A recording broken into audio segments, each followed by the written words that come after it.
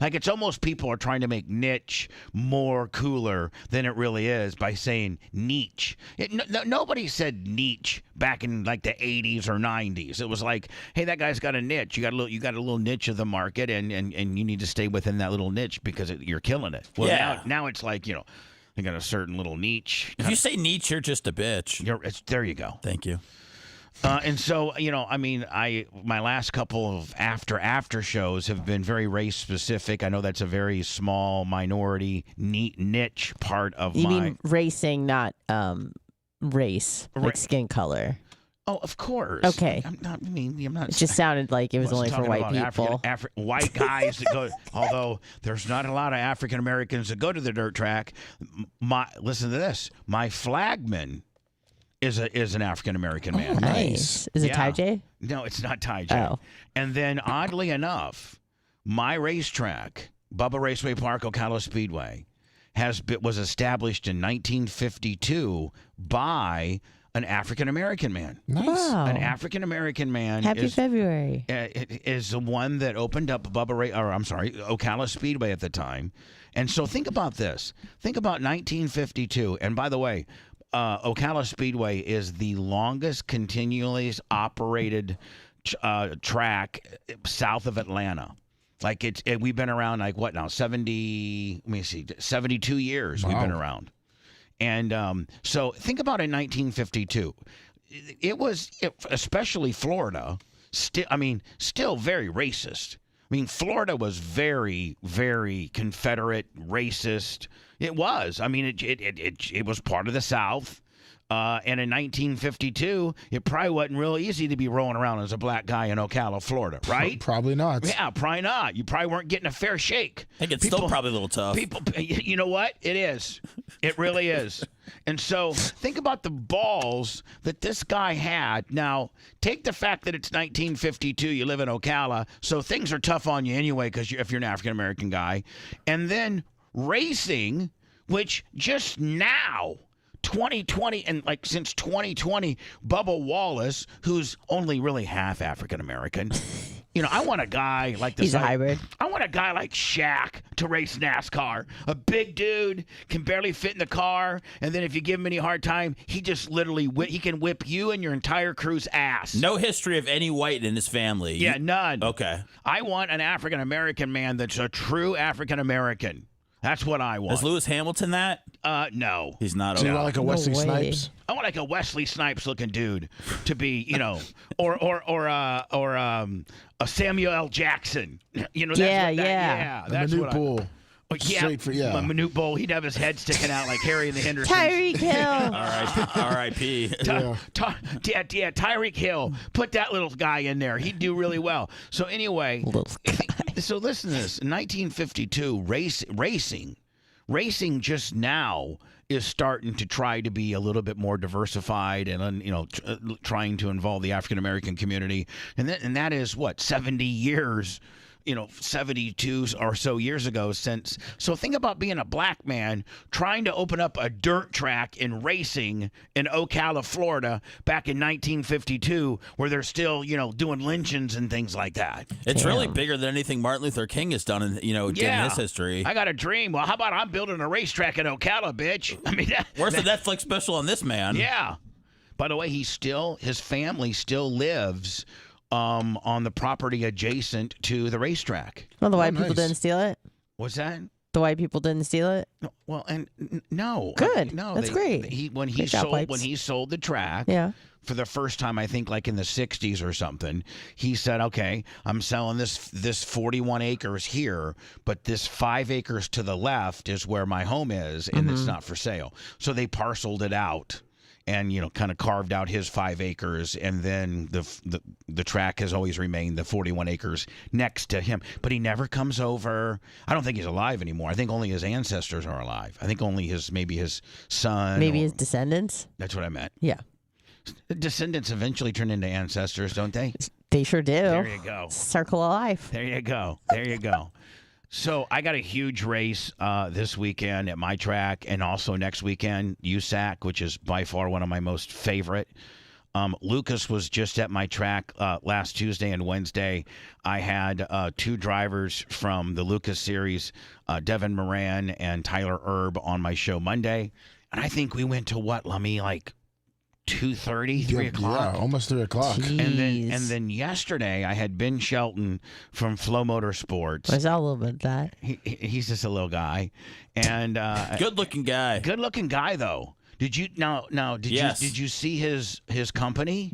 No, I watched a good portion of it though yesterday. He builds his company. Well, first of all, he started this company called MSR Mafia. And he specialized in building race car, local race car guys' websites, so that Billy Joe Bob, like Jonathan Appleby and Rich Pratt, who drive super stocks at Bubba Raceway Park on Saturday night. Yeah, they would be able to go to sponsors and say, "Hey, I got a richprattracing.com," and it actually look like something, that that's a good idea. That's a good idea. He's probably making a ton of money off these rednecks. So hold on, listen to this. Oh, sorry. So listen to this. That was a little bit of an outburst. I'm sorry. Jesus, I sorry. apologize. Talk about shot out. It's like my Friday today. Let's be intellectually honest. You probably got maybe some hard nipples and half of a bone because you're going to do a break today, and that really that's.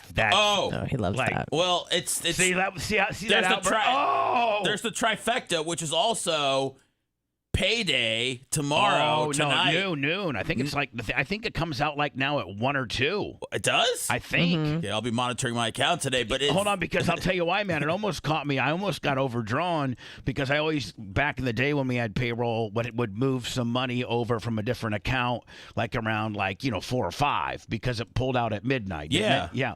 Well, my new payroll company, which by the way, I like the way the checks look and stuff different. Do you guys like the? Yeah. I think it's. It's all user friendly. Yeah, it's very user friendly. So I switched payroll companies, and but now they take it out like at 1 o'clock in the afternoon, and they caught me. Two payrolls ago, they almost caught me overdrawn Willie. How are you? You're good on this round though? Oh yeah, we're real. Yeah, we're okay. Good. We're good. Oh, good. Wonderful. Seth. Oh, thank God. So Seth, you got a trifecta parlay Willie, where you're doing breaks. Yes. Which just hold on. Is one of your favorites. Absolutely. You're getting paid, which is your favorite. Yes, sir. Yeah. Yes. And maybe you got some ass last night? A halfway. I got ass? Yeah, she wasn't fully up for it, but she did give me a little. No, she gave me a little bit of a show while I took care of myself. Okay, so that's interesting. Sorry if I've taken things too far again, or just far enough. Well, hold on now. You're saying she gave you a show. Did you finish? She gives me something to take it. You didn't break it down right. She gave me a show that I took care of myself that I might have taken it too far again. That's what he said.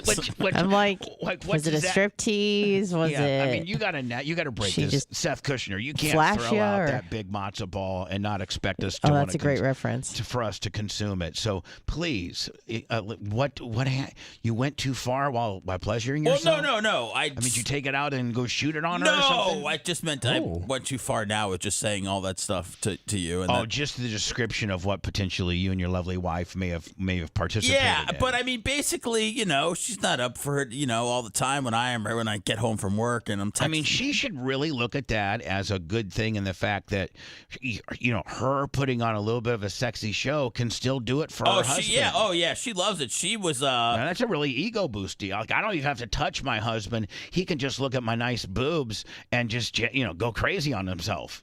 Well, it's nice when she rubs the legs a little bit, but sure. She took that off yesterday, and then she just pretty much shows me the boobs, and I can take it from there. Yeah, you can go. Yeah. That's pretty. That's still. You guys got a very special relationship. Do we? Is that okay? I didn't know. I mean, if Merch Crick said, "Okay, listen, I'm just going to show you my boobs," and I mean, that's different. Nothing for you, right? Different dudes have different levels of sickness, and I'm sorry, I'm sexually calloused in life, where I've seen so much that, Merch Crick taking those beautiful jugs out and swinging them around the farm would be like nothing. Like you would keep your pants on for that. I'd rather play Two thumbs down. I'd rather play my Monopoly game on my phone.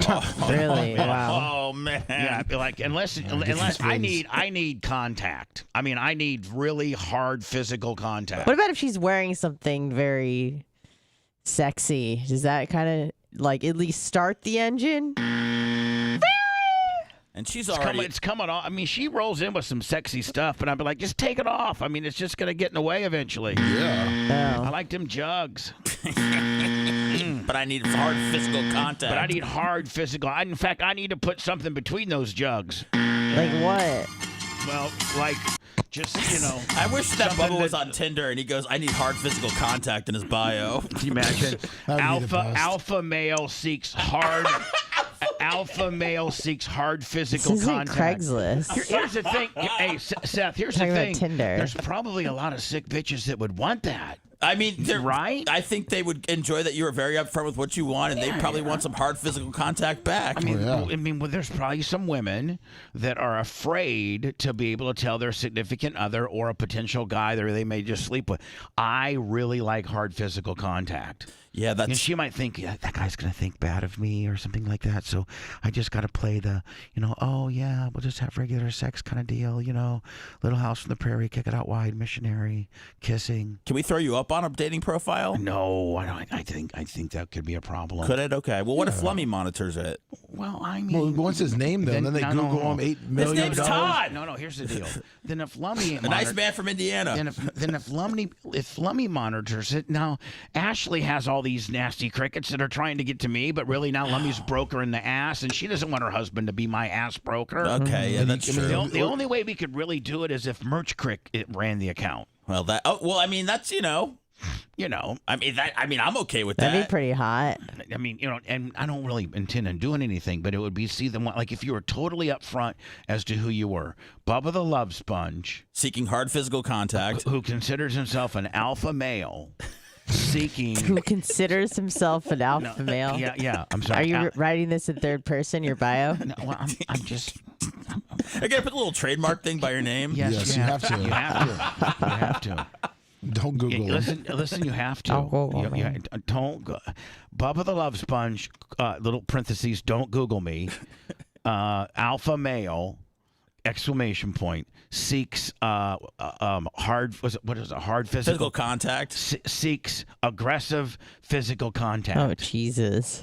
And you completely Seth, are transparent in that it's really me. Yes. Like it's me. Like it's you. You're still around. You're alive. You're running your account. It's not your Merch Crick. It's you. Well, yeah. Well, it's not a fake. It's right. It's really me. We'll get real picture. We'll get a picture of you holding up. That's like, hey, it's Bubba from Tinder, and then people really know it's you. Well, whatever. We'll figure it out. Okay. And if we're telling people on the air, hey, the Bubba, let me when you sign up for Tinder, do they give you like a at Tinder, but do they give you like a? I've never used Tinder. I think that's more of a Ret site. I've never used Tinder as well. So Ret, if I was to get a Tinder, does it give me like a domain or anything like that, or is it just how does it work? Why do you want to secure at the Bubba Army? Business cards, you can pass out. You can put your social media on it. Oh, whatever. We'll figure it out later. I think we're getting a little bit down Your bio. We're kind of down a rabbit hole here. This all started out with Phoebe showing the jugs and Seth qualifying P1 for the Bush Clash. And you need hard physical contact, and I just need somebody around. You just need a lot. You just need a live someone in the dwelling. Yeah. I don't ask a lot, man. Like that's the thing. Is I think and that whole ordeal is probably like 10 minutes, maybe. I mean, maybe 10, probably more like 6. That's awesome. Yeah, efficiency. Lummy, did you miss the Cash App, Willie? Did you get it? Yeah, Gooper Lips. Oh, okay, cool. PayPal and Cash App. Our Venmo has been. Listen, I was on the phone yesterday with Venmo for about probably 15 minutes because I just couldn't take it any longer. Right. So I hello Venmo. It's really they don't call themselves Venmo. It's some kind of whatever the hell it is. Stripe Incorp. I don't know what it is. And I'm like, it's the number that you eventually you hit contact on the website or the app, and then they email you, and then you can maybe talk to some. Anyway, I'm talking to this person from Venmo, and I'm like, she's like, what seems to be your problem? I'm like, well, we get a lot of people that send us money, but we don't send hardly any back. And she said, well, like, what's your volumes? And I'm like, well, pretty significant.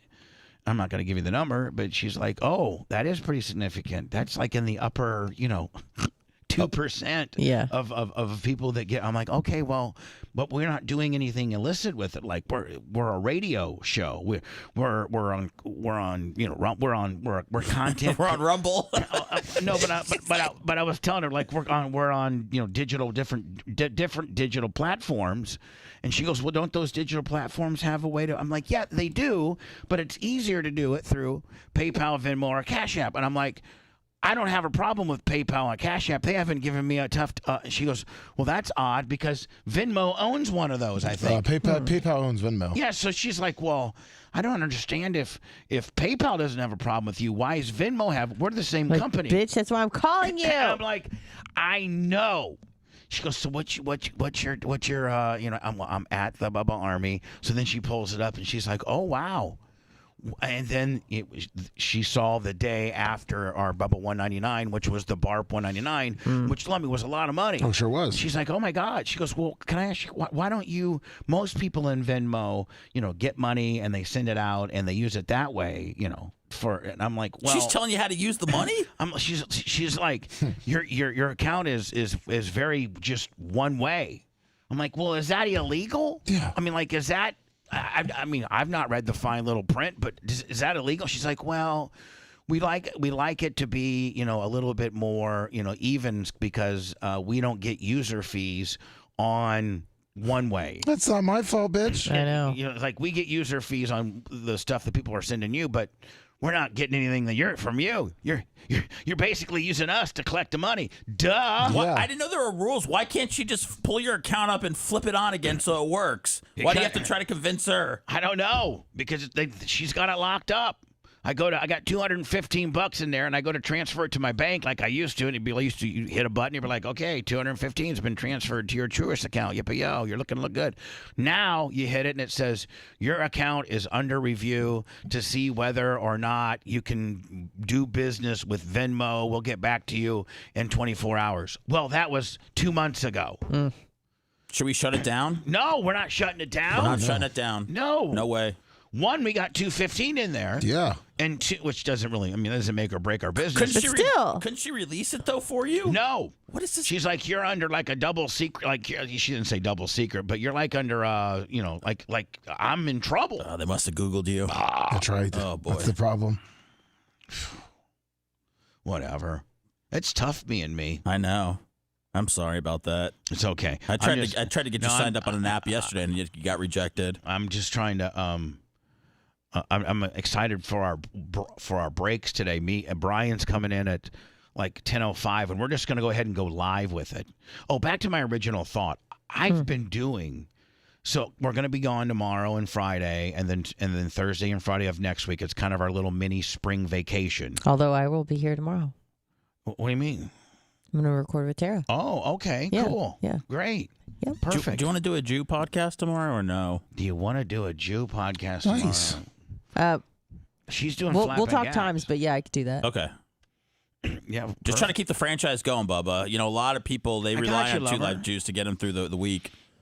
They do. Yeah, I've gotten a lot of. I'm not lying. I've gotten a lot of deep feedback about it. Right, and I love it. So the more the better. Yes.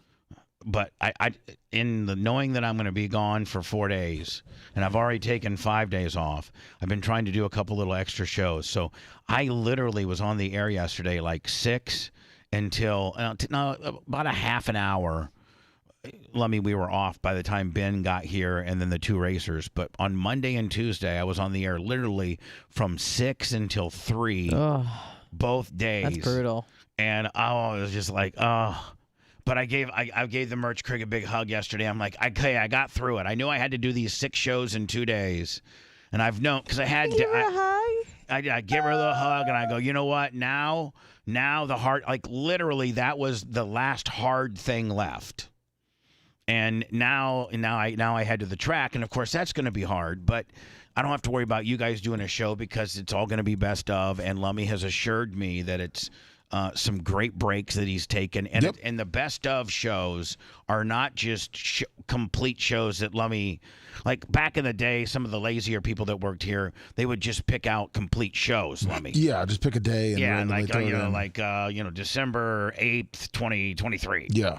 And that would be no. Lummy actually finds breaks that got pops or were considered funny or something like that, They truly are best ofs. and puts them together.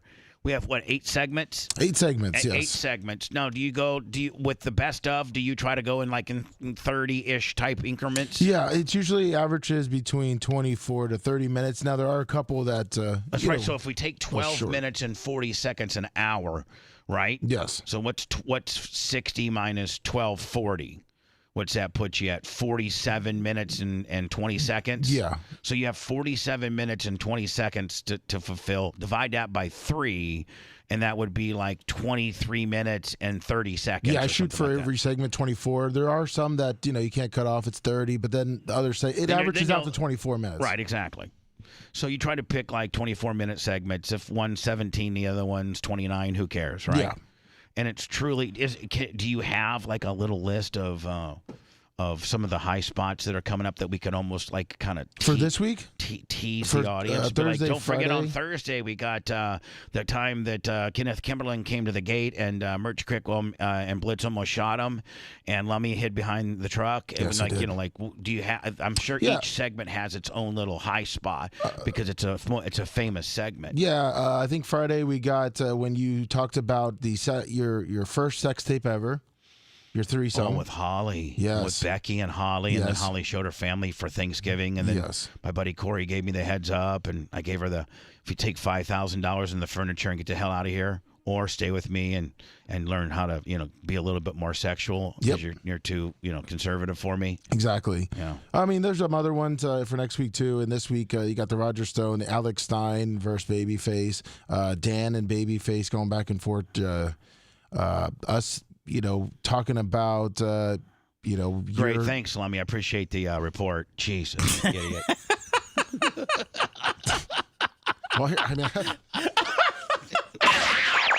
Striving to reach new lows every day. It's Bubba the Love Sponge.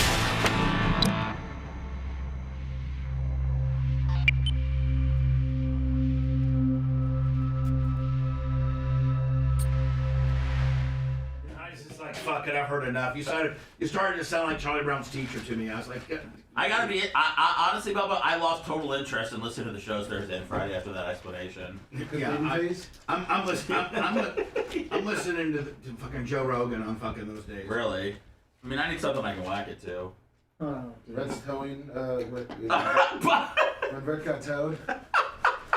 Are those in the garbage? Did you own the garbage? That's my dog. Oh, okay. I was like, okay. From last night. Can we be here tomorrow at That's funny. Yeah, Red's towing. What? Can you be here? You want to do 1:30? Be here 1:30? Yeah. Started at like 1:45. Yeah. We're supposed to be here at. And you know what, guys? Whenever. And Anna and Seth, thank you for. I'm just thanking you guys for handling all that and I appreciate you doing it, and more importantly, programming it and scheduling, and I appreciate that. Thank you. Thank you for allowing us. Gives me something to look forward to. My days are a little light when I don't have stuff to do here. My days are light. My days are light. I need stuff to do, keep the mind, or I'm just gonna fucking die. What's up, Jay Gator? Thanks for getting those cards last night, man. I got them all bagged up for you. I appreciate that. Bubba, did you ever see those old Ocala Raceway videos? Yes. Listen, Longnecker, I met Taylor Swift twice, man. It's, I don't know what to say. I would tell you, all you guys would feel the same if you were around her. Second spot, the crab leg is probably what you want to hit. What up, Grouper? So this is a 30, right? The first one's a 30. Grouper. That's the second one. I just took the meat of it. Yeah, JK, I thought somebody was bidding up my Drake May card, and then I saw like all those cards. I was like, holy shit. Really helping me out.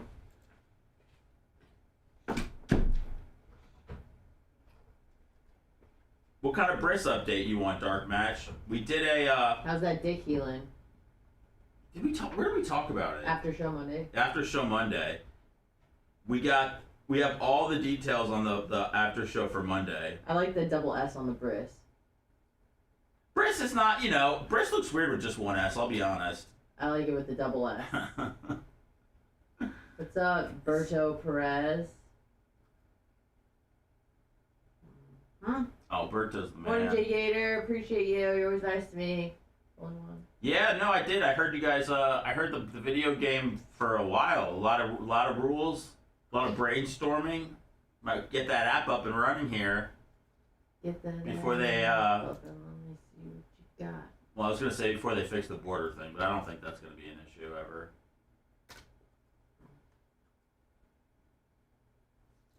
Man, what is it? Wednesday. What's up, Brian from Philly? Good morning. We got a long way to get to the Super Bowl. Are you excited for it? Nah, it's just something. Something to watch. Me too. Sucks we gotta be at work the next day. Oh man, I'm not a Super Bowl on Saturday guy, Bubba, so I have no issue with it. Yeah, but I hate that it's gonna be, it's gonna. It's like 9:30. It's people act like it's. Yeah, but you're gonna be drunk all day. Didn't they talk about having the day after the Super Bowl be like a national holiday? Yeah. Really? I feel like we've covered it on the show before, where there was talk of that. I don't know what the fuck they call it. Man, boy, NFL would be a slinging dick if they could get the What's up, the U.S. government to issue a national holiday for their biggest game. Talk about pimp, Well, right? they got fucking Juneteenth done, so maybe something for Super Bowl Monday. That'd be cool. What up, Bubba Army? Nick the Gun Guy. I was wearing your Suck My Ditka shirt last night. Oh, that's awesome. I don't know, man. I never can go against Patrick Mahomes, but I don't know. I have no idea. What is it, Brock Purdy? His other one? Yeah, it's really hard for me I know to pick. sports now. It's really hard for me to pick Super Bowl winners. I just want to just see a good game. I know that sounds pretty whatever. Who cares? I hear there's gonna be some anti-Semitic, not anti-Semitic, like anti-Semitic commercials. Oh, good. Yeah, Robert Kraft is getting on that. He's like, hey, stop being mean to us Jews. Are the Jews gonna run a PSA about being nice to us, or are they gonna? Robert Kraft is doing something about, Okay. not being a fucking Jew hater, not being a Nazi bitch. Jews are cool, huh? That's my mission. We don't need the guy who got whacked off at a Shangri-La in West Palm Beach to be our spokesperson, though. Yes, we do. I mean, it just Fucking billionaire. we need somebody more relatable.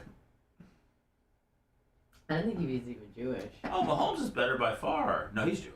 No, I know he is. Oh, But okay. he doesn't strike me as That's like a one, Jew. Oh, When you hear him talking shit, he's very. New York. You like that. It's the whole. Like he sounds like he's allergic. He's a little congested. He's fighting something off. He's Jewish. Immune system isn't great. Yeah, he's Yeah, Jewish. He's Jewish. He's also 106. So. What up, Rudy? Thuggish Ruggish, what's going on? Rudy. I told Lummy he was a bad commissioner. Bad commissioner. Yeah, Thuggish Ruggish you kicked out of the league. What up, Spence?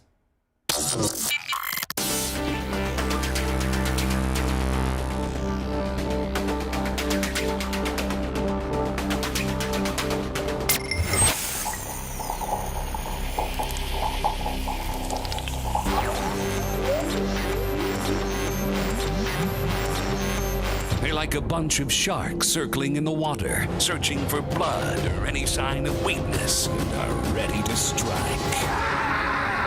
This is the Bubba the Love Sponge Show. I was going to talk about the girl that was reporting live from Channel 13. She really had a clean. Oh, well, Florida bill would limit potency of recreational pot. What? Jesus, Ron DeSantis. I know. When's his time up? I don't know. Get the hell out of here, buddy. Put Charlie Crist in there. Yeah, that 31% had that girl stabbing her boyfriend, did it not? Yeah, that was in Cali, though. That's not in Florida. That's fair. We can handle our stuff here. I mean, DeSantis is probably trying to take it down to like 8 or 9%. Oh, what a Now, bitch. what are they proposing if they lower the THC in recreational pot? First of all, we don't have recreational pot in Florida, so I don't think it's even a factor, right? We have, we only have. Did it say recreational or did it just say? It said, it said recreational. It said rec pot, so that would be probably in only states that sell recreational pot. But it said Florida bill. So does that count the over-the-counter stuff under the Farm Act? Probably The Delta 8, Delta 10, because you can buy joints and stuff. That's like of all of that. hemp-derived BS. proposed THC caps, recreational marijuana, smokable marijuana, max of 30%, 60% THC on other forms of and edibles. What? I'm working 82 in my pocket right now. Yeah, and then that's not going to go over well. You just have to buy more of it. All right, so look at this It's a chick. marketing scheme. Don't you think this chick is hot as hell? Where? Right here on Regina TV. Gonzalez? This bitch right here? Gina With Gonzalez. the poofy earrings? Gina Gonzalez. Dark match Julia Louis-Dreyfus? I'll take Laura. Circa I'll take 95. Moody any day. I know a guy was married to her, and she did him dirty. Whoa, really? Oh, yeah. She did him dirty. I don't know. You got to watch out for the hot ones. No, here's what happened is when he had a really good job, like a really, really hot, just a very prominent job. Let's just say that. Okay. And then he kind of fell from grace for a little bit for whatever. He didn't do anything wrong. Is this story about you? No, Oh. it's not. It's not about me. This guy's not nearly as effed up as me. This guy's way.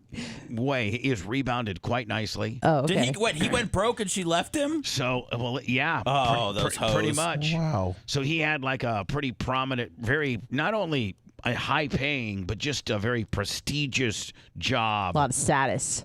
Yeah, maybe just borderline politician kind of deal. Gotcha. And he, in that sort of job, you get replaced sometimes every 4 years, right? Mm-hmm. And he got replaced, and wasn't making the income that he used to, and the when you're a really important high-ranking person, there's not a lot. Where do you go to apply to be another important high-ranking person? Right. Like, Tell me about it. Right.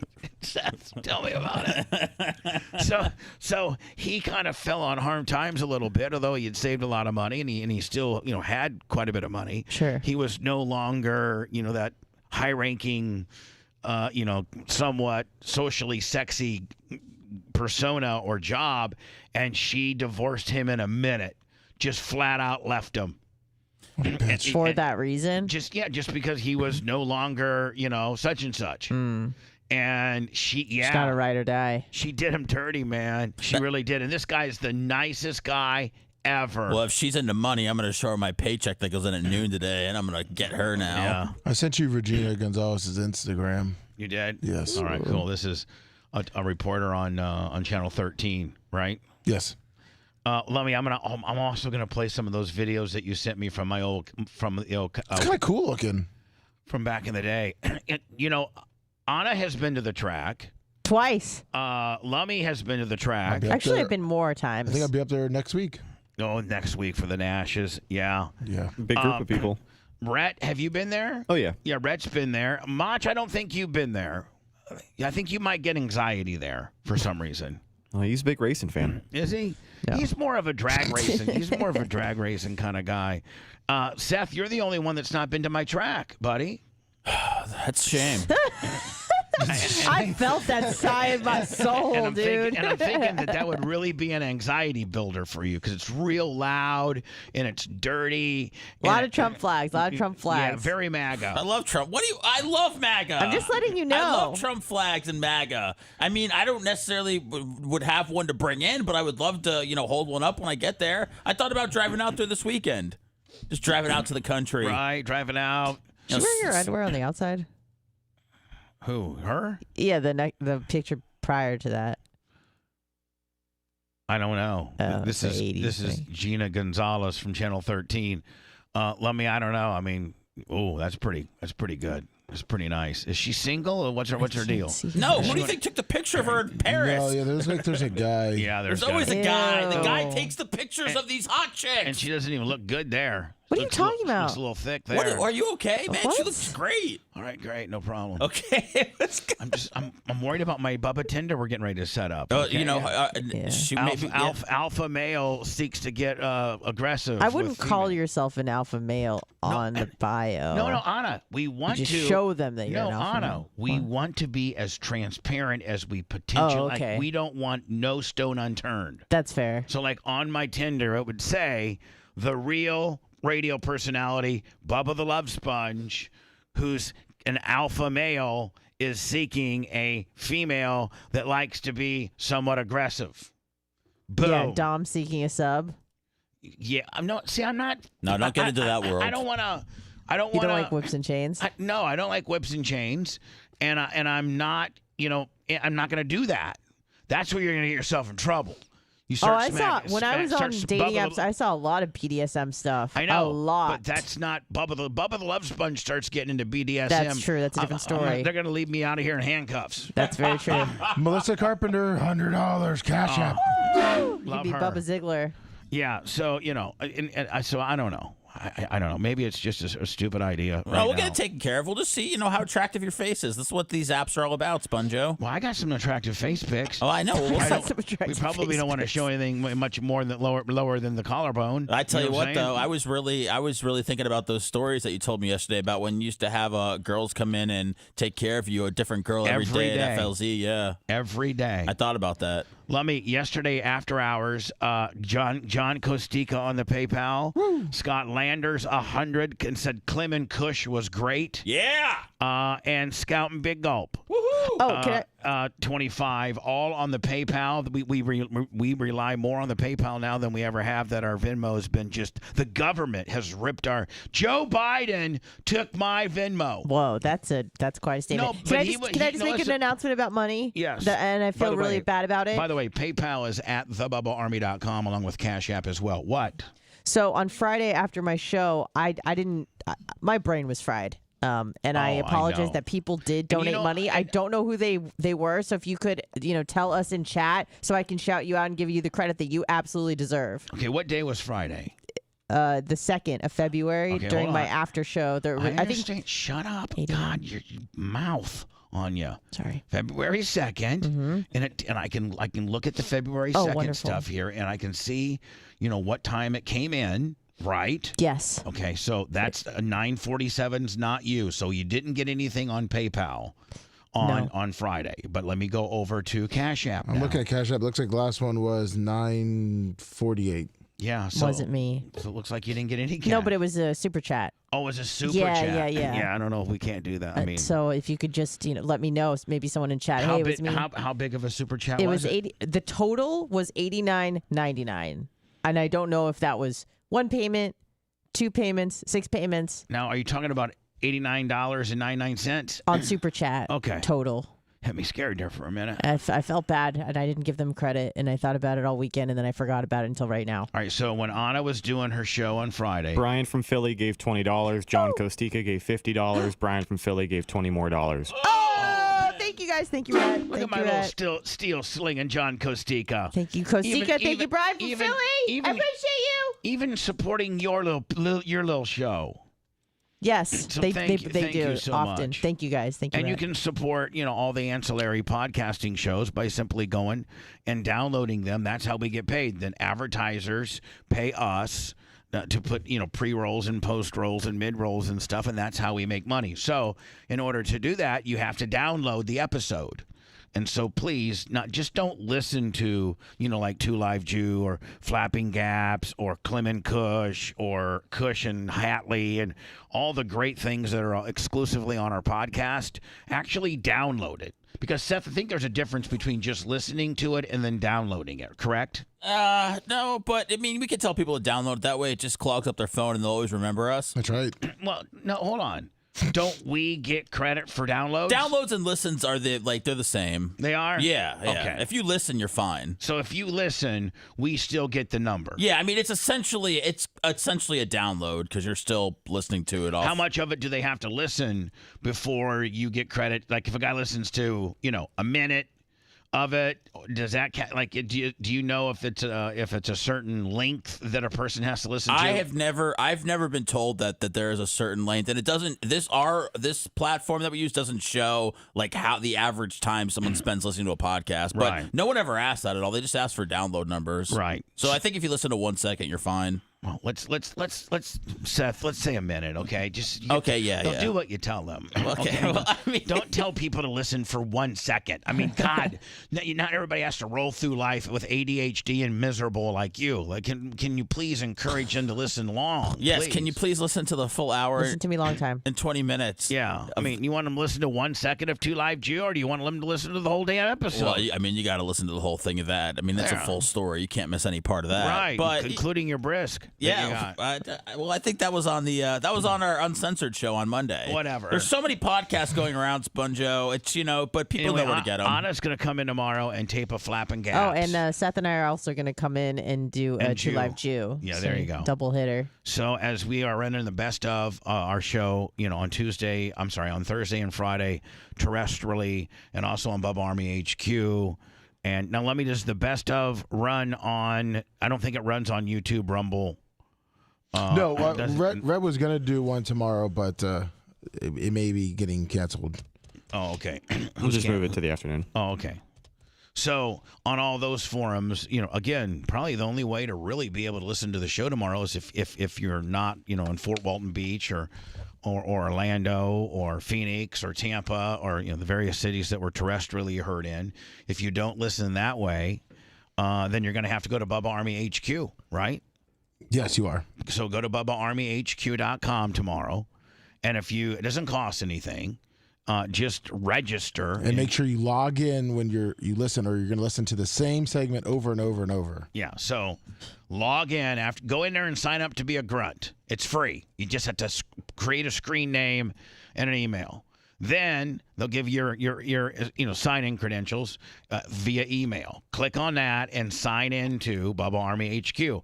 Then you can listen to tomorrow's, as it's real-time happening, best of show. And if you happen to miss it, it will continue to run. Right now, will it run all weekend long, or no? It'll probably just run till Friday.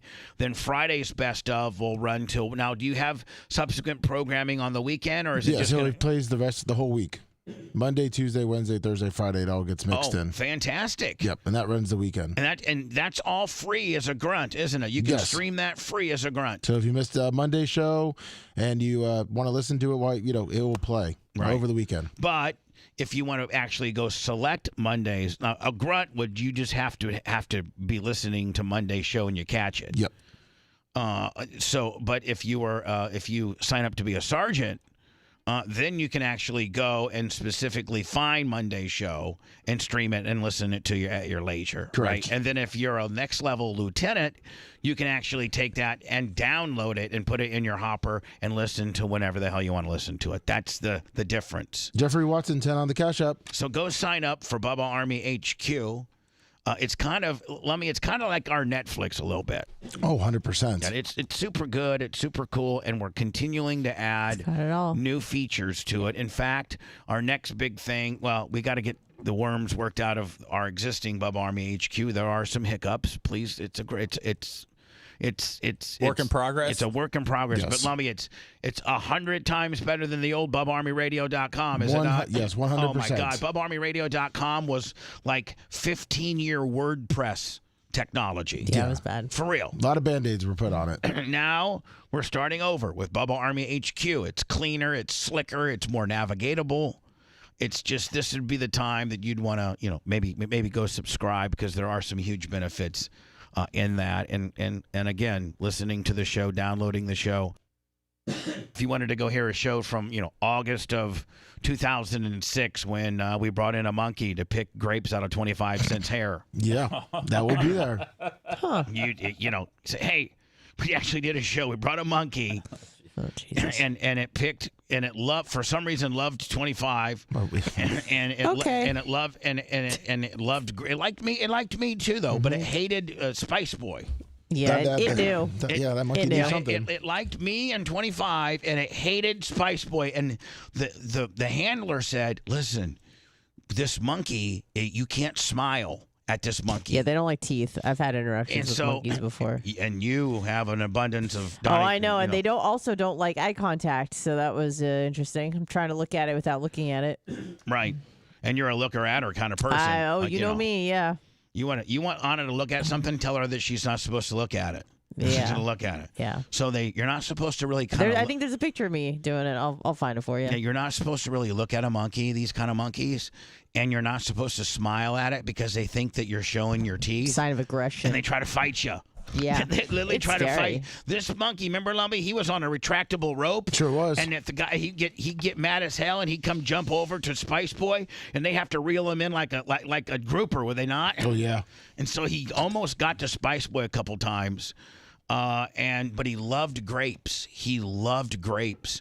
And so we threw him in 20. Listen, we didn't throw him into the black guy's hair for any other reason than 25 had a big afro and it was harder to pick out anything. I mean, we could have thrown him cashews in there, and I tried to pick them out. My favorite nut. Cashews. So, but we threw grapes in it, and the monkey was picking out. It was funnier than hell. Man, Fun- Bubba, funnier than I hell. wish that the internet was massive for streaming back then when you were doing this stuff. Oh my God. We'd be retired, Seth. You'd be my best friend. We'd just. I know, because so much money. There's these kids, man, and they don't do anything, and they're millions and millions of dollars for doing stuff like you were doing back then. Yeah, exactly. God. I was 20 years ahead of my time. Makes me so angry. Makes me mad too, bitch.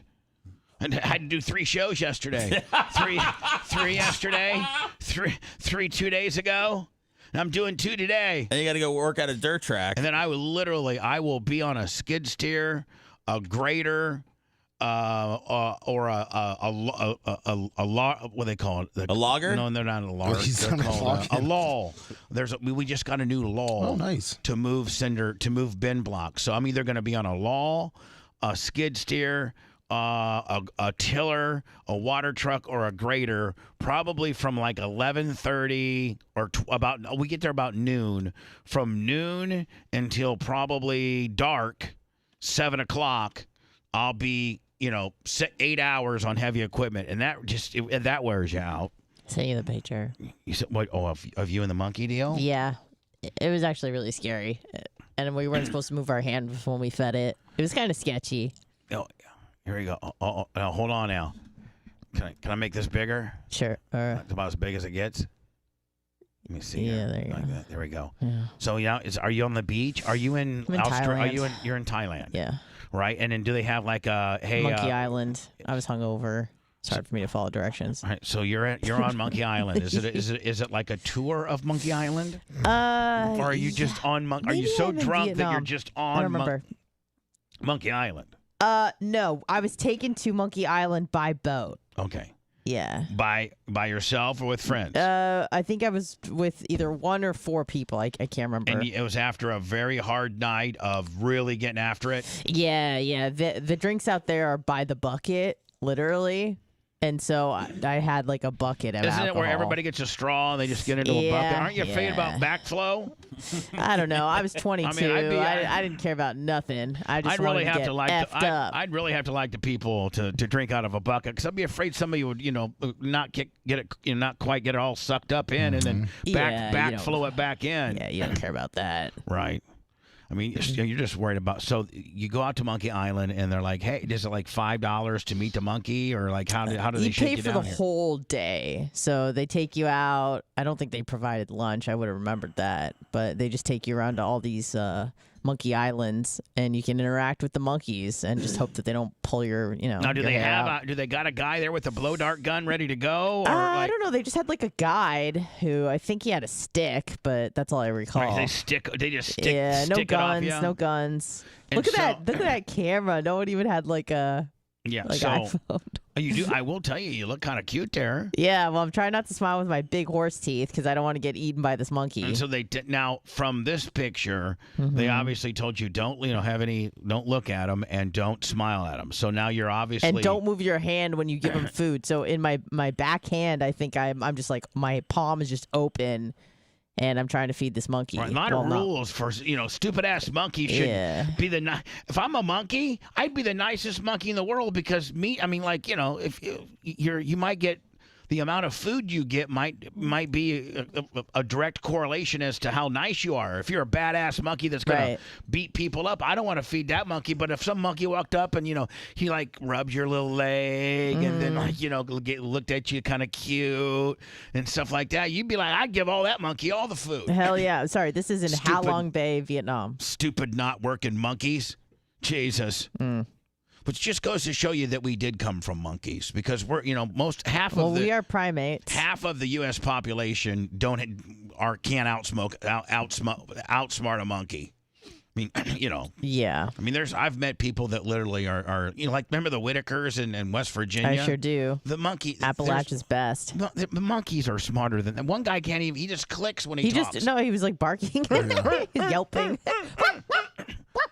Yeah. Yeah. So.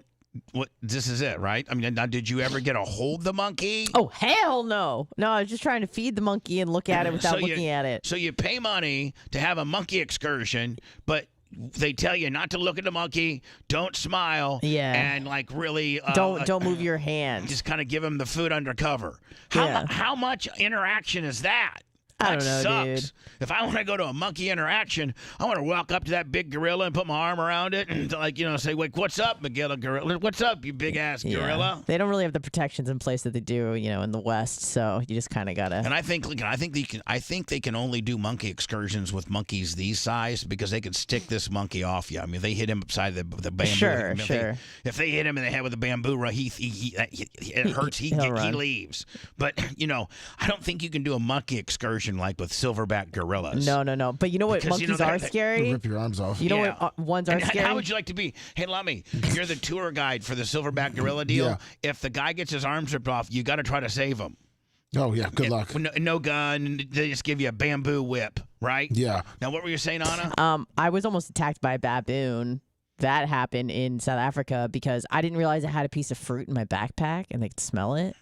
And they just have like wild baboons running around. And I was on my way to see, where was I? I don't know, see some light tower or something. And these baboons came up to me and just started like ripping my backpack. They don't care that your backpack's zipped up and it's No. I just forgot I had the freaking fruit. It's for you. Yeah, almost died over an orange. Baboon law is far different than regular law. Whereas can you imagine if regular law, the law we have to abide by is somebody's got some food in their backpack and you smell it and you want it and you just go and attack them and take the food and it's perfectly okay. The strongest survive. We need to go back to that. The strongest will survive, right, Lummy? Oh yeah. Seth, sorry, buddy. You're out. If we all got thrown in all of us men, me, Lummy, Rhett, Macho Man, and Seth, put Dr. Dan in there, and Brian, and we all get thrown into Lummy like like kind of an octagon, UFC kind of deal, but a bigger one. I'm just watching in the stands. Is that fine? Yeah. You're great. You're so apt on this. Nice. And let me if we were to do a Bubba shoot style Royal Rumble, who do you think would be the first one thrown out? Seth or Babyface? Probably Babyface. Yeah. You're right. Babyface goes first. Yeah. Then is it Seth? Most likely, probably yeah. Seth probably is like, I don't even want to fight. I'll just go ahead and get out. He just walks out himself. Well, I mean, if there's a cash prize at the end, I'm not going easily. Hold on.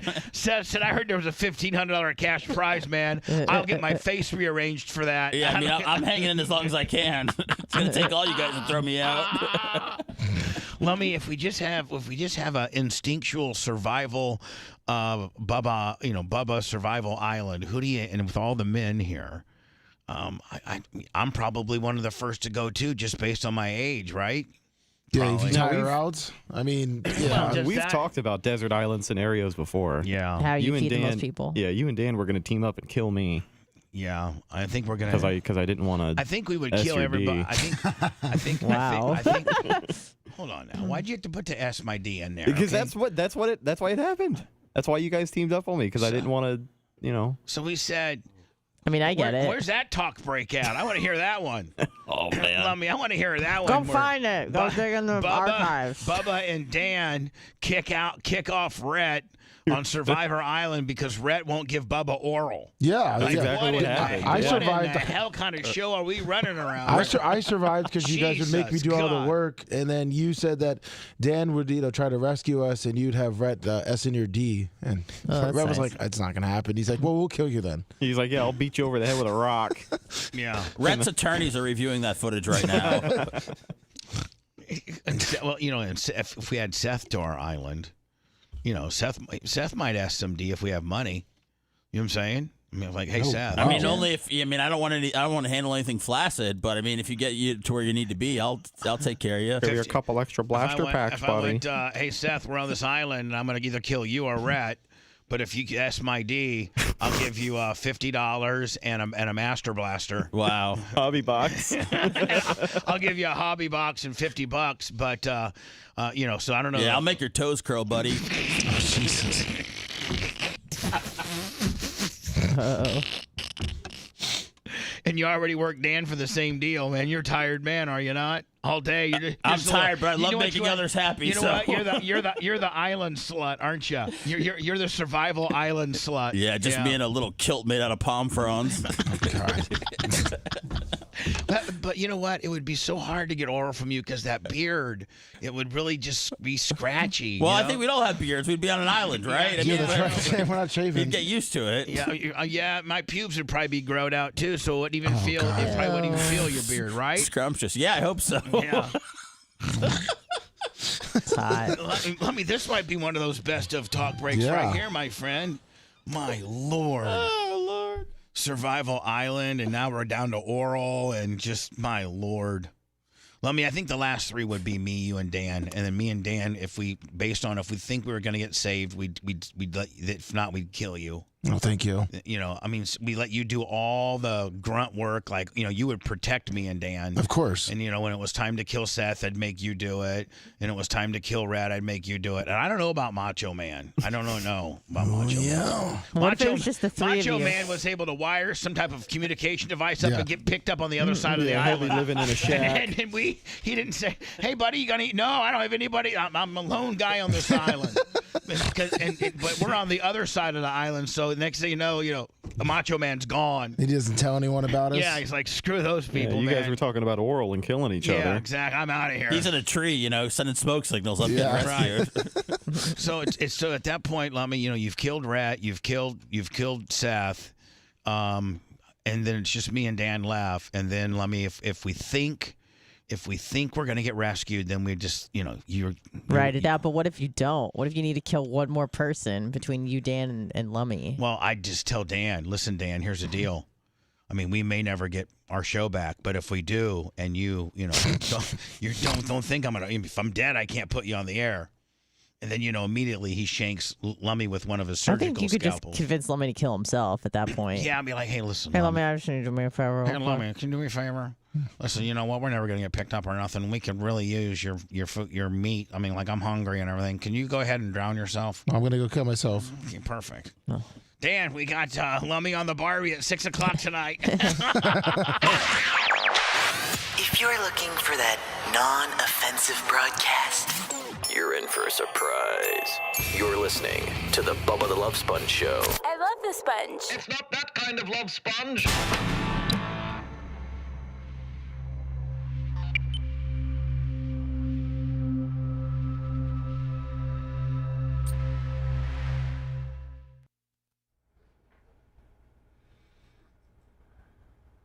Fish on the J, Lummy, 50. Thank you, Fish on the J. I'll come out with him.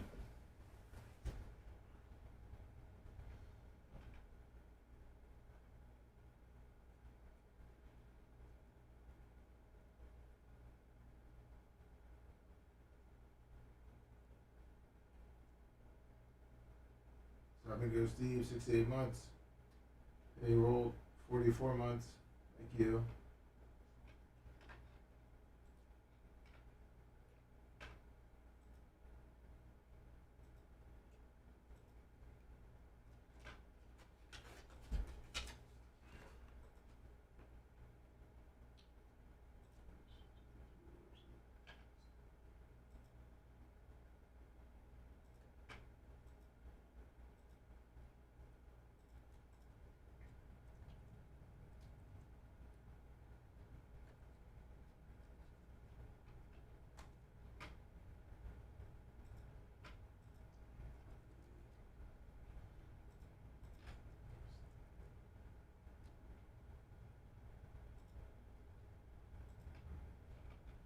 What's up, Jay Gator? Morning, Glenn Longnecker. Music.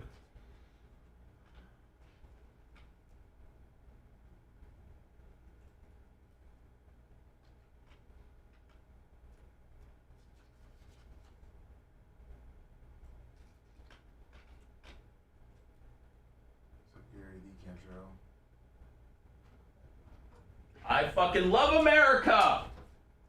Woo! Hey. Very patriotic today. Thank you.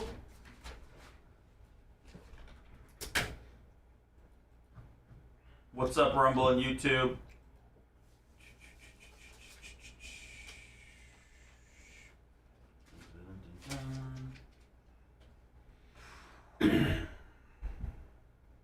Thank you, Matthew. 240. Good to be here.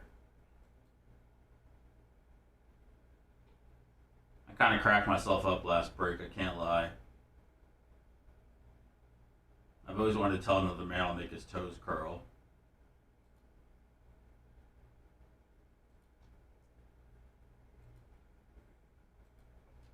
I probably will, Snizzook. What's up, Snizzook? What's up, Richie Rich? Oh, thanks, Alan. I appreciate that. I like that you capitalized my name, too, in that sentence. It made it pop. You're the man, Alan Bowling. What up, Storage Shed? Hell yeah, Jay Gator. I think we got some basketball, and I know we got a football blaster, Prestige, which I haven't opened up Prestige in a couple of years, so that'll be cool. What up, Duck God? Yeah, I'm not voting for Joe Biden. Don't tell my mom, okay? I'm not voting for Joe Biden. That should be a T-shirt. I'm not voting for Joe Biden. Don't tell my mom, right? I mean, right? Yeah. Because there's probably some younger liberals out there that mom and dad are hardcore liberal, doesn't matter what the fuck, and Absolutely. they don't quite feel that way anymore. The kid doesn't. I think that's your situation. It is. It pretty much is. Like, you know, I kind of not agree with this shit. Just kind of sit this one out. Yeah, you know what, jerk? That's a good idea. I will do a video about how card breaks work. That's a really good idea. What up, Timothy? Beaver. I forgot about that beaver thing. How's your sexy beaver? What up, Jage? I don't know, man. My beaver's already been recorded. Let's say beaver in your sexy voice. Bright Farm, John's Island. We got the blaster. Morning. Oh no, my mom just texted me. Is she in? Uh-oh. Oh shit. She heard hot mic, Bubba. Who did? My mom. You're not voting for Joe Don't Biden? tell her not. Don't be a mark, Mom. She goes. You better be voting for him. She said that for real? Yeah. Oh, wow. He's. Otherwise, what? What's she gonna do? What you gonna do, Elise? You just need to tell her, don't be a mark, Mom. Don't be a mark. All right. Said he lost his marbles.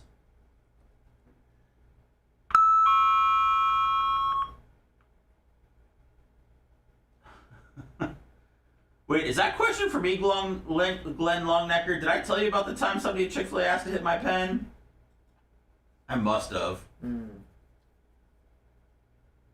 I'm looking forward to it, Jay Gator. I used to do Prestige like in 21 when I first got back into cards. They're pretty affordable, so they got good parallels and stuff. It's good bang for your buck. Good farm. I hope we get some good shit today. Yeah, Longnecker, for real, man. That was almost like a dream. I still can't believe it happened. Dude looked in my car, saw it, goes, is that a true pod? Like 16. Knew what he wanted.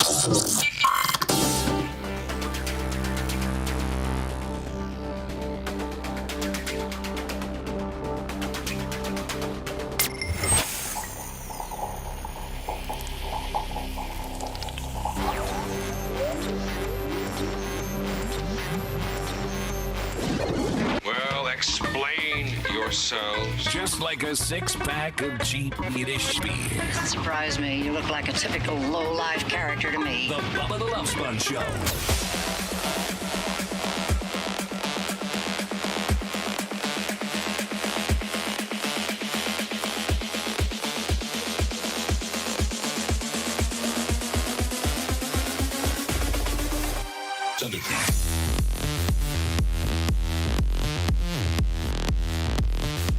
Oh my God.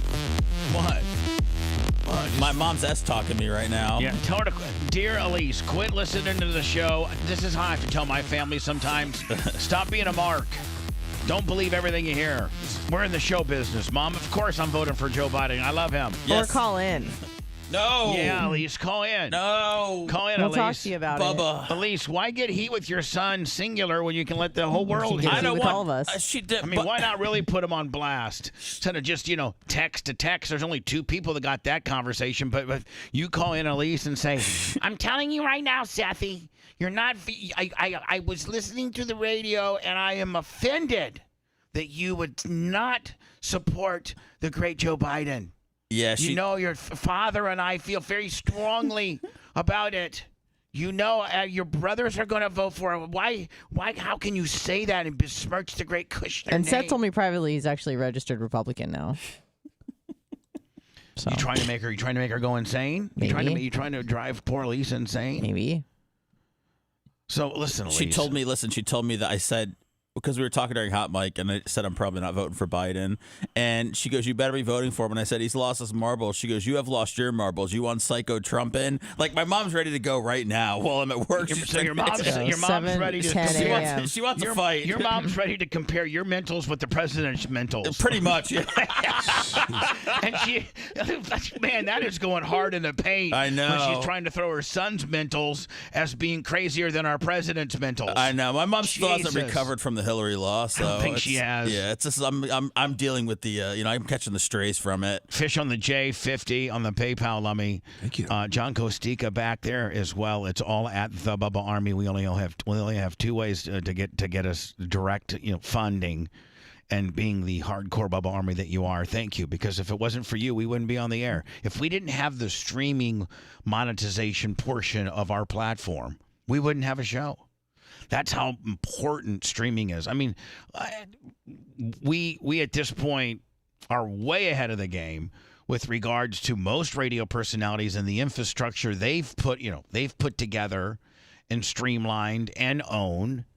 And with a monetization, with a monetization model, I don't know of any other radio personalities that have really set up the infrastructure we have and how you can dabble in terrestrial radio but still super serve your digital to the point where, being able to pay the bills. I don't know that anybody can do that. Bubba, you're ahead of other radio stations. You're ahead of other, corporations, and clusters there's a radio station in town that's begging people to subscribe to their YouTube for 700 subscribers. It's a whole radio station, and they're begging for people to subscribe. They just got on the YouTube board 2 weeks ago. Get out of here. And it's a radio station. Yes, it's just hang it up at that point, man. Just give up on trying to be digital. Yeah. Just stick to AM if you're doing it now. Right. Just give up on digital, bitch. Yeah. Because it's a long play. It is. And if you didn't start playing the game, I don't know, we didn't really start playing the digital game, Lummy, until I think October of 17. Was it October of 17 or 18 when we first started Twitch? 17. So, Seth, we signed up for Twitch on October of 2017. So that's when we kind of started playing or attempting to, have our content available digitally and, and terrestrially, but digitally. Yeah. October of 17. So let me see, 18, 19, 20, 21, 22, 23, 24. So we're going on 7 years. And just to get to the levels that we are, where we're sustainable as a business, 7 years. And everybody was making fun of you, saying that you were on a video game platform with your show. Calton would be like, I'm not acknowledging him. He's on a video game. Well, guess what, bitch? That fat ass tried to be on the video game, and he couldn't get an audience. He tried. You know what? You tried. Don't even lie. You tried. You tried. And you're trying to build up your YouTube channel. 5,500 ain't going to cut it, cuz. Uh-oh. Just saying. Somebody knows the numbers. Listen, I know my surroundings at all times. Yeah, there's another morning guy trying to do YouTube channels too. Oh, really? What's his numbers? Well, it's not really his own, but 5,900. Yeah, don't bust me up. Okay, so that's your YouTube presence. What do you have Facebook? What do you have on Rumble? What do you have on Locals? I'm sorry, do you own your own podcasting rights? What's your podcasting downloads? Are you at 7 million downloads? Doubt it. Yeah, did you get 4,000 downloads on your Blaster Box video? No. Doubt it. Do you have two Jews that put together a little show and get 10,000 downloads? Doubt it. Don't think so, because I got them. I stole them from you. We're working on it. I stole your Jews. We're working on the 10,000 downloads. Dear Cox, we stole your Jews. I stole your Jews. They're like, good, take them. They don't count as EOE anyway. I don't care, man. They're good people, and they put on good radio. I don't judge people based on what your EOE score is. Suck my EOED. They care about that over there a lot. Yeah, that's why they're in the druthers they are today. You would think that if they being owned by one of the most influential and powerful global, hedge fund groups, that they would be able to be smart enough to know to hire the right people to understand where radio is headed. It's headed in the gutter. Well, I'm just saying, AM and FM radio is just like the big four, or like regular TV, antenna TV, AM and FM radio. And I am so proud to be the morning man on 103.1 in Fort Walton Beach. I am so proud to be the morning man on AM 820 in Tampa, in Florida Man Radio, in the Rattler, or our good friend out in Phoenix. We're still on the Rattler? Yeah, I don't know. I think they thought they changed to maybe like the Cowboy or something like that. They did. It's not the Rattler now. It's like the Eagle or Falcon or something. I think we're a Falcon or a Monkey or something like that. Monkey 97. Okay, hell yeah. Congrats. Wouldn't that be? What's your favorite? My favorite station is Monkey 97, buddy. Have you ever heard from one person out there that said they listened to you either on the Rattler or the Monkey? Sorry, it's the Bull. We're on the Bull. 99.1 FM. I mean, a Rattler only gets you so far. We're a big ass bull, 2,000-pound bull with a big old bull D. And this is Phoenix, you said? Phoenix, yeah. Okay. The problem with Phoenix, Seth, is yes, we do get listeners, but like their show, they're tape delay, so they're taping the show now, and we send it to them in segments. So by the time their show starts at 6 o'clock, it's 9 o'clock or so our time, right, Lummy? Yes. And so we don't, and we don't take a lot of phone calls. FT Greg and Amy 50 on the Cash App. Lummy, when we get back, our very first hour for all that week, we should really, solicit people from the people that listen to us on, is it 97.3 or did that change too?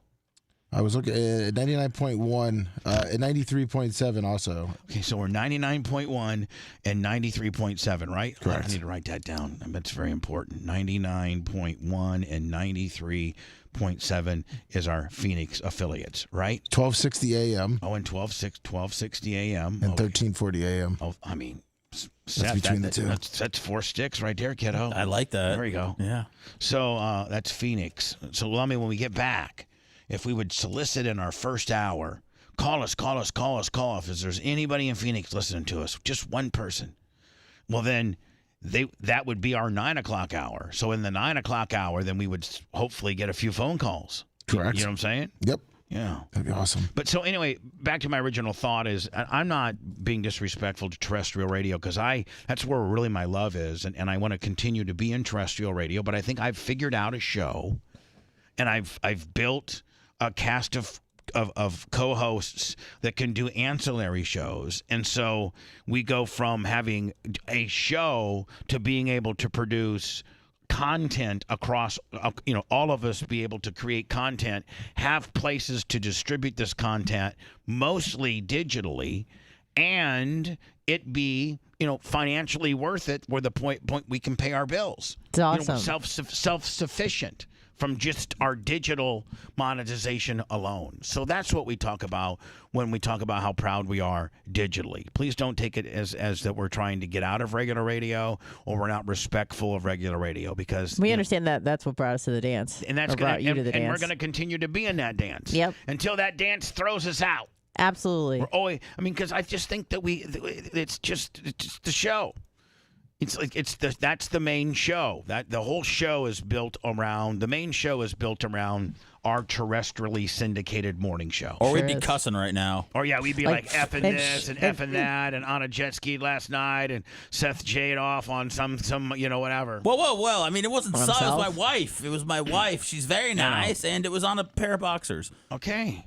I'm just saying, So just, we would be far more descriptive in that in itself, would we not? We would be, yeah. We'd be really into it. Yeah. So you're lucky we're on the AM. So I'm so very, very proud because, like Seth said, our numbers digitally. I mean, look. I mean, I know that this is an ongoing joke when I say how many other DJs. Zero. Well, no, Nobody's got goats. Nobody gets high in here. Nobody's got their own racetrack. Nobody's got their own. Thank you, Lummy Seth. But Tampa wise, Seth. As you may be a few minutes behind or a few seconds behind, I don't know how close you are. I don't know if you're watching. Oh yeah, up here. Who's got that, buddy? That's right. I mean, seriously, Ain't nobody. We can sit here and blow our own horns all we want, but at the end of the day, Jamaican horns. In Tampa radio, personality-wise, who? Tell me, please. Somebody tell me, who's got one of those? I can't think of anyone but you. I mean, Seth, you know the landscape of radio. I mean, who's got one of those, bitch? No one. Who's got one of those? Only Sponjo.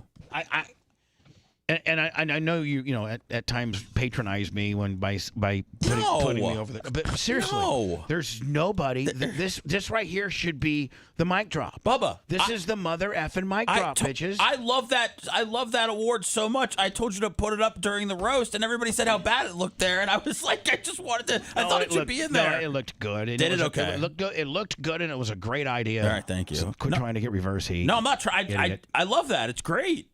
I would love to take it home. So anyway, I am so proud of what we established, and Seth and Anna are coming in tomorrow, I think, to do 2 shows. That'll all be available at Bubba Army HQ under the podcasting deal, or wherever you get your podcasting stuff, Spotify, Apple, iTunes, iHeart. Just type in the Bubba Army podcast. So they'll have 2 live Jews, and then Anna saying a flapping gaps, which I can't even tell you. The last time I know. I can't even tell you the last time that you and my sister got together. It's probably been close to a year.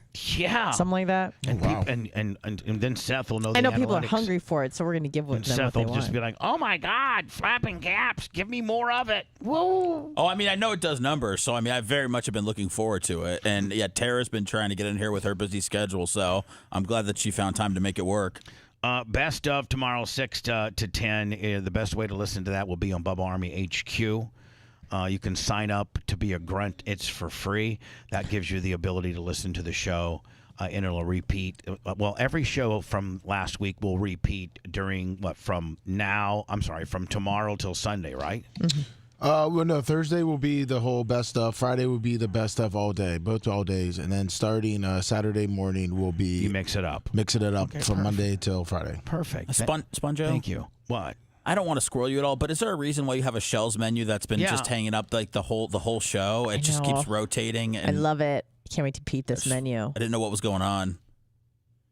Sorry. That's my next thing I was going to talk about, oddly enough. Okay, I didn't know. It's 7:23. I got 7 minutes till I have to hit the network, and I figured I would talk about this, something that I had pulled up ready to go. Thank you for the prod, if you will. Yes, no problem, sir. Okay. So AM 820 has gotten a hold of me and contacted me and said that Shells, the very infamous local restaurant here in town. Infamous, ooh. Yes. And it's been around since 1985. And if you've grown up in this area, you know about Shells. Yes. Like it's now I don't know. Is Shells anywhere else but the Tampa area, or is it only? Looks like Tampa, it, Brandon, and St. Pete Beach. Yeah. So Shells. When I got here in 92, it was already established as the seafood place to go. Shells. Yes. There's 3 locations. There's one in Clearwater. There's one in I think Brandon, and I think there's one just off of St. Pete Beach, Brandon on 60, and then Tampa South Del Mayberry. And so Shells has been Shells has been around for a long time, and most restaurants that's been around for a long time like this, most of them most mom and pop, non-franchise, and only having 3 locations, it's probably the same guy that owns all 3. Most of them don't make it. Most of them don't make it. And Shell's has been around since 1985, and not only have they made it, but now they're kind of starting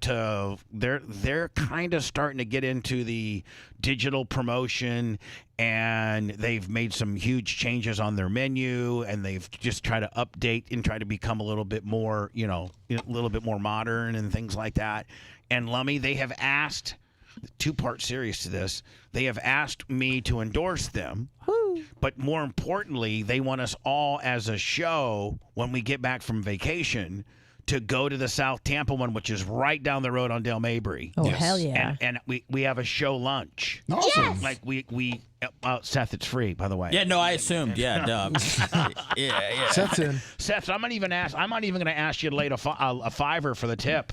The corporation will cover the tip. Okay, well. Ooh. Yeah. So Anna, I was like, yeah. By the way, they have Snow Crab Tuesdays, Lummy. 1 pound of Alaskan snow crab, and 2. Hold on, listen. 1 pound of Alaskan snow crab with 2 sides for $20. Nice. That's pretty. Yeah, that is. That's good. That's pretty damn good. Lummy, do you get triggered hearing about seafood at all? Or are you good? No, not at all. I love Shells. Okay. Shells is, ever since I was born, Shells has been the seafood place. All right, so we're going to plan a show dinner. I'm sorry, not a dinner, a lunch. Yes. So it'd be like. Are we going to be rolling tape? Yes. Absolutely. And they're like, yes, you can roll tape, and yes, we want you to put us. See, they're familiar with our digital platform, and they kind of inquire. One of the reasons why we're doing this is because they want to be on our digital. We're now starting to get clients, Anna, that are like, yeah, we regular radio is great, but we want to buy digital. We want Bubba's digital. Yeah, hell yeah. My digital. They want my digital. Yeah. So I thought maybe, Anna, this would full whap you out. Oh, I've been peeping that menu the whole time. 1, I figured your whap because we're going to a show lunch, which you love. Yeah. 2, we're going to a show lunch that's free. 3, you're not even expected to leave a tip. Woo! And 4, we can tape and make it content. And then 5, we could peep the menu live. So here Speaking my language, it's a big menu. Yeah, a big menu. So appetizers and raw bar. Looks like they got oysters. Yes. Lummy, I'm getting the buffalo shrimps. Oh, nice. They got calamari, coconut shrimp and crab dip, fried mushrooms. Oh, that's good. Half UPL shrimp, crab cakes, buffalo chicken, steam clams, and buffalo combo. Seth, if you had to pick an appetizer, Seth, well, you were almost free. to the salads part. Oh, okay. So how's their Caesar? So hold on. Okay, sorry. Everybody. We're talking apps. Yeah, I would pick Lummy the buffalo shrimps. Yes, that's what I would pick. Lummy, what would you pick? I'd get the probably the fried mushrooms. Oh yeah, but you know what? I may have to intermingle. Well, I figured that's why I'd get them. We could probably you throw me a shrimp right there, right. Some mushrooms. 1 shrimp for 5 mushrooms. Exactly. Okay, 5-to-1 ratio. Yep. Seth, anything on the appetizer menu that you would like? I would have 1 piece of the buffalo chicken. That's just 1 piece? Yes, and I would share the rest with my comrades. Anna, is there I'm getting more shrooms. You're getting the shrooms? I'm getting shrooms. Okay. Now, fried doesn't matter in your... No. Right, fried doesn't matter, right? Yeah, no, like fried I'm not. zucchini. I'm not or anything anti-fried. Like that. Right. No, So, yeah, okay. fried up, baby. Let's go. So you can be a vegetarian or a vegan or whatever the hell you are. Fried up. Really, the only rules you have are butthole and mouth. Yes, no right? buttholes, no mouths. Yep. And since fried, mushroom, I don't think a mushroom has a butthole or a mouth. No, it is a fungus. Okay, it there has you go. spores. Rat, anything you see that you like? Either the calamari or the peel and eat shrimp. Okay, you're on your own on that one. Macho. Crab cakes. Okay, crab cakes for Macho. Looks like we're getting a little something for everybody. There we go. Yeah, man, this is going to be a feast, is it not? Oh, there's the Caesar. Oh yeah. So now we got clam chowder. We got a cup of clam chowder soup. And they're known for their clam chowder. And then we got a clam chowder bowl. Then we got they got lobster bisque. Oh, lobster best. bisque bowl. And then now they have the side house salad, the Caesar side salad, the tropical chicken salad, the Caesar salad, the chicken Caesar salad, the shrimp Caesar salad, the garden salad, the salmon Caesar salad, the chicken garden salad, the shrimp garden salad. And boy, they're really into salads They here. sure are. You have to be. And the salmon South garden. Tampa. Yeah, I mean, you gotta probably have the biggest part of your menu salads based on being in little, snooty ass South Tampa. Yeah, right? with all these skinny hoes. Seth? I'll tell you what I'm loving. I'm getting the clam chowder. Yeah. I'm getting the clam chowder cup because I don't want to fill up too much, and that's what I'm getting. And Seth, what are you getting? I'm going to get the large Caesar salad, and I'm going to substitute the Caesar dressing for a vinaigrette, and then I'll also do a side Caesar salad. Oh, okay. Oh, nice. Damn. Really nice foliage and roughage. And Anna, how about you? Oh, I'm gonna do a garden salad. Just a straight garden salad. Yep. Lummy? Oh, the cup of clam chowder. Okay, you're with me. Oh, yeah, they're good. Rhett? Shrimp tacos don't look too bad. They were down here? Yeah, down towards the bottom, they got handheld shrimp taco, hold fish on. taco. We're talking about salads, bro. Hey, numbnuts. Red on Stupid the head. salad. Listen, red on the head. We're in the soup and salad section. We haven't gone past that yet. You can't order a goddamn walking taco when we're in the Yeah, when no we're walking tacos. When we're in the What business are we in? The soup and salad business. Yeah, right now we are. You dumbass. Super salad, Rhett. Do you want any or not? Yeah, shrimp Caesar looks good. Okay, there you go. Thank you. Macho Man. Macho Man. Clam He's scared to chowder. answer now. Clam chowder. He likes clam Clam chowder. chowder. too. Clam chowder. All right, now this is in the saute division. Ooh. Shrimp pasta, shrimp mezzo. Is it mezzo? Mezzo. Shrimp Godfather, shrimp and cheese tortilla. I know I said it wrong. Yeah, the tortilla. Tortellini, shrimp and Famous cheese. seafood tortillas. Okay, shrimp and cheese tortellini. Oh, that's like the noodle kind of deal. Chicken pasta, chicken mezzo, shrimp and scallop pasta, baby lobster. Oh, that sounds good. Daddy like. Yeah. Sweet baby lobster tails sauteed with linguine and a lobster cream sauce. Oh. Seafood pasta, seafood Siciliano, seafood something else, and then jambalaya. Now, anybody want anything from there? Nah. I'm good. I'm at the Thank pass. you. I might go baby lobster pasta. Maybe yeah. the deal. Pasta and lobster. No, Lummy, I'm skipping all that because I'm a little bit full at this point. I'm going right for either the fried fish Yep. or the fried shrimps. That's what I'm going for. Seth, I know what you're going for. You're going for the fried chicken tenders. Give them to me, baby, and another order to take home for my little one. Hold on now. Oh, Jesus. Seth, as part of an endorsement, I don't think it involves carry out home. Well, I was looking to get two baskets of the chicken tenders I know, and fries. And then just not eat one of them? you're asking one to go. Yes, I was. Like, that's a little tacky. My apologies. I mean, this is probably going to be a $400 or $500 bill that they're Oh, going to my word. Is it? Well, yeah, hell yes, it's going to be. All You right. know what we're ordering? Have you Especially seen it's going to be a 6-course meal for each and every one of hold on us. now. I mean, if you go back and just look at what we've ordered so far, I mean, we're a couple $200-$300 Easy. Already. easily. All Mickey right. Field, $100. Cash out. Cash App and PayPal's all we got at the Bubba Army. Seth, don't be that guy. All right, man. I'll just get one basket of tenders and Okay, fries. Anna, anything over here for you? I'm good. I'm waiting for dessert. Okay, Rhett, No, thank you. I'm good. Mach. Got to get that fried shrimp. Oh yeah, maybe we can share them. Oh, hold on, specialties. The Big Sexy, which is they got an extensive menu. Oh, yeah, Sure it's do. huge. My Lord, this It's is like Cheesecake Factory big. Bubba, it's called the Big Easy, not the Big Sexy. whatever. Listen, He's got Kevin Nash on his mind. Yeah.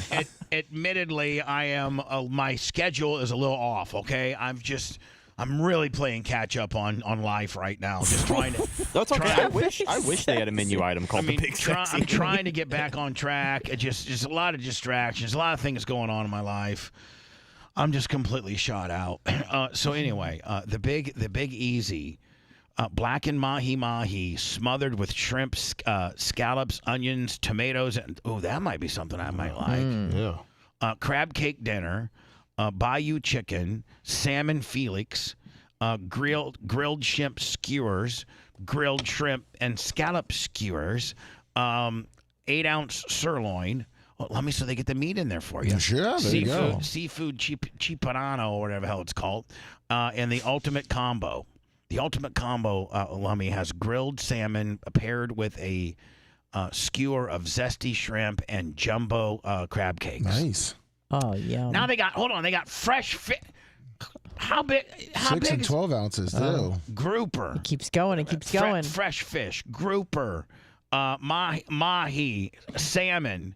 Then they got handhelds, shrimp tacos, fish tacos, the dirty bird. Yeah. Buffalo chicken sandwich, grouper sandwich, mahi sandwich, bacon cheeseburger for that guy who, the guy from Indiana, right? That goes to the seafood place. The Hoosier bacon cheeseburger, the honey buffalo burger. Then they got crabs, half pound of snow crab, 1 pound of snow crab, 1.5 pounds, 2 pounds, shrimp and crab. I can't. For time constraint reasons, I can't get through this menu. We just got through the whole thing. There's only 3 desserts left. They got key lime pie, salted caramel cheesecake, and towering chocolate cake. And we all got to order something. Of course. Yeah. I mean, if it's free, we got to just go over the top. Of course. As my entree, can I order every side? Now they have broccoli coleslaw, rice pilaf, parsley potatoes, French fries, steamed veggies, and asparagus as the sides. Now you have add-ons. You can add shrimp. You can add crab cakes. You can have. Again. It's crazy. Time constraints. Yeah, time constraints, ladies and gentlemen. It's your local Shells. There's one in Brandon. There's one in Clearwater Beach. St. Pete Beach. St. Pete Beach, and there's one right down the road from us on Dale Mabry. So when are we penciling this little luncheon in? March. Yeah, March. Okay, Yeah, okay. March. Anna, I'm gonna full whap you here. Yeah. So Shells, ladies and gentlemen, go. You know what? It's not your old Shells, man. It is. They've remodeled. They're up to speed with what's going on, and we are now a spokesperson for Shells. So that in itself should make you happy. Be like, oh man, they're cool. They're cool enough to want to advertise with Bubba, not only with AM 820 but also digitally because they feel he's got a huge digital deal. Turtlehead Dan, $49.99 super chat. Dan did text me yesterday, and he goes, would you promise me never to show that picture again, please? And I was like, yeah, I'm not going to do that. I mean, I should have charged him, like $50 or something. Right. Because he would have paid it. Yeah, oh, no doubt. So, Anna, listen to this. Whap me out. Rhett can continue the story more than me. But you know that we went and did a lunch at the Indian curry place. Yes. Right around the corner. Yes, curry leaves. Curry leaves, yes. Yeah. And I guess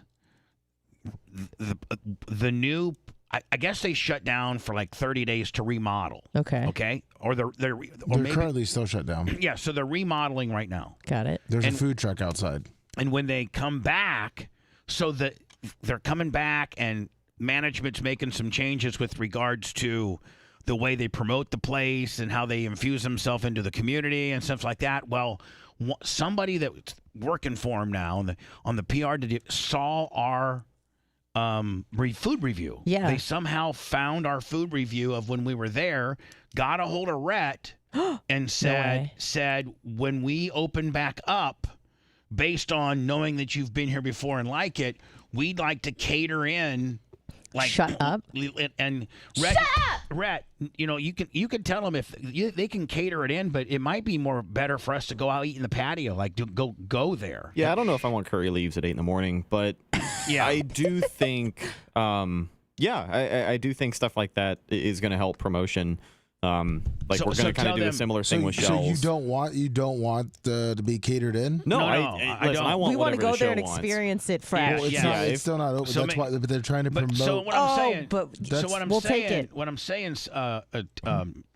saying, Red, is when you start that conversation back with the person of us, maybe they had suggested potentially catering in, and I am suggesting that we actually go there. I think it would be they'd get more bang for their buck if we went there and we were able to show the remodel and we were able to have just the how we interact experience. Yeah, either way, it'll be content for us, which is exposure for them, and that's what they're crazy about. That's what they're super excited. So Anna, they're going to advertise with us.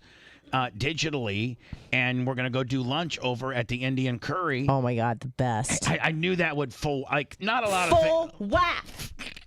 I can't So okay. What? You gonna bring some bad news? No, what? No, Lummy, are you sprinkling salt on my? No, but I'm the one who's talking to the guy, and the reason that they really want to do something is because they're going to be closed for a while they're remodeling and opening up something else, and they want to have people order from the food truck. That's one of their big promotions, and also they want to announce possibly a new thing going on. I mean, like they want to cater it in because they want it. They want to get it going before it's even open. I see some pre-promo willies. Okay. So yeah, I'm down with that. Would that mean they would drive the food truck over here? They would drive the food over there. They would go in early. They'd have everything made and drop it off whatever time we'd want. And so we would just peep the menu, tell them what we want. They'd make it and bring it to us. Correct. Okay. But they have to give us some verbiage or some copy as to what they want us to promote. When does the store open back up? Where's the new location? Because you've kind of, alluded to that somewhat. Like we have to have some direction here. I know that we think we're so much wild monkeys that if you show your teeth to us that we will attack you. But, there is some rhyme to reason to this business. So can you get me some copy? Yeah. Yeah. And are they opening up a new location? Yeah, possibly. They don't want to get too far into it, but they would want to talk about it. Today's after show will be me, Seth, and Babyface doing some breaks. Do we got any mega Hall of Famer packs or do we got any Master Blast? What do we got, Seth, that we're opening up today? Bubba Breaks 2. I believe that we have a 2023 Blaster football of prestige, and then also if Babyface, I know he has a multitude of different products. He might be bringing in some basketball, or he has the new NFL Prism that just came out. Now, so. if you're a fan of the show, like a John Costica or a Scotty Landers or whatever, and you're like, hey, listen, we will, when we do our breaks, we will acknowledge, hey, this is presented to you by, and then the fans that bought it to us. But how can the fans get this stuff to us? I mean, just go to Amazon and mail it here, right? I mean, I think that's what the people have done so far. Is it on our Amazon list? No, I need to get with Seth and see what. Yeah, Seth, can you give Lummy, particularly within Amazon, where we could put it on our Amazon list so the fans aren't messing up and sending us stuff that you'd be like, that's so stupid. Why would you send that kind of stuff? That's not what we want. Because I could see you doing that. Yeah, I will definitely get with Lummy. I'm not a card snob, so I would never turn my nose up at anything that somebody sent us, but that was a good impression. Thank you. And then Lummy, where is our Amazon, wish list link at? Amazon.BubbaArmyHQ.com. I know, but where can a person find that on? Just can you go to Bubba Army HQ and it's on there? It should be. Is our Amazon link on Bubba Army HQ? Yeah, it should be. If not, you just type in Amazon.the. Okay, yes, it should be, but if not, no. How about making sure that it is? Okay. If it's not. Okay. What I feel like. Amazon.BubbaArmyHQ.com. I understand that. If a guy can't remember that because he's trucking down I-10 right now, but he knows he can go to, when he gets to the rest stop, Bubba Army HQ, and there's a link right there to that one that he can't quite remember. Yeah, it's under I'm just shop. saying. Shop. Yeah, it's under shop, under Bubba Army HQ. So go to the shop division. And does it have merch and then Amazon list? Is that how? Yeah, the Bubba Army store and then the Bubba Army at Amazon. Oh, by the way, speaking of which, Merch Crick said I think she found a half a box of backpacks. So I think there's 10 left of these backpacks that just I can't order enough of them. They just sell out. Just I don't even know if I'm going to order another batch of them, because they just sell out so fast. I might need to kind of keep the people at bay a little bit, make them a little more hungrier. You know what I'm saying? Come up with not just every time reorder 500, but instead make them kind of wait a little bit. I sold mine gently used on eBay for $45. I had a lot of offers for it. I hope you didn't. No, I didn't. But you wish you could, don't you?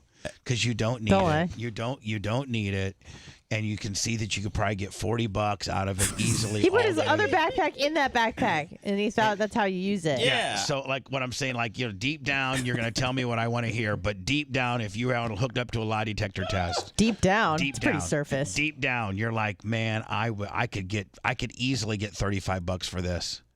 I mean, easily, and that's like a half of that's like 2 cartridges at the weed store. Yeah, I mean, they're running a set right now, 2 for $60. So I would try to get a little bumski on the backpack. But every time I look at it, I go, man, that's for $40 sitting there. It's how our brains work, Bubba. We can't really help it. It's in our blood. Meanwhile, Lummy looks at his and be like, "Oh man, you know what? Thank you so much. I love that backpack. I love the guy it represents. That's my guy right there. That's my guy." I think if you autograph it for Seth, that's when you get nervous, because that means he's probably going to try to sell it for like 120. Well, just don't personalize it to me. You can sign it Bubba the Love Sponge in a gold marker, but just don't put 2 Seths because I want it to be flexible. He's been arrested, sued, fined, and fired. And that's just the tip of the iceberg. So what does that make him? Bubba the Love Sponge.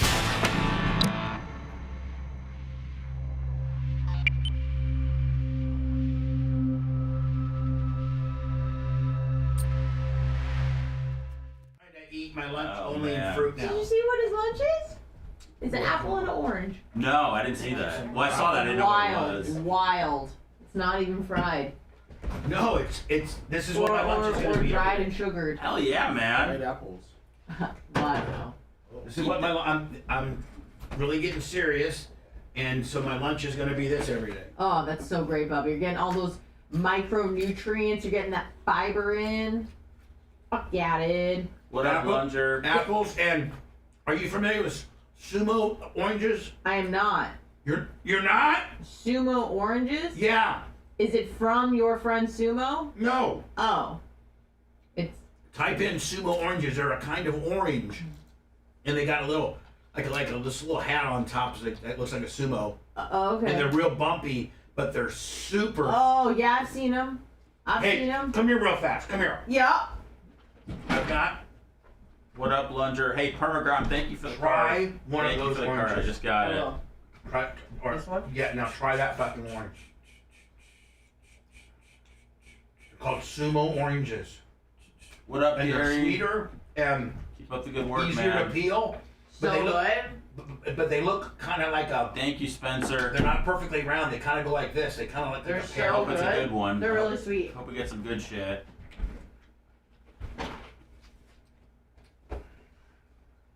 I had a showdown with Tuttle on Drew's show. I ate that bitch's lunch up. Fucking got crazy. When? When Drew had In Your Face, I called Tuttle a paid intern, and he fucking went crazy. And he said he worked on some of the biggest shows ever. I was like, how's that working out for you? Why do you have so much aggression? Dude, this was 10 years ago.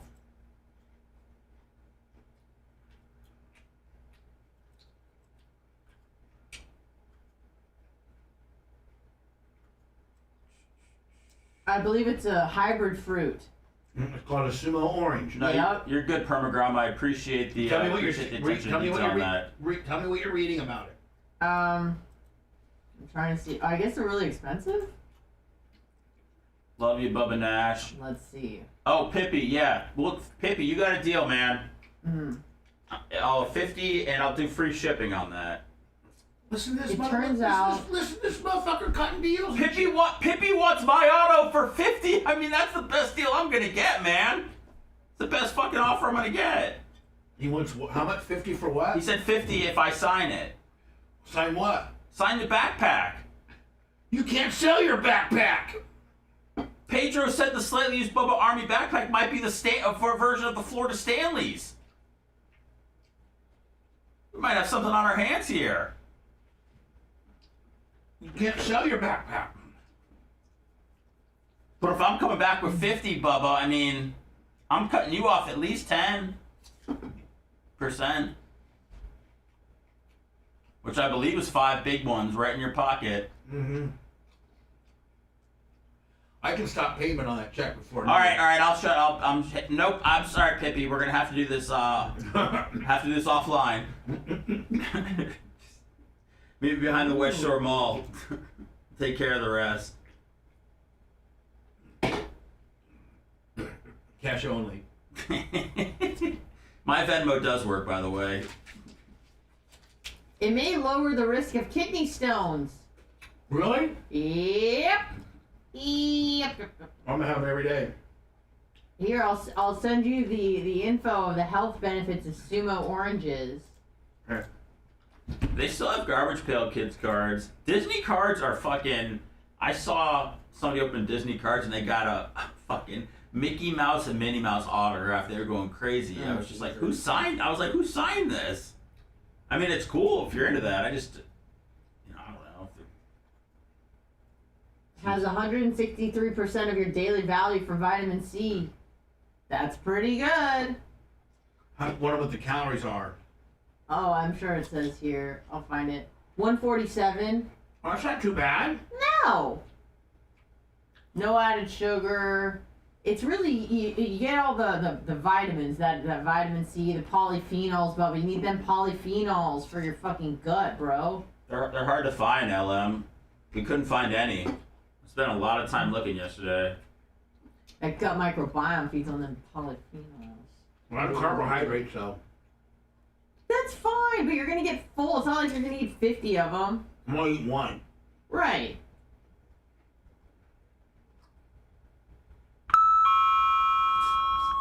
They might shorten your duration of colds, which will be good because you'll be working a lot this in the next couple weeks.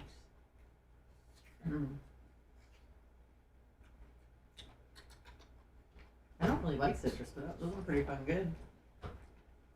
Yeah, Berto, if you really want me to sign the backpack, if that's part of you buying it, a new one, yes, I would. Is that Berto Perez? Is that Berto Perez? Yeah, Berto. Oh, I'll text Merch Crick and be like, hey, look out for Berto Perez. Yeah, Berto, he said. Berto's the fucking man. Sure is.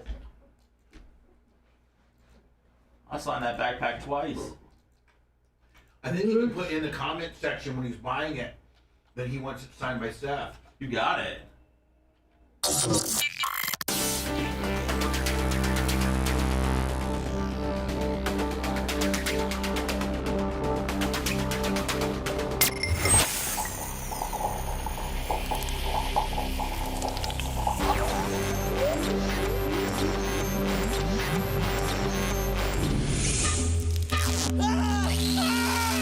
In a country somewhere in the third world, the CIA is using this broadcast as torture to extract information about terrorists. On your shoulders and legs with Craig the Bulldog, your cardio, abs, calves. He thinks of it as doing his patriotic duty. Oh, yeah, my pleasure, too. You're listening to the Bubba the Love Sponge Show.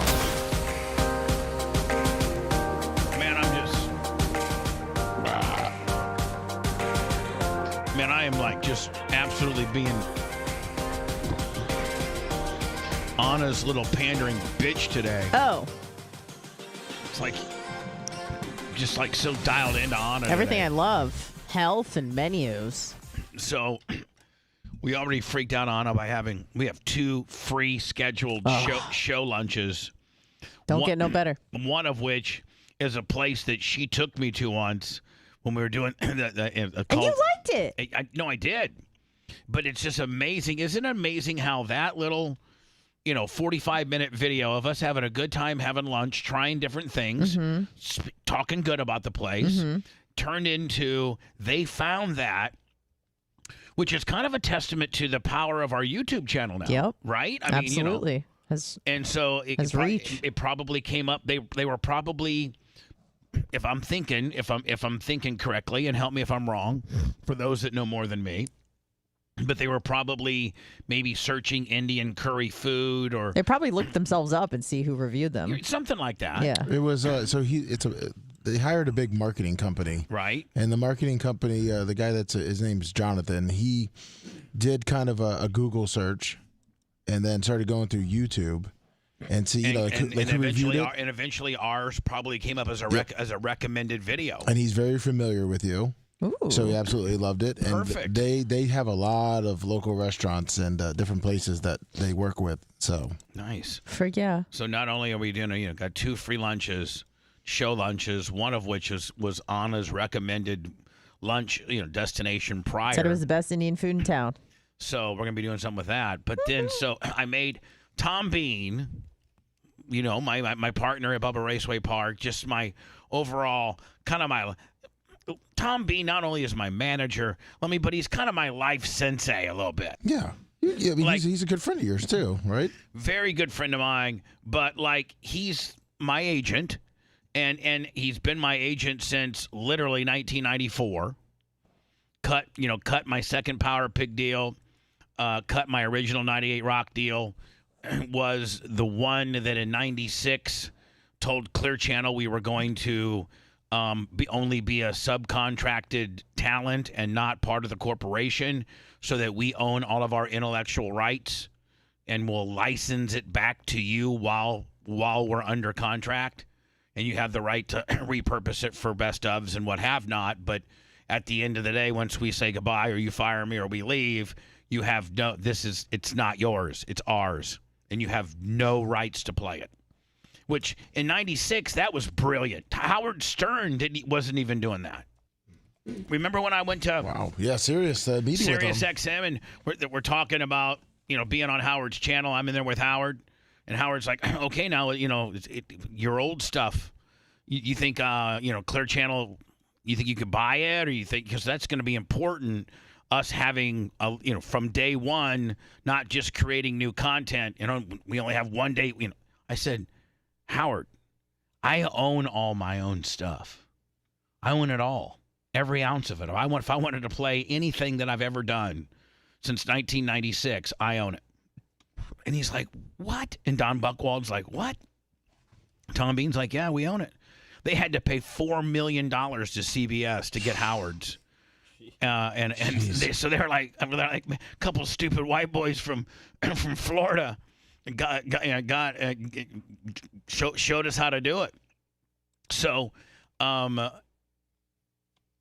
I forget what I was talking about, Lummy. I think maybe our digital presence. I don't know. Yeah, to Tom Bean, he's your sensei. Deal's done. He's my. So I'm with Tom Bean because he owns half the track with me. Yeah, of course. And we're at Bubba Raceway Park.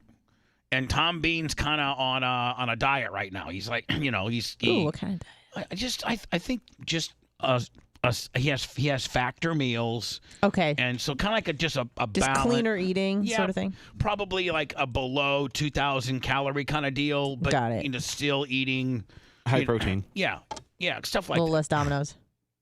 Yeah, probably more of these sumo oranges that he ate, and a little less Domino's. Right. So he was at the track, and listen, Tom Bean and I can be at the same racetrack and barely see each other. Well, I believe it. Because you know the configuration. Yeah, so both running around doing different stuff all day. He's doing the business aspect of it. He's doing the make sure all the concessions have their money bags, make sure all the food gets ordered, make sure all the concessions workers show up, make sure that the Marion County ambulance is scheduled, make sure that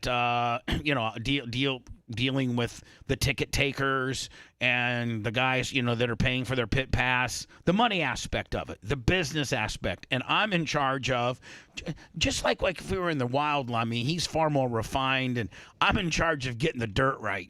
Yeah, That's what you're doing the grunt work. Yeah, I'm the one, and so track prep and dealing with the racers, that's what I deal with. And he's dealing with the food vendors and the concession workers and the ticket takers and all that kind of deal, And he also has to he pays the racers out too, so he has to get all that handled as well. Mm-hmm. So I walk in. He calls me into the office, and it was something about some issue we had, but we got it remedied. It wasn't a big deal.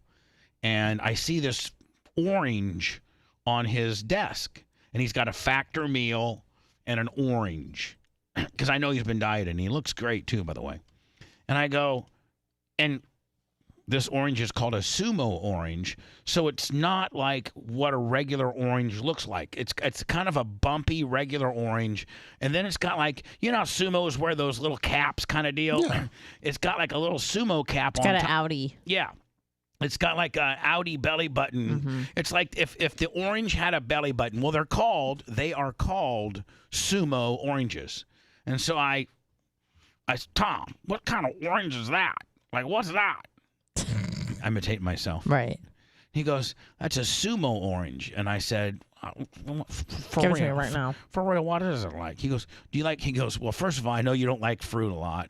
That's what he says to me. Well, that's how you don't understand. That's how me and Tom talk. Yeah. He goes, first of all, not that you care because you don't really consume much fruit, but it is absolutely the best tasting orange you will ever have. Like it's sweeter. It's looks like it's a cross between an orange and a mandarin. Right. It's really good. He's like, let me peel it.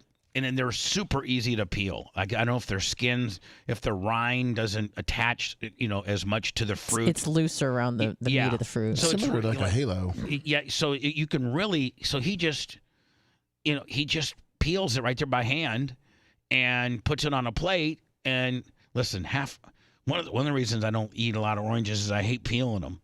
I get it. You know what I'm saying? I'm just like, making you work for it. So the Merch Crick brought me some pre-peeled orange. So I'll get down to that in a minute. So anyway, I do like oranges. I like apples. I like I don't like all fruits, but we can go through what I like. I like apples. I like oranges. Mm-hmm. I like grapes. Mm-hmm. I don't like pears. Okay. I don't. About berries. I like strawberries. What about some bloobs? No tomatoes. Will you eat bloobs? No bloobs. You don't eat bloobs? And when you say bloobs, it reminds me of your boobs, and so I don't want to eat them. Oh, sorry, blueberries. No. Oh. Strawberries are probably the only berries that I eat. All right. So I like strawberries, oranges, apples, grapes, and that's about it. And I like peaches, but not peaches from more in a cobbler. Yeah, more in the real heavy syrup kind of deal. That's not that really. You might as well be eating a candy bar. Yeah, right. For real. Yeah. Like a real peach is like a peach that's pulled off of a tree and you eat it that way. Now that those peach are so good. That peach is good for you. Mm-hmm. The one that's in heavy skin, the heavy syrup. Lots of preservatives. Yeah. But it tastes good. So sure does. That's what I like. And so he opens up one of these sumo oranges, and I eat it. I was like, wow, that is good as hell. So Merch Crick then says to me, well, listen, because Merch Crick brings my lunch to me every day, about 8 o'clock. And sometimes it's like a hamburger with a few sweet potato fries, or it's just, it's okay for me, but certainly not nearly as good and non-fattening and less caloric than what I'm doing now. And that is every day at my lunch, she's going to bring me like the fruit that I like: grapes, apples. Here I have, and Anna tried one of these sumo oranges. What did you think about it? Really, really good. Much sweeter than your typical orange. I like it much better because I'm not a big fan of oranges, but I do like that. I like it. I like those, and I feed them to Walker because they're seedless. Yeah, exactly. So every day, instead of having a regular lunch that's usually not that good for me, I'm going to start trying to have fruit for my lunch. That's fantastic. And I got to think that probably will make a huge difference in some of my numbers. Yep, and that fiber is going to get you nice and full too. And some of my folic, like last time I just went to the doctor before break, and one of the things I was low on is folic acid. And she says that comes from vegetables and fruits. You need to eat more vegetables and fruits. And I'm like, I mean, look at me. Am I a vegetable and fruit kind of guy? Please. You are now. Well, I mean, Anna, I think the long-term effects might be good for me on this. Absolutely. There's plenty of benefits regarding fruits and vegetables and things like that. And I like how you're eating them in their natural form. You're not cooking them, frying them, putting them in caramel sauce or anything like that. Or dipping them in ranch. I'm just eating like just straight off the tree. Straight up. Yep, I like it. Straight up. I like what I'm hearing. Did you see where? And by the way, I know the sheriff of Lee County, Carmine. I've met him several times. He's I have his phone number. Nice. He's a pretty good friend of mine. You know what? Think about this. I mean, I kind of am important. I have the Pinellas County Sheriff's personal phone number, Bob Gutierrez. Nice. I have Chad Chronister's personal cell phone number, the sheriff of Hillsborough County. I have Grady Judd's personal phone number. I have Carmine from Lee County's personal phone number, and I have the guy that's the undersheriff of Collier County. I have his personal phone number. That's pretty cool, ain't it? It is. I mean, well connected with the law enforcement. Yeah, well, I am. So there's this guy in Lee County, which is just 2 counties from here.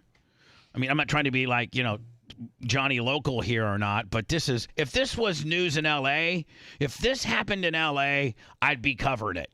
But I don't think they have snipers in LA. LA is so liberal that they want the bad guy to get away. They don't want to shoot him in the head. In Florida, if you're a guy that robs a bank and takes 2 Bank of America women hostage, and you're getting and during the hostage negotiation, they're talking to you, you're choking out one of the victims with a knife to her neck. And then you know what? The sheriff has a couple snipers on different areas surrounding the bank building, and they got a bead on you. And in California, they probably don't blow your brains out. In Florida, they blow your brains out. Good. They literally, if you're going to be by a window and be a sniper in Florida while potentially, killing hostages, you're going to get your head blown off. That is so impressive that they're able to, like, the accuracy of the shot where they kill him and they, don't hurt the hostages is insane. I would like to get a hold of Carmine and see if my foundation could write the sniper a check. Nice. Nice shot, bro. I mean, think about that. He's shooting this guy. This guy has a woman in his hands with a knife to her neck. And this badass Lee County sniper snipes him and doesn't harm her at all. Mm-hmm. From a distance and, limited visibility probably. Not only that, but windage. And, I mean, through a window. Yeah. Through a window, how much does it get diverted where it might go 3 inches to the right and hit her instead of him? Yep. I'm going to get into that story next. I really am going to maybe a police officer can't take money for doing his job. Like, there might be a law about that. Just a tip, Yeah. Good job on getting that. Seth, can you just scroll down there real shady and say, here's a tip? It's just like when, a hot chick gets pulled over and she flashes the cop so she gets out of the ticket. That's the perks of the job. I don't know if that's a tip or a... Well, we know it's certainly the top by top, and we can say it's a tip, but it's also a top by top, is it not? Is it not, Seth? Sure is. There's no doubt about it in my mind. Yeah. He doesn't know. He has no idea what a top by top is. Yeah, I do. It's boobs. Oh, nice. Non-scripted and unregulated. Sort of like the same sensation you get after sex. Bubba the Love Sponge. The Bubba the Love Sponge show returns after these words.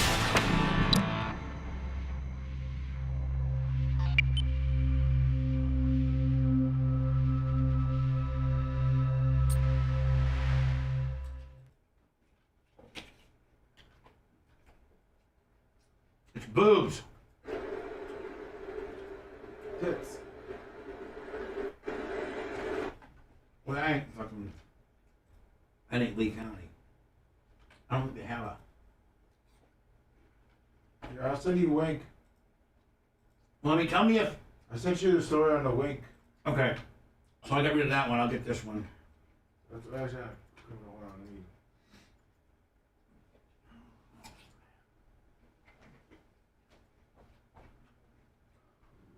We've got the metal you need when you need it, and always cut to size. Metal supermarkets. The sheriff's office released the suspect's name before 5 o'clock. We started to look into his past. This is investigative reporter Peter Fleischer live in the newsroom. Peter, what do we know about this guy at this point?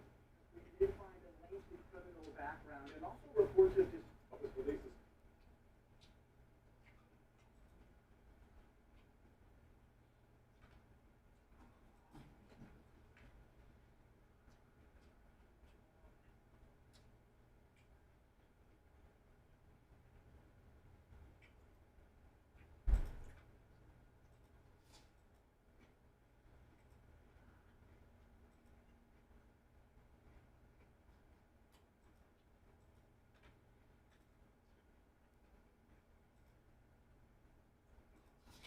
Well, I sent you a news story that was a little before this one. What? I sent you another news story. It's from the same, but it's like earlier when it was kind of happening and when he got shot and everything from Wink. Which one's better, you think? Probably the first one. I think the second one goes more into the bank robbery's lengthy criminal history.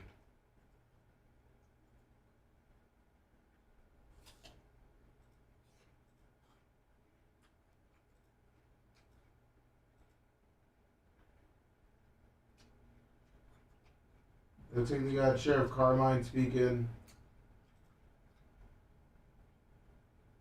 That's Hummel.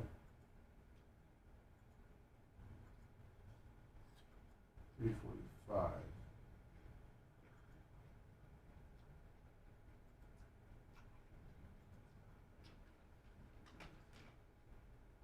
Bomb at the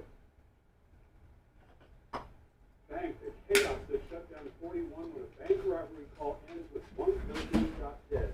And just into the newsroom, our first look at the robber given to us by the Lee County Sheriff's Office. His name is 36-year-old Ramon Alavash. Look at everybody on Facebook. And I'm Lois Tomei. Week News was live on the air nonstop as hostages were taken at the Bank of America near the Bell Tower Mall in Lee County. Bomb at the bank. I mean, let's do better help. All right.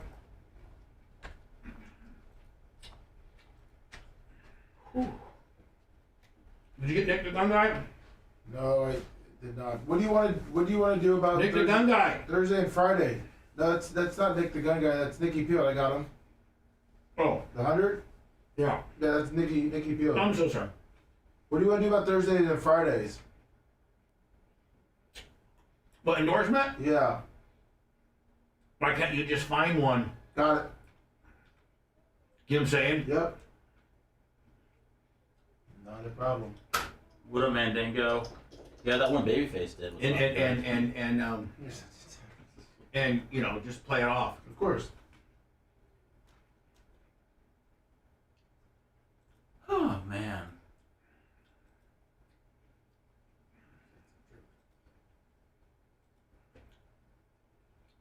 Sterling Ramon Avicii. Is that a foreign language? That's his name. That was the guy that took the hostage. Oh. I don't pay attention to the news. Too busy on eBay. This guy's a big breaker.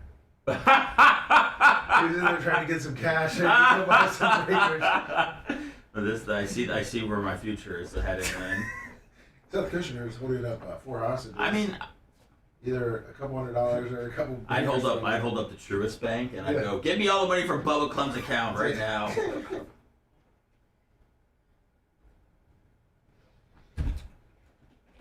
Mummy, did we ever have Silverchair in the studio? Silverchair? Yeah. Dude, it's funny. I've been listening to them a lot lately, Bubba. I'll check. Why did he die or something? No, it says somebody just sent me a message that says, "Did you know that you were mentioned in a book from 2 of the members of Silverchair?" What? That's crazy. Frat boy, wait till tomorrow. Sorry. They're from Australia, I think. Did you see that little clip that was on Netflix, Bubba? About what? The owner of the White Sox, the guy that did all those wild. Rhinestone? Oh. They did a Netflix documentary. Oh, on Bill him? Veck? Yeah. Yeah. They did a docu on him? Well, yeah, they did a docu on Netflix right now, and I guess there's a little clip where he's talking about shocking radio jocks, and he goes, "Howard Stern and Bubba." Is that what yeah, somebody sent that to me. I texted to you yesterday. Well, you need to IM it to me, buddy. Well, you were off the show. We were not doing the show. But we're on the show right now. I didn't know if you watched it. Well, I want it. Okay.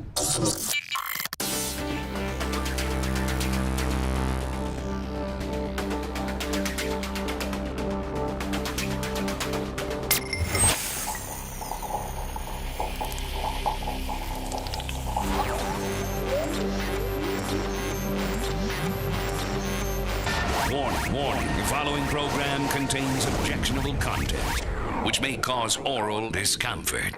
This is the Bubba the Love Sponge Show.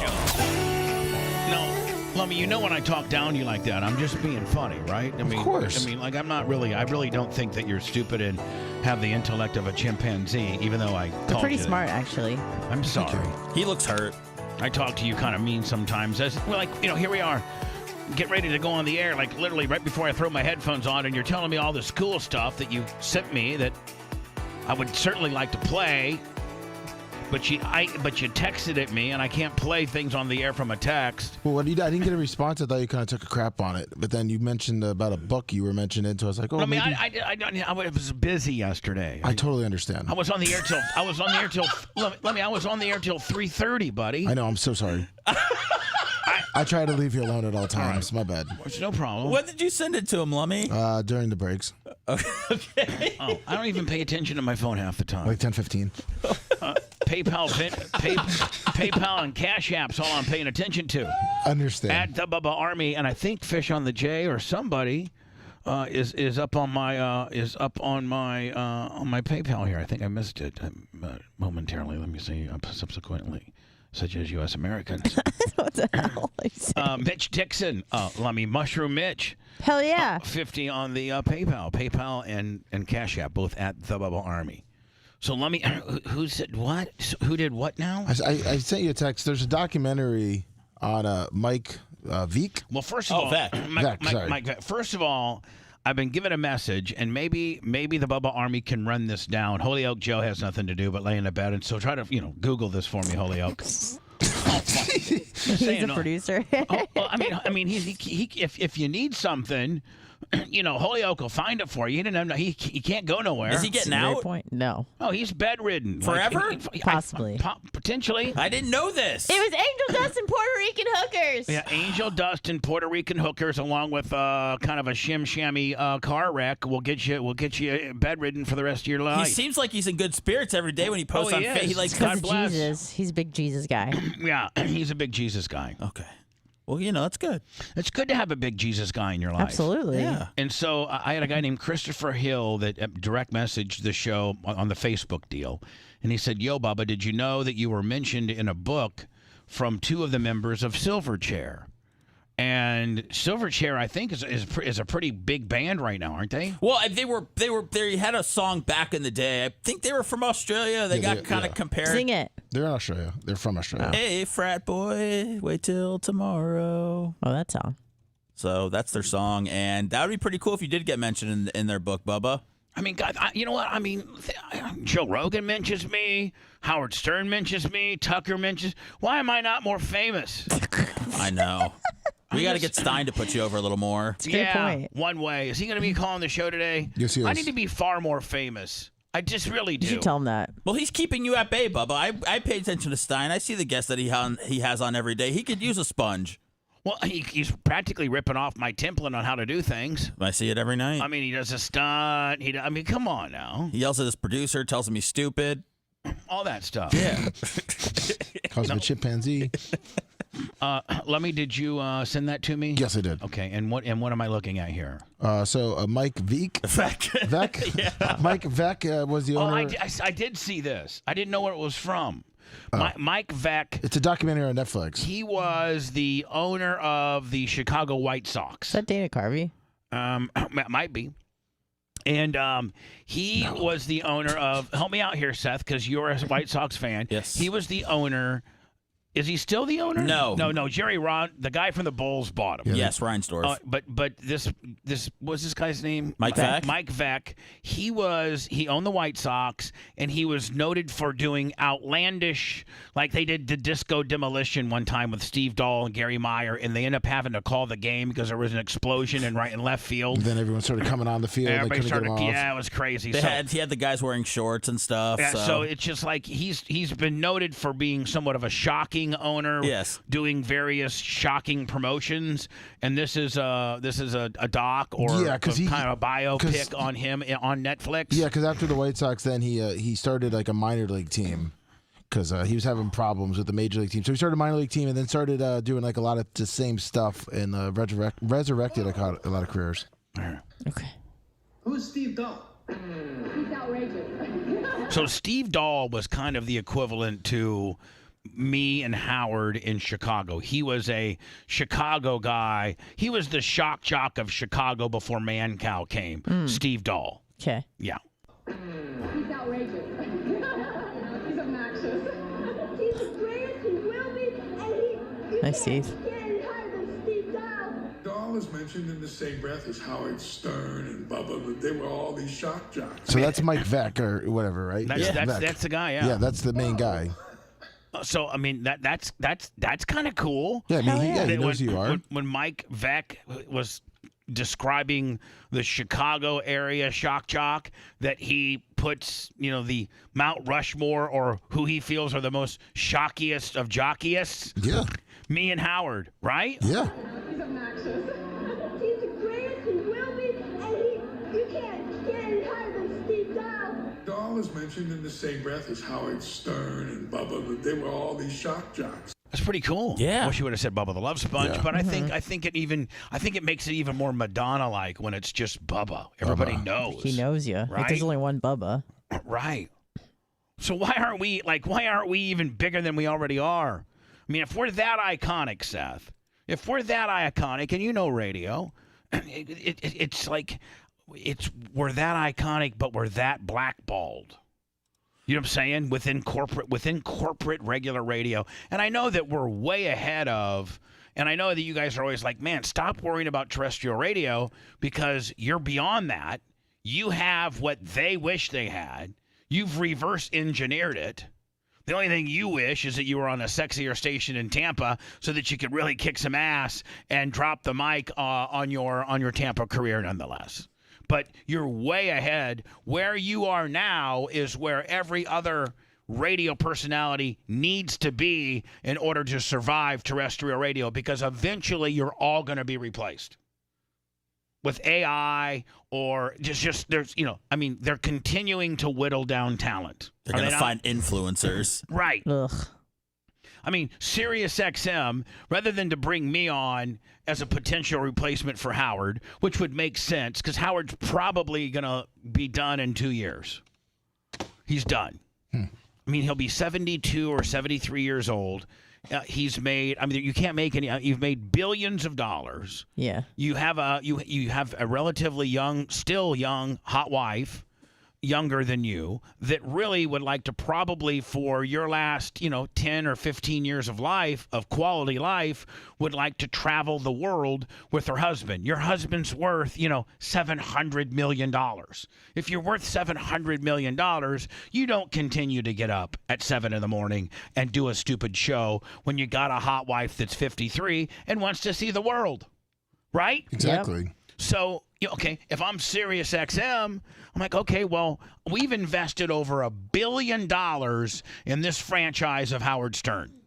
We have invested $1 billion. We hitched our wagon to Howard Stern to get us the pop culture splash, to get the number one shock jock, the king of all media. We're going to make him our premier morning guy, and we've done that now to the tune of over $1 billion investment, and it's worked out. He has gotten us the recognition and that he needed to get us for us to be successful. We're very successful now. We merged with XM. That's how successful we are. We're one company now. And when you've invested that much money in a guy, don't you think you might want to replace that guy with a guy that's similar to that guy, and with a guy that was handpicked by that guy and is the only radio personality that guy really likes and thinks, and whose audience is familiar with that guy? Yeah, and the guy that you put $1 billion in, his audience is very familiar with the other guy, because you've had him live on live. You've talked highly about him. You and him have remained friendly. That guy has never spoken ill. Where most former Howard employees always try to take a jab at him. I've done nothing but say, I'll never jab at Howard Stern. Howard Stern is why I even have what I have today. Just 2 Jews. Yeah. And see, Howard, now I got 2 Jewish people on my phone. Look at that. Now you really got to get me in there. But Come on now. Well, didn't you burn the bridge with the people that do the hiring? I did. I burned the bridge. It can be rebuilt. I did. And I'm begging them to understand, just straight business-wise, 1, I'm a different person. 2, I'm sorry. I went too far. 3, but hold on now. Hold on. You can go find excerpts of where Howard went too far, too. You know what I'm saying? Like, that's what we do. As shock jocks, we go too far. We piss people off. I messed up. I should not have written a song about management's mom and dads. I should not have done that. But I did. And I'm sorry. And maybe I'll never ever get an opportunity to be redeemed in any way, shape, or form. But if in 2 years, the guy that you've invested $1 billion in, because he truly knew the art form of radio, and that's what you're still doing. You're still doing your Sirius XM radio, satellite radio. I don't know that Kevin Hart and Oprah Winfrey and Martha Stewart and these other people that you've given channels to, I don't know that if they move the needle when it comes to people that know how to do radio. Is satellite healthy? I don't know how. I think it's getting less healthy daily, and they're trying to skew and target the young person. So they've invested all this money into Kevin Hart. And I actually saw Kevin Hart got a huge deal with Sirius XM. This was about 3 or 4 months ago. And Kevin Hart actually positioned himself as the next potential Howard Stern. Okay. And I was like, Kevin Hart was like, yeah, man, I just sound like a big deal with everything. I mean, with Sirius XM, I really, like, he actually bragged about how big the deal was, and he was like, just the honor and to potentially be maybe the replacement for Howard. I'm like, listen, you little sawed-off. Just because you're a comedian doesn't mean that you can do long-form monologue radio. It doesn't. And most things that come out of your mouth are written. And I don't know that you can go long-form interview, pop culture. I think that I just don't think Kevin Hart could do it. Jim and Sam, they're two guys now that were Opie and Anthony spinoffs. I don't know that they're killing it necessarily. I don't think so. I don't think Howard's fans would accept them as a replacement. That's the thing that you have to understand. Regardless of what you think about me, and regardless of who you think should replace Howard Stern, you need to keep one thing in mind, and it's very pro me, and I'm sorry that you're just going to have to deal with it, but there's really only one guy that Howard's audience would accept to be his replacement. Me. Do you think his audience is going to stick around? They like me. Do you think they're going to hang around when he's gone? Yes, I think. Really? I think that you need to put a person in there that can retain at least 50 to 70% of his audience.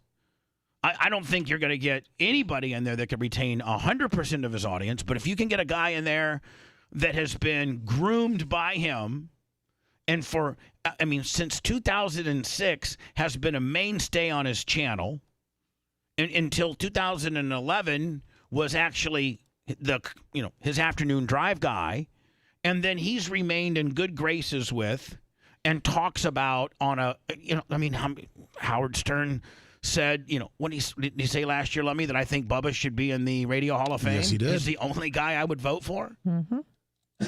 So when Howard rides into the sunset, you have, I don't know, 3, 4, 5. Somebody attributed 10 to 15% of Sirius's cume, which is 33 million, to Howard. So say, 13 to 17 million people potentially, are there for Howard. That's catastrophic. If you lose all of those people because the person that you put in there is not Howard-like at all, and the Howard P1 goes, what is this? Meanwhile, you put me in there, and the Howard P1 goes, yeah, I know Bubba. Yeah, of course I know Bubba. And Howard, my favorite guy, has endorsed Bubba and handpicked Bubba. And Bubba's been on Howard's show a lot. And Howard went to Bubba's wedding. Yeah, I like Bubba. I'm gonna stick around a little bit. I mean, Seth, you're Radio 101 guy. Can you see where I'm coming from here? Yeah, I can see where you're coming from, Bubba, but I truly believe that when Stern's done, that a big portion of the audience is going with him, and I think that Sirius is probably going to follow. You don't think they're going to stick around for the love thing with Punky Johnson on the Hart Channel, Seth? No? Well, I didn't know Punky was there. They even got rid of Shade 45. Did they? I mean, they got rid of those they got rid clowns. of Rude Jude. They got rid of Rich and Cavino. They got rid of Opie and Anthony. They got rid of me. I mean, they've gotten rid of all radio guys, and they're bringing in celebrities. I don't think that works. They're though. bringing in they're bringing in like celebrities.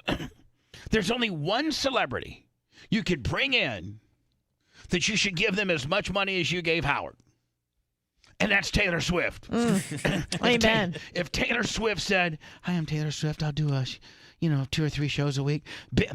Go to the bank and get any kind of money you can and pay her what she wants. Yes. That's the only thing.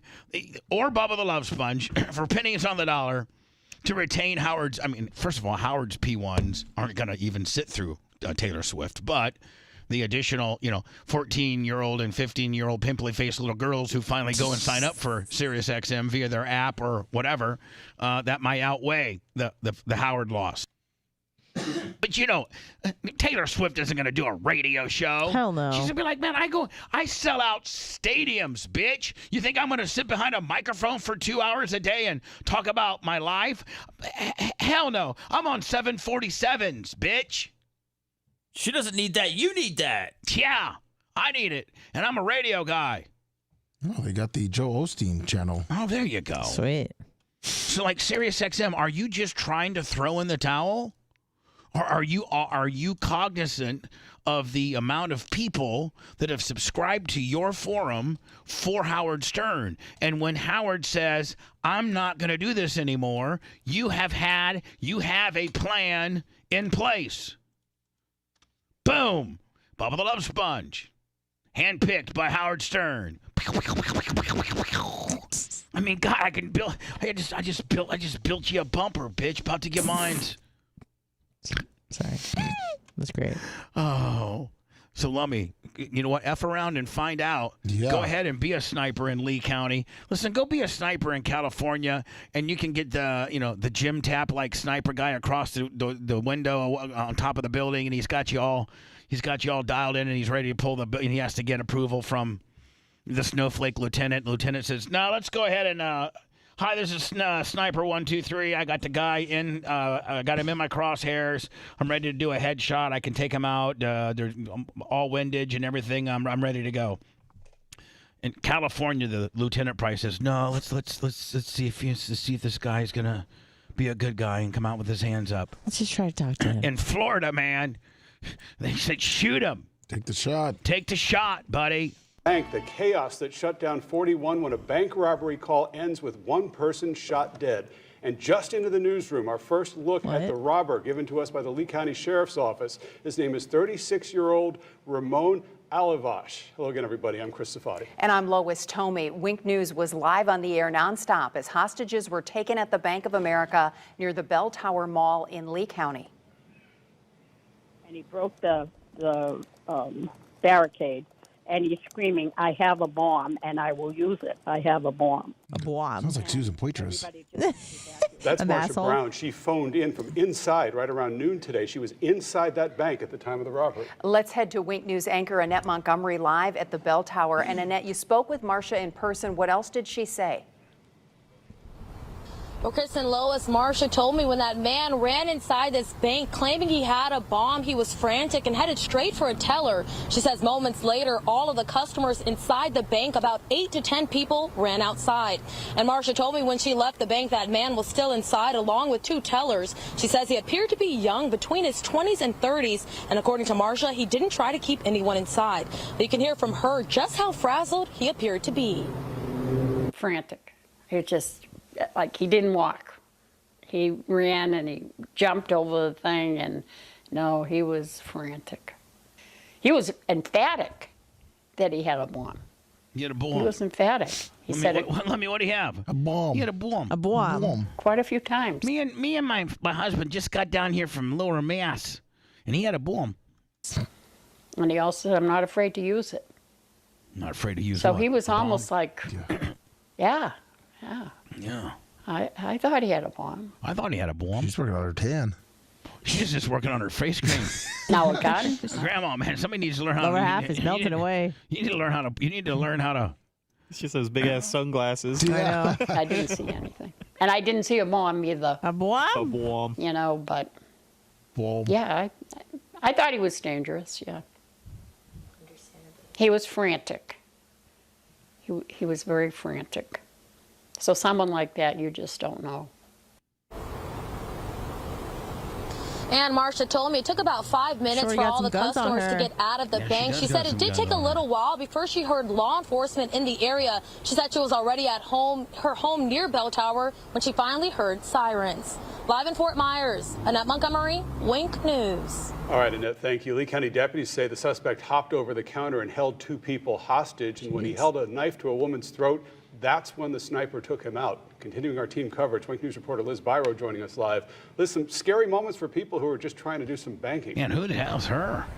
Wink. And for employees too. Now this. What's up with old Oh, girl? it's Liz Bureau. Yeah, Wink hires some hot chicks. Yeah, Liz. 1920. Zip down romper. Ooh. No ring on. This car right here belongs to a gentleman who came to Bell Towers Bank of America this morning to open an account. Just moments into one of the most mundane of activities, he told me the teller's face changed. She looked up, walked out, walked back in with a message. She said, "We have to go. There is a man here who has a bomb." And that gentleman told me he just got up and walked out, but his car, that's not going anywhere. This entire scene is blocked off and under investigation. Oh, Sheriff man, I Carmine can't leave. Marcino said they got the call shortly after 11 a.m. of a robbery in progress with hostages, and his deputies arrived in minutes. The sheriff said his deputies immediately rushed in while dozens of people ran out. They secured the building, then began trying to negotiate with 36-year-old Sterling Olavash, who had a knife and 2 hostages. Now that didn't go well. At one point during negotiations, he became physical. He started to put one of the hostages in like a headlock, and he had the knife to her throat. SWAT team was in place. When he presented deadly force like that, our SWAT sniper. This is my guy, Carmen. Oh, yeah. Fucking young Dan Patrick in the back. It does look like Federal Agent Dan Patrick in the back. It does. Killed the suspect. We were in fear for her life and her safety. Again, I'm giving our snipers took him out. Giving you the details I can because this is a very fresh scene. Well, that old girl. I mean, She you looks gotta good. admit, she's She beautiful. looks good. She used to be a little sorority girl at UF. Oh, she did? I sent you her Instagram. Man, we are so perv, are we not? I like it. No wonder people don't like us. She's going to be out of Lee County soon enough. Oh, yeah. They all get picked out of Wink. Oh, they do. Like she'll be in Orlando. Like this is the progression, Seth. Usually it's Wink down in Fort Myers, and then it's either Orlando or Tampa. Sometimes they may even go straight to Miami. Yeah. And then the lower tier ones might go like Jacksonville. Fort Myers. Well, see, this is what this kind is. of ours. Oh, it is? All right, sorry, my bad. This is Fort Myers. I didn't know. So the next one, usually they're Orlando, Tampa, or Jacksonville. Is usually the natural progression on a hottie that starts at Wink. Let me look at this one. Her next step needs to be. Is this her right here? Yeah, her next step needs to be. Her next step Diaco. needs to be like. Diaco's. Next step needs to Why? be. She has little She's bluebies? got small T energy, but That's okay. I think it works. Let me. Plus, you can pump them up. Sure, you can. Absolutely. And the sheriff said both hostages are safe. And while the investigation continues, life goes on here at Bell Tower. Shopping. Yeah, I mean, here at Bell Tower, man, we'll blow a guy's head off, clean it up, and then we'll be back in business about 35, 40 minutes. South Florida Presumes does. people are. Don't mind those brains on the side of the wall there. We're back open. Let me no ring. No, she's single. Young as hell. Going into Dave and Buster's, but earlier today I had a hard time getting here. Let's bring in Wink News reporter Zach Oliveira. US 41 was shut down today. A lot of people. And she's talented, Seth. She has a live handoff that she's got to go to the It's traffic like that guy's guy. like maybe 10 feet away from her. We're drawn to this scene. They literally are. Hey, hold on. They literally. Isn't that the same cop car? It is absolutely. They're literally. It's the same camera guy. He just like moves it over to the right. Watch. Ready? Yeah, there you go. They're literally eight You ain't feet fooling apart. nobody. You're not throwing it over to nobody. You guys are 8 feet apart. I swear to He's God, just in you the are. shade. Watch. Just look at her background. See the cop cars, Yep. right? with the pillars. With the 13099 building. Today, I had a hard time getting here. Let's bring in Wink News reporter Zach Oliveri, US 40. Now listen, you could even see the 13099 in his background. Wouldn't you tell, if as the news director, wouldn't you be like, hey, idiots, you at least want to go to opposite. The back side of the building? Yeah, one guy's in the front side of the building, the other guy's in the back side of the building. One was shut down today. A lot of people were drawn to this scene. Liz, and they still are. As you can see, the building is still completely roped off with police tape and literally, okay. Because we couldn't see it from her background. The 13099's right there. So literally, she is 8 foot to his right, our left. Sheriff's deputy vehicles. I'm going to throw it over to our traffic guy and tell you how bad it was for. Meanwhile, he's literally shoulder to shoulder. They continue to investigate. This scene has calmed down significantly when we all first got here this afternoon, when this whole shopping plaza was roped off and people were just trying to get a glimpse of what was going on at the Bank of America. And now we know exactly what went down as Lee County deputies, SWAT, and the FBI descended on this Bank of America in Bell Tower shops as 2 hostages were held at knife point during an attempted bank robbery. That suspect, now identified as 36-year-old Sterling Ramon Avalanche, was shot and killed. As deputies investigated, all entrances to Bell Tower were taped off. People we met with shared how they experienced everything unfold from beginning to end. I want more details as to where the sniper was and what kind of shot he got on him, and where was the guy situated? Was he against the window where they could see him? Because it looks like a lot of the windows are tinted and you really can't see in that well. And how did they get? I don't want to know how long it took Janet to get here. I want to know the details, right? Yeah, I think right when I walked out my hotel, all the sheriff cars started pulling up and started surrounding the whole area. So I again news that the common man would know. Quickly turned around and went the other way. Some officers have had the Here we go. Hey, go Bears! I like that. Hey man, you think we should draft Caleb, or you think we should stick with who we got there, buddy? Man, I think we should stick with who we got, man. He's pretty good, man. Once they give him some, if they could give him a line to run behind, you know what I'm saying? To come over and kind of let us. But to me, man, I was a Willie Galt fan. You know what I'm saying? Yeah, I'm a Willie Galt fan. That guy wasn't around when Willie Galt was playing. I know, but you have to love the reference. Yeah, that was strong. Man, I was a Willie Galt fan, man, with Michael Singletary in the middle, man. Dan Hampton on the end. Fridge, man. Hell, cuz. Know what's been going on? 86 Bears, man. Because some people come to call. They have family at the bank. So to let them know they have it under control. They've got some. You look like you got it under control there, buddy. Yeah. Another team on the back that's evacuating people.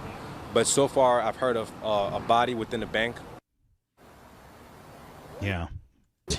This guy looks like Brian from Integra Shocks. People even told us that neighboring businesses locked their doors until the chaos subsided. But most of all, everyone is just happy that everyone inside the Bank of America that was held hostage is safe and doing okay. Live in Fort Myers, Zach Oliveri. Thank you, Zach Oliveri.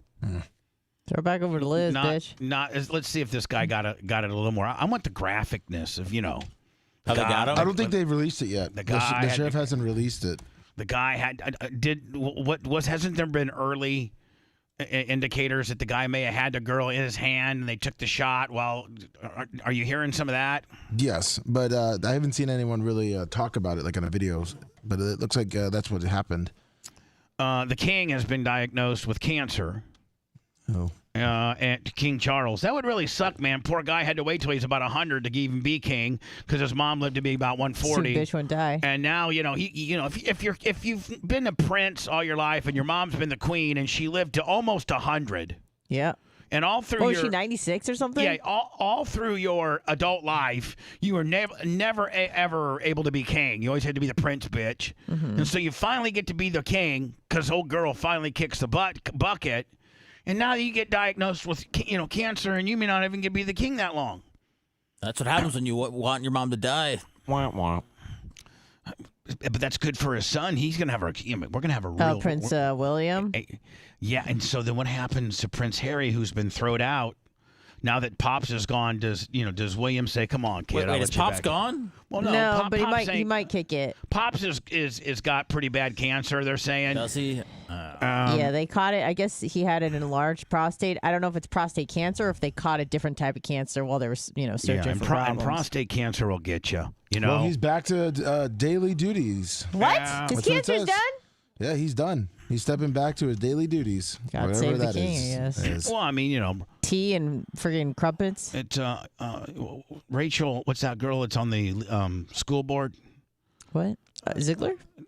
Bridget Ziegler. Mm-hmm. They haven't thrown her out either. Didn't they have a rally to demand that she resign or but something? I still think that she's still in it. She's still.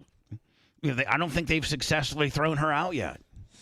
And so, you know, maybe Charles, maybe his poor little prostate can hang on for a year or two. But once your prostate gets a little bit of cancer on it, then I think you go to maybe pooping in a bag. Well, they haven't said if it was prostate cancer. They haven't announced, but they said that he had an enlarged prostate. Yeah. Well, I mean, let's be honest. There's times you have an enlarged prostate. Oh, of course, yes, all the time, every weekend. Is it up to every weekend now? The prostate tickling? No. Is that from the pegging? Sure.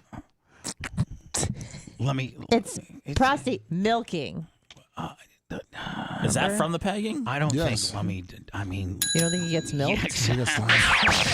He's a good guy, even though he's a Bubba the Love Sponge. The Bubba the Love Sponge show returns after these words.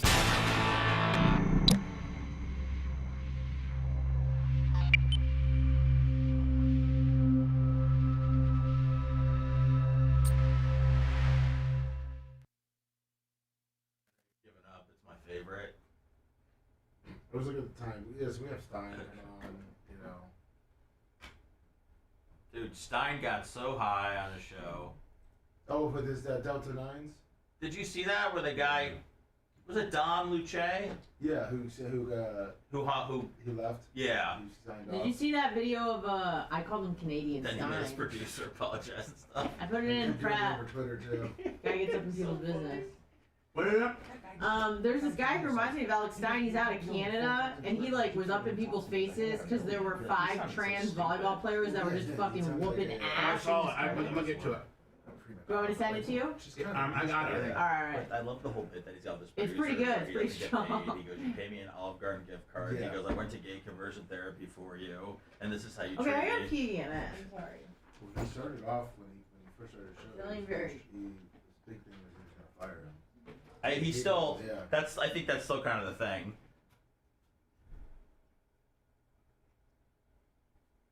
I wonder if they get paid like radio people or if they get paid better.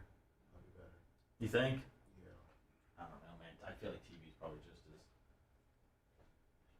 cheap.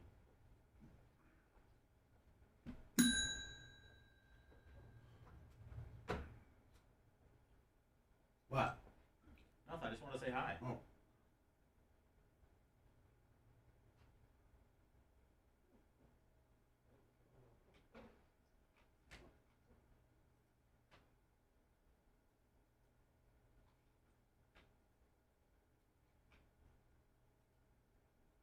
Oh, someone's asking how much dirt is under your on top of that on your track. In some instances of 3 feet. 3 feet. In some instances, and we go down to 8 inches. Oh shit. Is that on the straightaways? In the corners area. Low part of the low part of the corners.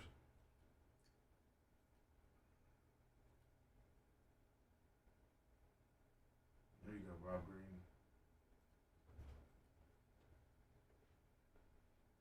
What do we have, 6 now?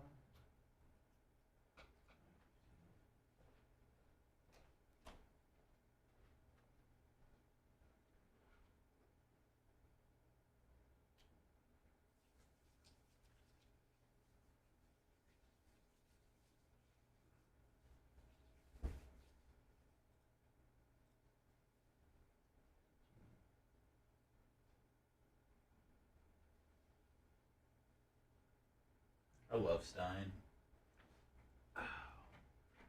He just got too fucking high. He didn't know what was going on. That's what he does though. That's what he did on his show. Well, they were. That's a new sponsor. Yeah, the Delta 9 guy. Yeah. The banana or whatever the fuck it was. But I mean, like you could tell, like he wasn't playing it up at all. Like he's like, holy shit. Well, yeah, we've seen him when he's like that. Yeah, that was. Watching it, and I'm like, oh, that's. We've seen that before. I'm like, he's not faking. He actually took it.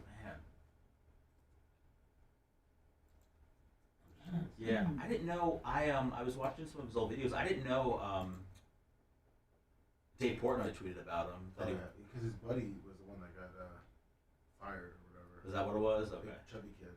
Okay. Son was all mad about it. Okay. And then son then went to Barstool, right? Yeah, I saw that. His stuff from a couple years ago is just so funny.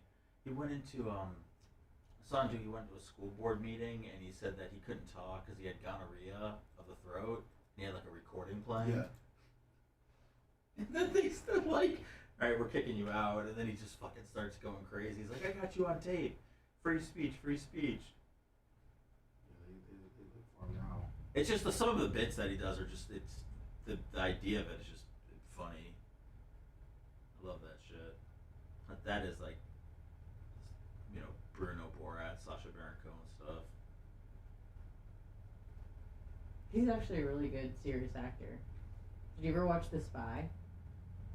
I highly recommend it. No,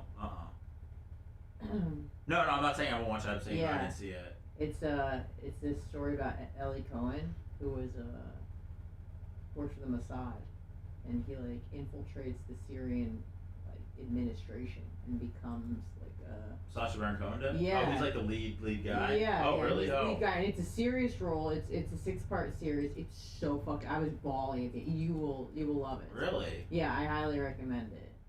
Oh, it's Pepper. That's what it was. Is it Pepper? Okay. He's up to 9s. Like, he like infiltrates the government, becomes part of the government, like some sort of secretary of something. Or Did he still have his accent, or did he? Well, he was Egyptian. Oh, he was like okay. an Arab Jew. No, I don't want to say Arab Jew, but he was an Egyptian Jew. So he didn't have an Israeli accent. He spoke Arabic fluently, and so he becomes this different character. Like wears different clothes, goes to Syria and Damascus, and he's like, you know, they offer their women to him. Like he's a Syrian god to them. Yeah. I didn't know. And what's it called? The Spy. It's on Netflix, I think. Okay. Yeah, it's on Prime too. Okay. It's really fucking strong, honestly. I'm shocked. No, I mean, I'm a huge fan of his.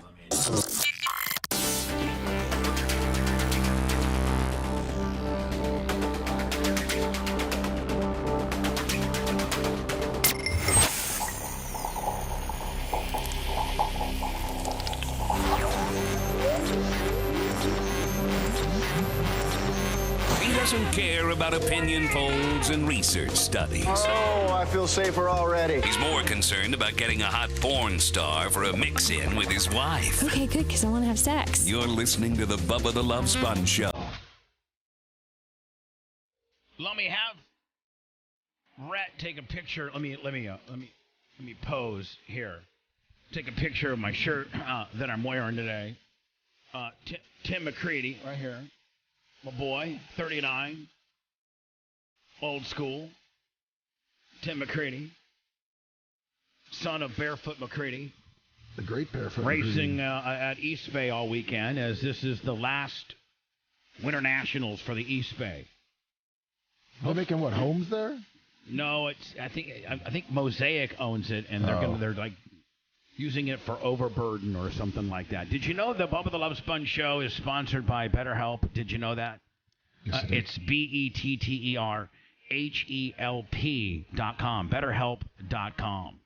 You know, and the bottom line is, all too often around New Year's, you get obsessed with how to change yourself in a way that maybe you can't potentially do, and so you just you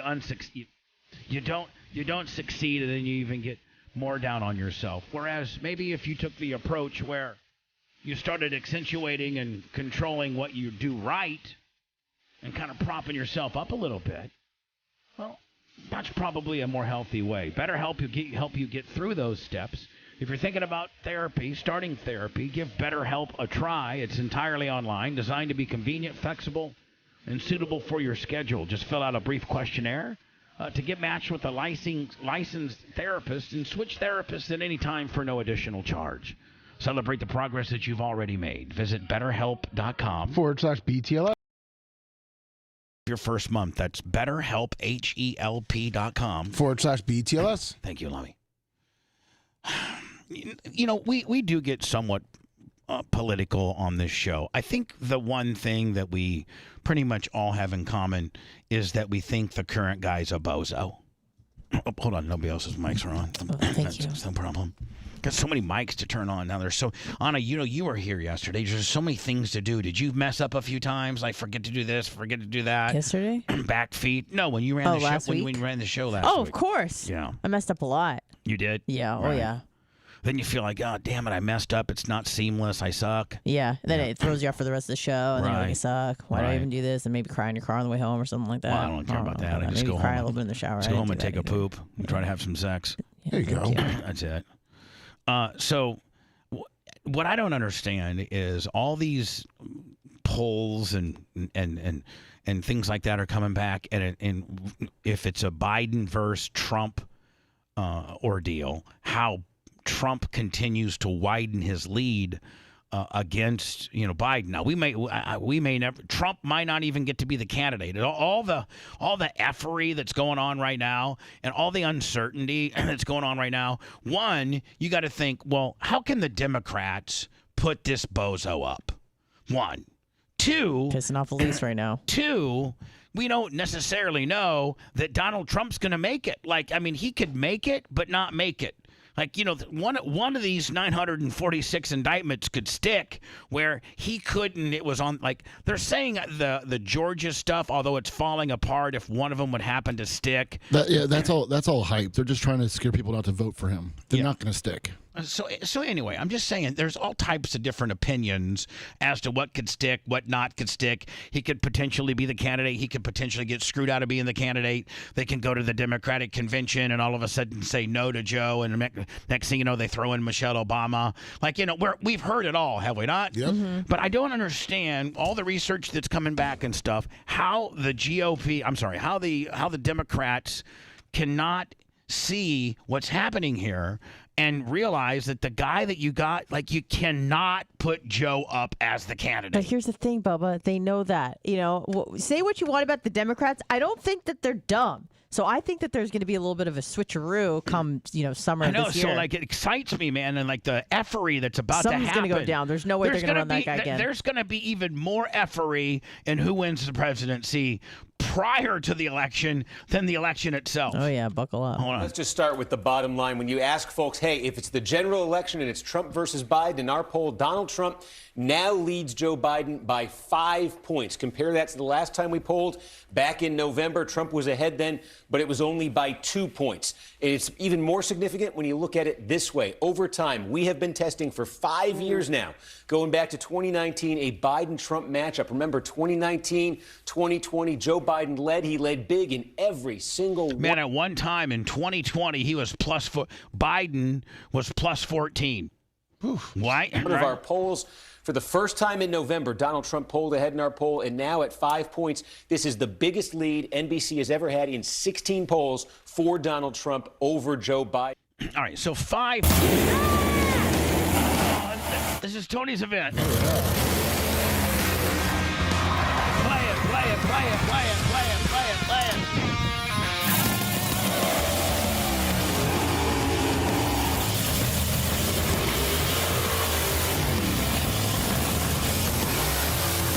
Seth's having an What's that? anxiety Well, I don't know attack. what's. So much noise. Let me the Skagmobile. There it is.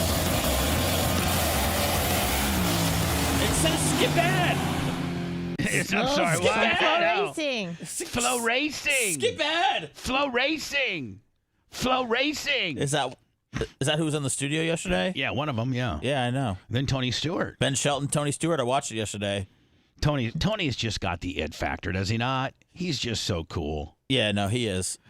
Joe Buck thinks there's going to be a a Super Bowl 2024 mess in Vegas. What does he mean by this? Oh, it's Vegas.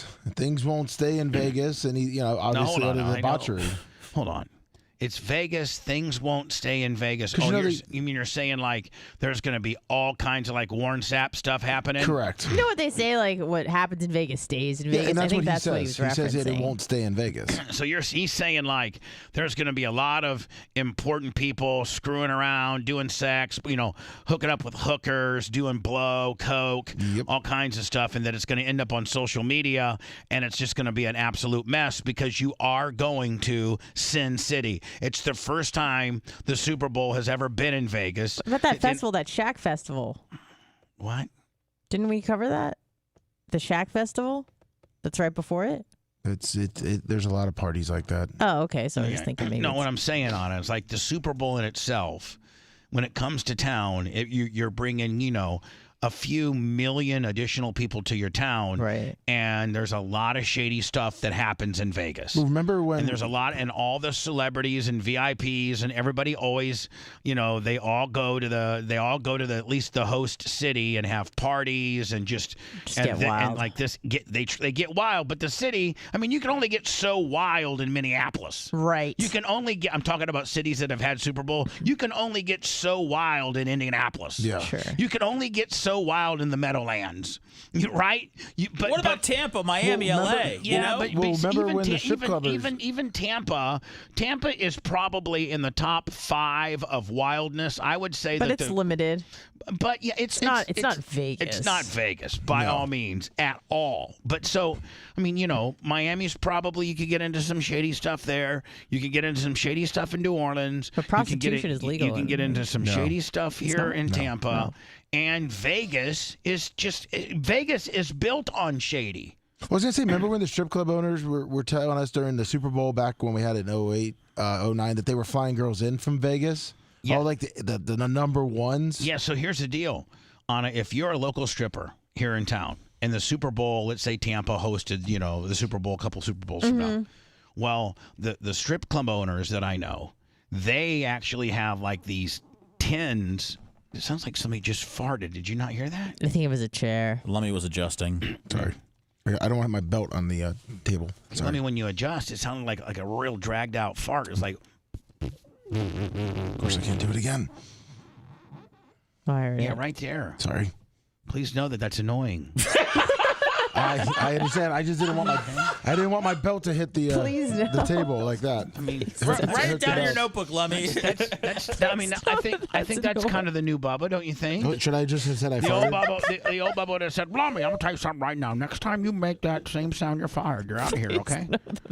And the new Bubba says, please know that that's a little annoying. I'm going to use that for in relationships and stuff like that. Please know that's a and see, it's very nice. Please, because on in my friendships and my relationship. Yeah, but here's please the deal. know that that's annoying. It's very nice, but yet kind of please. Yeah. Please know. Respectful but stern. Please know that that's annoying. Right.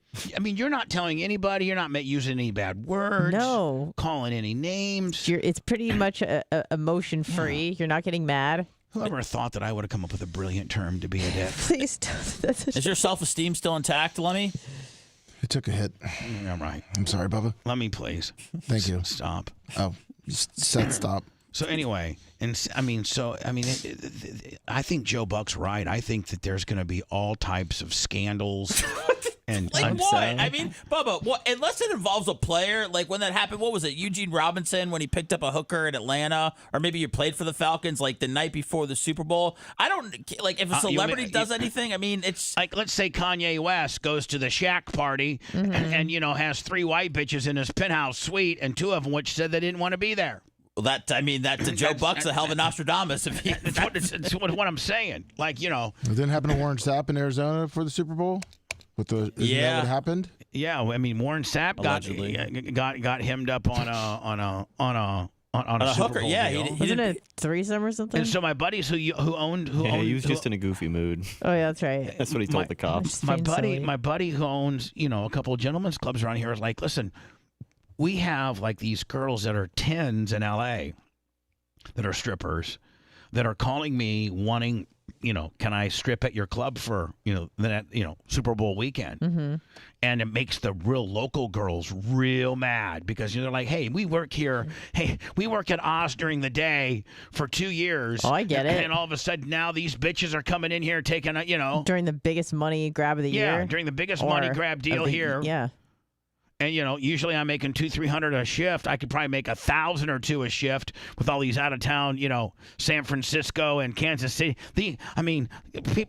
Dudes from Kansas City are horny, Lummy. They never seen Tampa bitches. Nope. Let alone Vegas bitches. So it's going to be all bad. You bring these country folk from Missouri and Kansas. And then you bring these uptight numbnutses from San Francisco. That just doesn't mix. Hope Patrick Mahomes Sr. Gets a party. He needs a drink. I hope he gets to Vegas and parties. You'd really have to be. That's actually brilliant. That is actually brilliant.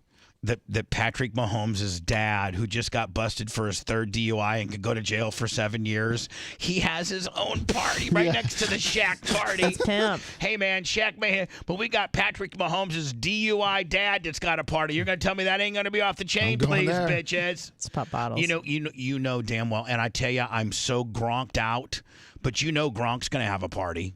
He has to. I mean, he has a party every Super Bowl, doesn't he, Lummy? Yeah. Isn't it like even when he's not in the Super Bowl, he'll have Gronk will come to town and have the Gronk party just based on his brand? Yeah, with his brothers. Like if you got any kind of brand, you can probably host a party, right? Gronk Beach Weekend. All right, so you got Vegas. So far you got Shaq, you got Gronk. Who else has announced that they're throwing parties? I mean, there's always a Diddy party. Yeah. I just sent you the Gronk one while I look up the other ones too. He's got a couple of bands. Gronk's and how much is I didn't look up the tickets. I'm looking at the where is it at? How much of a loser? All right, okay, hold on. Big Game Weekend, #1 day party. It is the Big Game Weekend 2024, and it's Saturday and Encore. Afrojack, Flow Rider, DJ Irie, and Dante. And tickets available at gronkbeach.com. What's Gronk just going to be there like? Oh, we've got Guy's Flavortown Tailgate. Guy Fieri featuring Dustin Lynch and Diplo performing. There you go. Diplo. So I mean, even Diplo's Guy, also going to be with DJ even Diesel. some stupid ass guy that reviews diners has his own party. Welcome to Flavortown. Please. There's the one party by Uber. They're having a big party Friday with Post Malone performing. Now, Lummy, at the Gronk Beach deal, if you're a girl, you want to get in on Saturday, it's a beach party. That's smart. It's $75. If it's a guy, it's $125. Oh. Yeah. They got the Playboy party. They got they have Jim McMahon early party. What's that mean? It's you can go golfing and then hang out with Jim McMahon. Jim's getting a little old. He needs to be in bed by 7. Jim can't quite do the Super Bowl shuffle the way he used to. Nope. I want to go to the fridge party. The fridge is in a wheelchair, by the way. Did you know that? No, is he? Yeah. His diabetes? He can barely. He might He's got a shook a foot. He might have even got an amputation. Oh, no. I'm going to go to the Shaq got amputated party. I'm sorry, not Shaq. The refrigerator. William the Refrigerator Perry. But think about it. I mean, like if you were Aaron Rodgers, you could throw a party. If you're Tom, can you imagine the Tom Brady party? Oh yeah.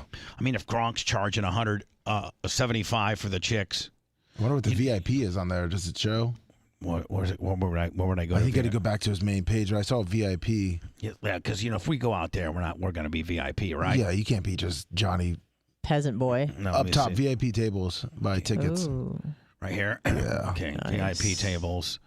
We're looking for what the Gronk party costs. VIP tables. Okay, so it gives you a little, little map of the place, right?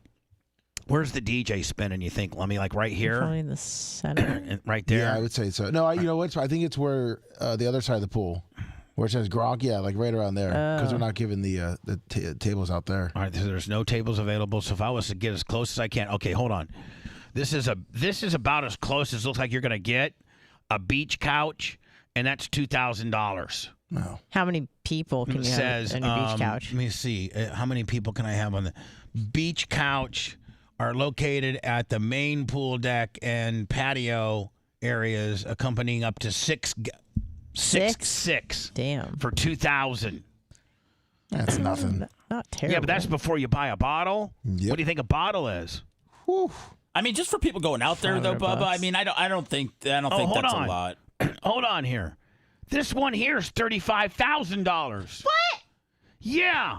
Oh, you get a private pool, 12 guests. Private pool. I don't even see the pool. Let me hold on. Private pool. So is this your pool right here then? That's what it said in the little description. I better be able to play Marco Polo with Gronk for that amount. Yeah, exactly. At least one of the idiot brothers. Yeah, at least one of the idiot hang around brothers. Yeah. Hey, listen, man. I'm Gordon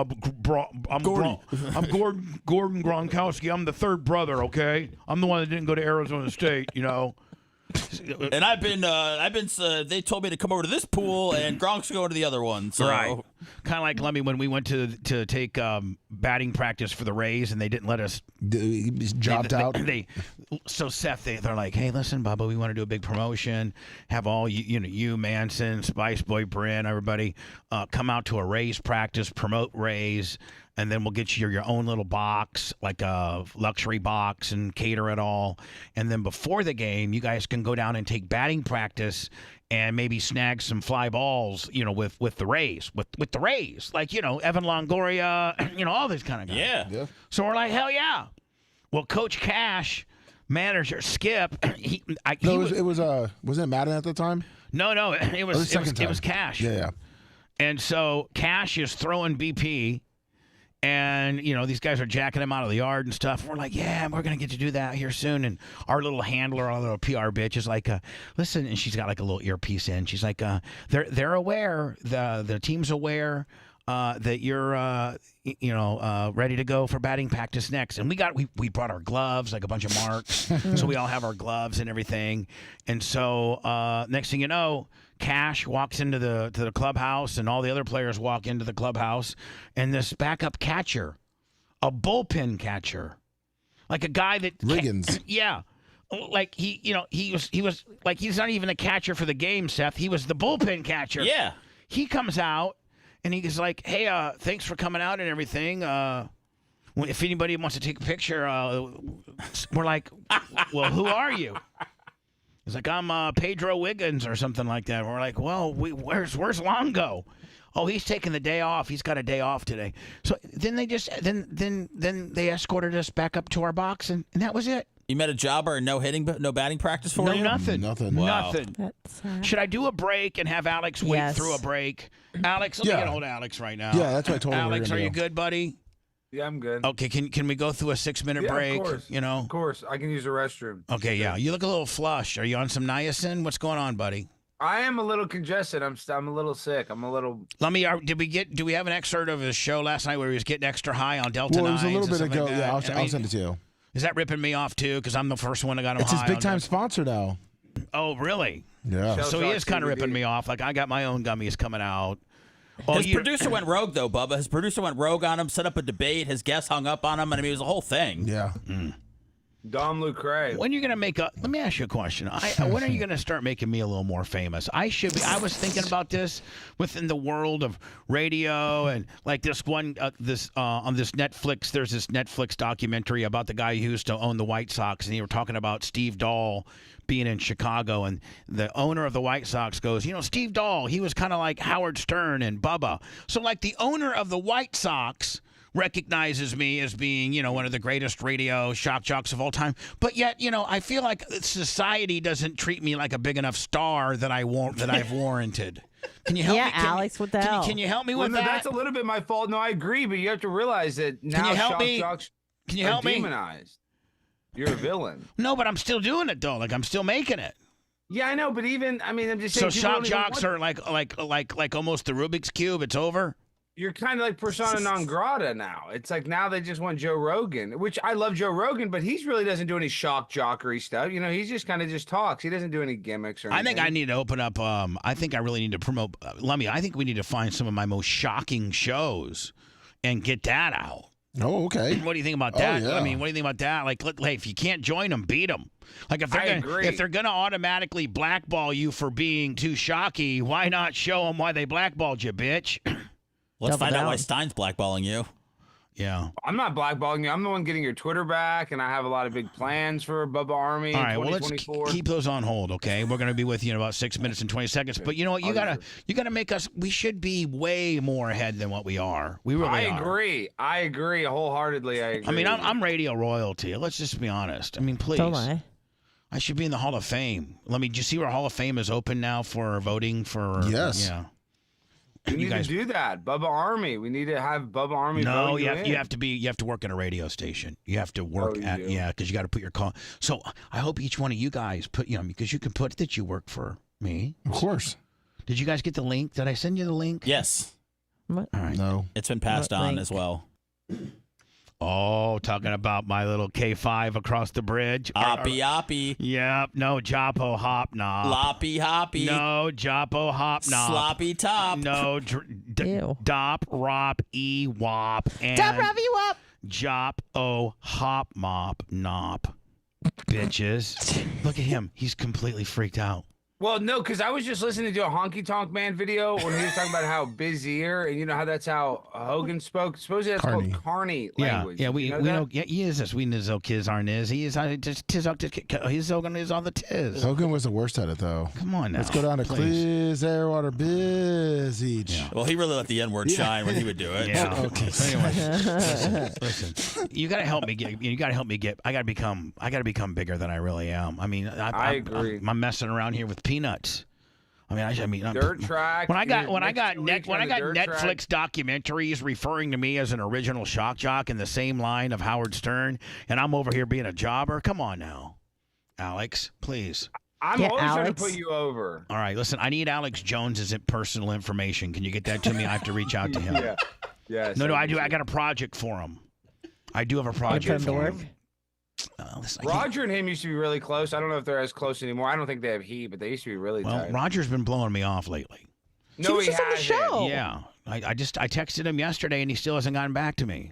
Hold on. At what point? Busy dodging the feds. At what point do you think that maybe a guy has a problem with you, time wise? Like for instance, if I texted you yesterday and you still hadn't gotten back to me, I would think maybe there's an issue because we are pretty good about getting back to each other.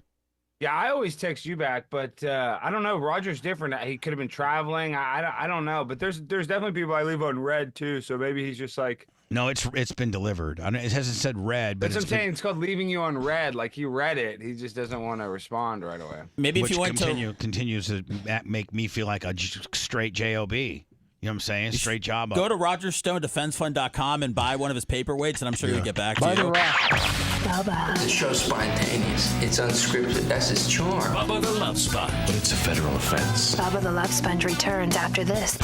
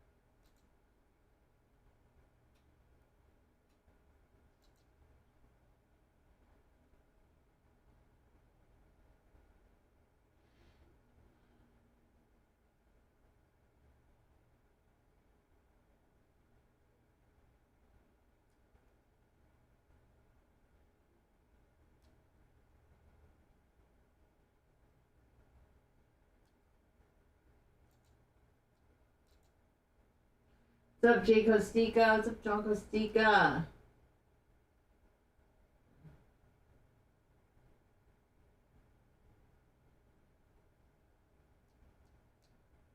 You got no China virus.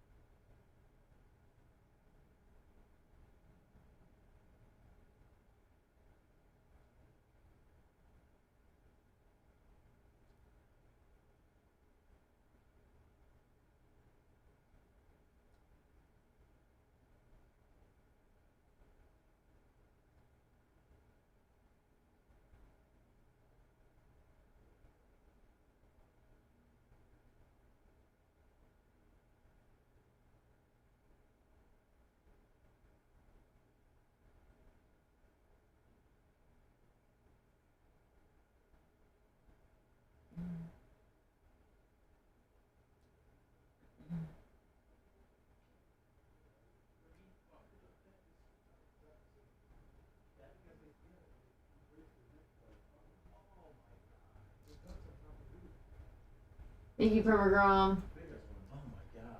What's up, Dark Match? I hear your dog.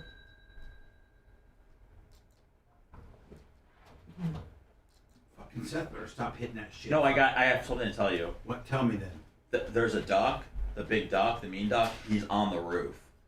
And you got a video on YouTube of Scout scaring him off the other day. Because he wouldn't leave the front door. There's a couple of things. One, let's go ahead and get the protector out there to yap at him.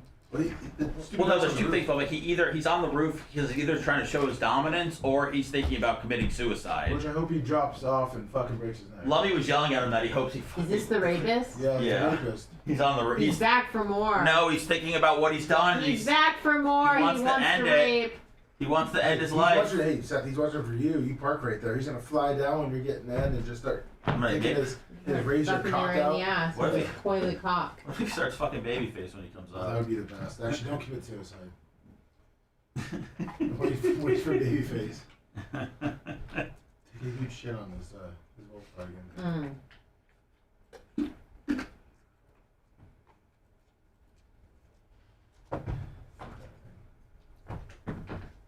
Dom Luce. Do you follow him now? No, but his tweets pop up on my stuff, and he really just takes other people's shit. Like he really just. It pops on my. I don't follow him either. That's all Twitter is, man.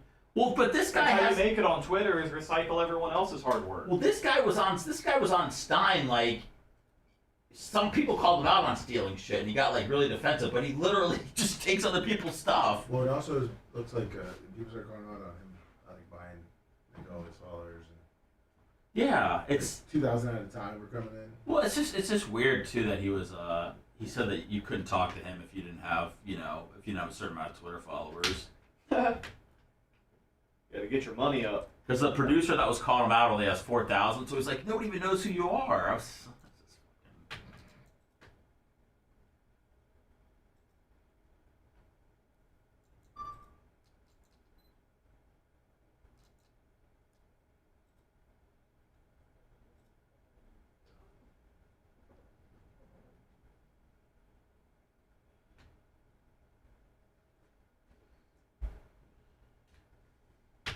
You really had to use the restroom.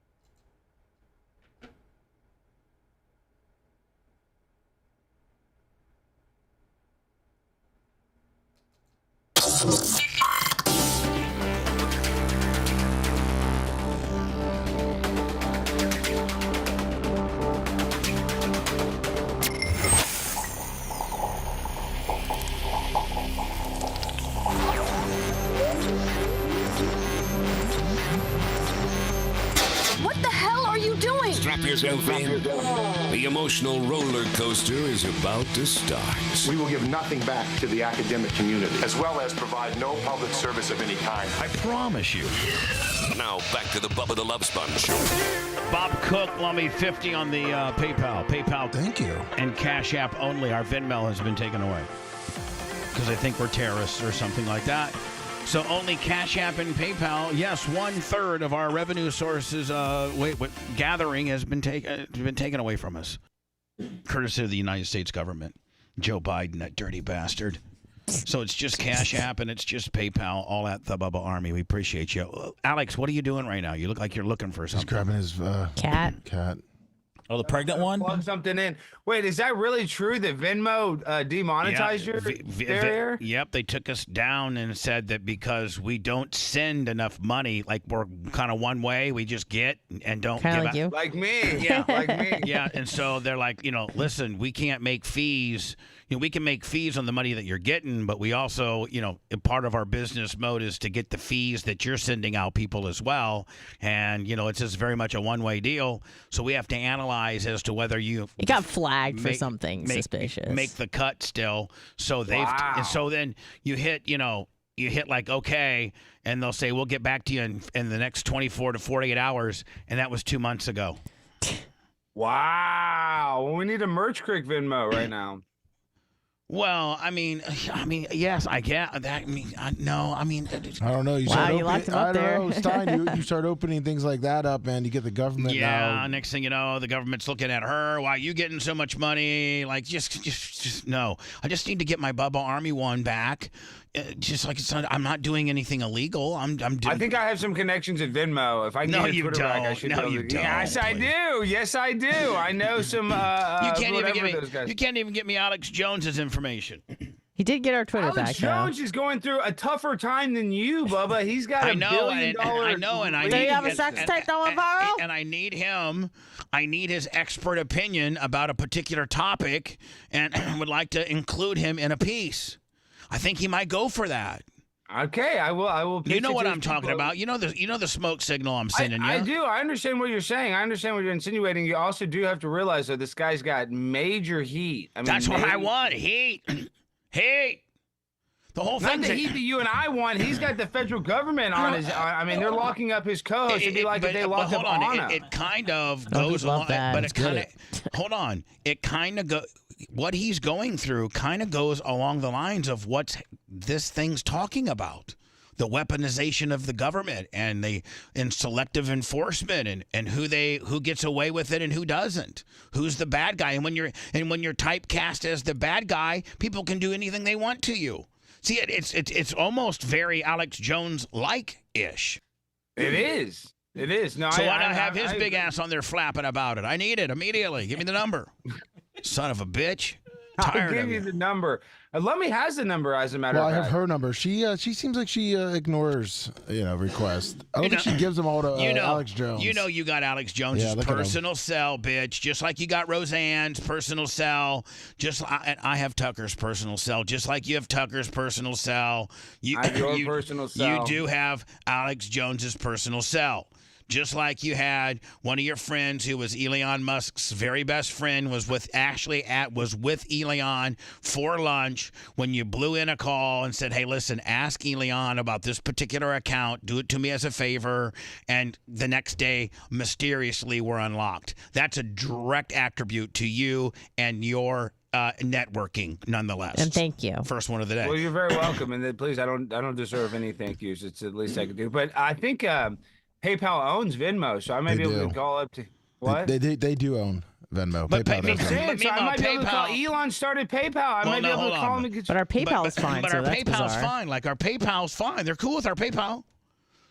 So why would they be not cool with our Venmo? Deep state, bitch. Deep state. It's definitely a deep state conspiracy. I do agree with that. I mean, I'm getting screwed with by an IRS agent who was newly hired by Biden. She was not in the Tampa office. Next thing you know, she moves down here, and guess who she's got in her crosshairs? Bubba the Love Sponge. No, are you serious? Yeah. You're telling me you got one of these new employees? He hired a football stadium of employees, 49,000 employees? He hired 96. Well, I heard it was 96,000. Maybe it was 48,000.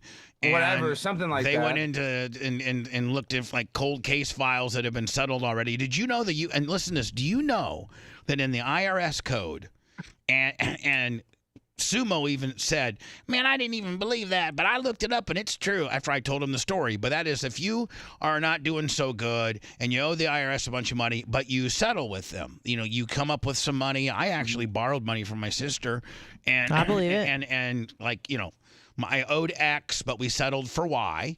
And I didn't get that big of a discount, but I got a little bit of a discount, like 30-40% for just pay us now and we're over. And there's a little known code in the IRS law that if your business that say you settled. But if within 10 years, it's either 5 or 10 years. I think it's 7 or 10 years, something like that. If your business does significantly better and continues to improve, they have the right to go back, blow up the original deal, and ask for the full balance. And that's what's happening to me. No, Yeah. they're retroactively. And see, this is the thing: is taxation is theft. We don't have to argue about this. I mean, we don't even That's get what any they're money doing. So, for this. so now they're saying, okay, we gave you a $118,000 discount. We did, but you now owe that. Plus penalties, plus interest, plus yippee-os. Oh yeah, it's a whole big crap storm, my case was considered a cold case, meaning like it's been settled. It was everybody in the Tampa office wasn't going to mess with it. The guy that cut the deal with me still works there. He's a great guy, and this new woman comes in and does nothing but go to the cold case files and start busting balls. And yeah. Now I'm on the hook for that, plus penalties, plus interest, plus they're saying they're gonna, lien like seizures. I get emails saying they're gonna seize my stuff and everything. They garnish your wages too, but I mean, I know a guy online. Obviously, I'm not saying to do this, where he doesn't pay taxes at all. Yeah, is I ain't there any doing way, that. No way. I know, but is there any way? Ask Wesley Snipes how that worked out for him, because he did the same thing. Do we declare himself a sovereign citizen, or can you become a member of the Bahamas and a citizen of the Bahamas? I'm just trying to make her happy. Scrap up a few extra dollars. I may go to Tara again, and because she's on me hard, I'm getting seizure notices, and I had to hire an IRS attorney to deal with all this. Yeah, oh yeah. I had to hire an IRS guy just to keep him off me, and it's just, oh my God. Yeah, by the way, Snipes did the same thing. And it's one of what's that I'm going? No, Sorry. Snipes did the non-resident alien thing that Alex is trying to talk about, and the government said, good luck. And they put him away for what, 5 years, $23 million? Spin that ish. Hey Alexa, how many years in prison did Wesley Snipes do? From Coursera.org. Snipes served 3 years in federal prison. Three. Bubba can't survive 3 years in federal prison. I can't survive 3 days without my bed. And he's still owed the 23 million. 3 weeks in there. You wouldn't make it 3 weeks. That or I'd be hardcore and I would be running the whole place. One of the two. Yeah. That's right.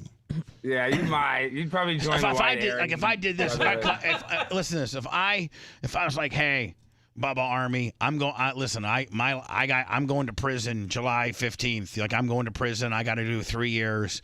Can you really, really, really, give me a bunch of money so I can have, so I can have my Ambien?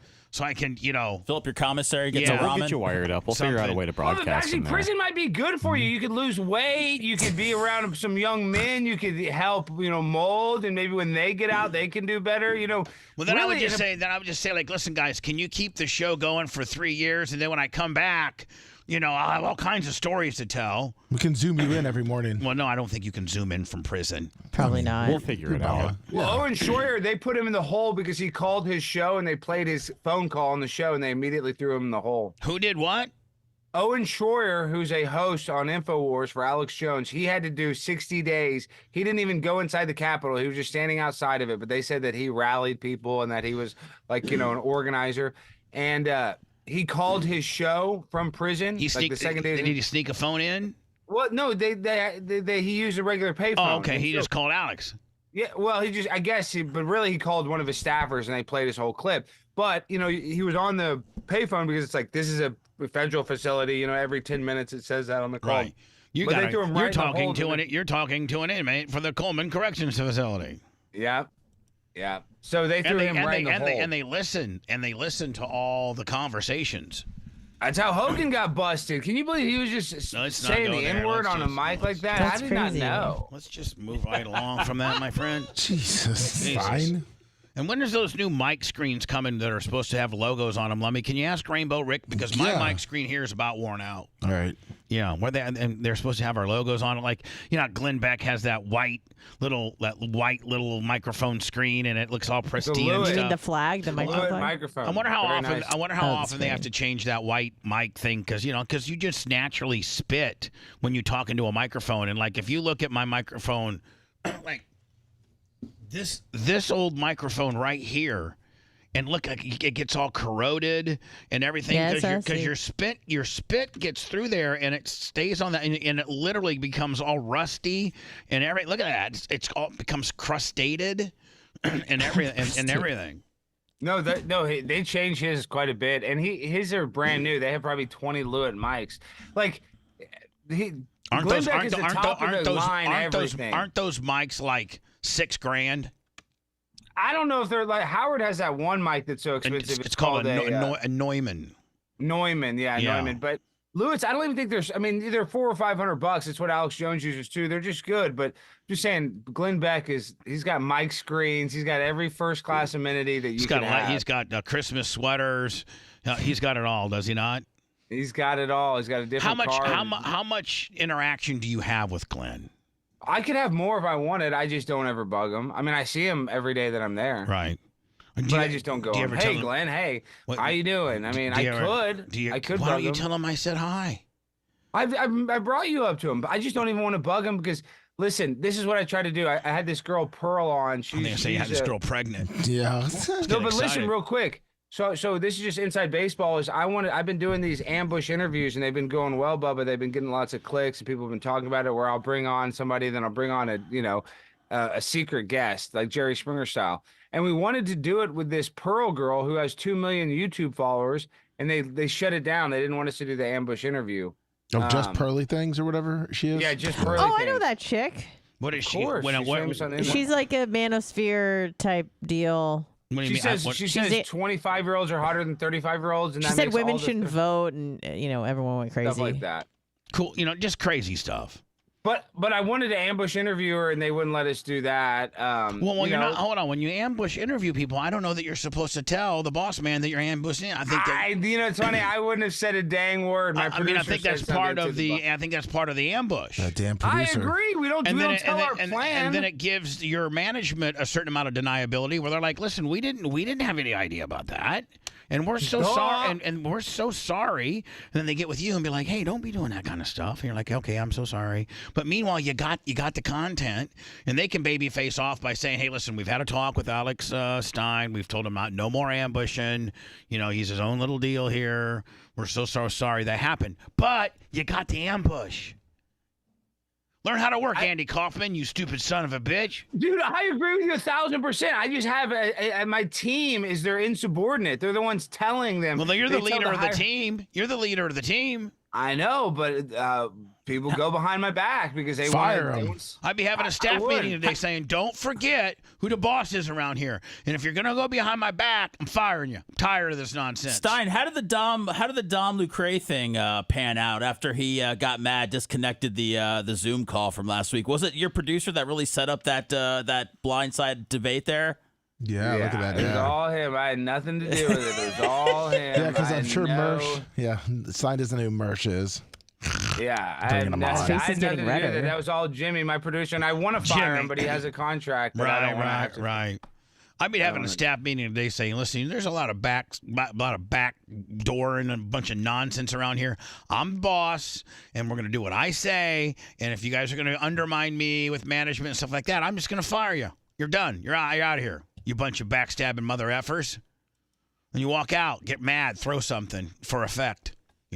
I'll throw and break some stuff for effect, but it's easier said than done. It's hard to just maybe Johnny Cool Guy would work better with them instead of throwing things. Maybe like I've been doing this business for a long time, and all of what you guys got, and the reason why you're able to produce my show is because I'm so talented, and I've gone out and busted my ass and given you guys a platform at my expense, and now I got you bunch of little cockroaches going behind my back to management.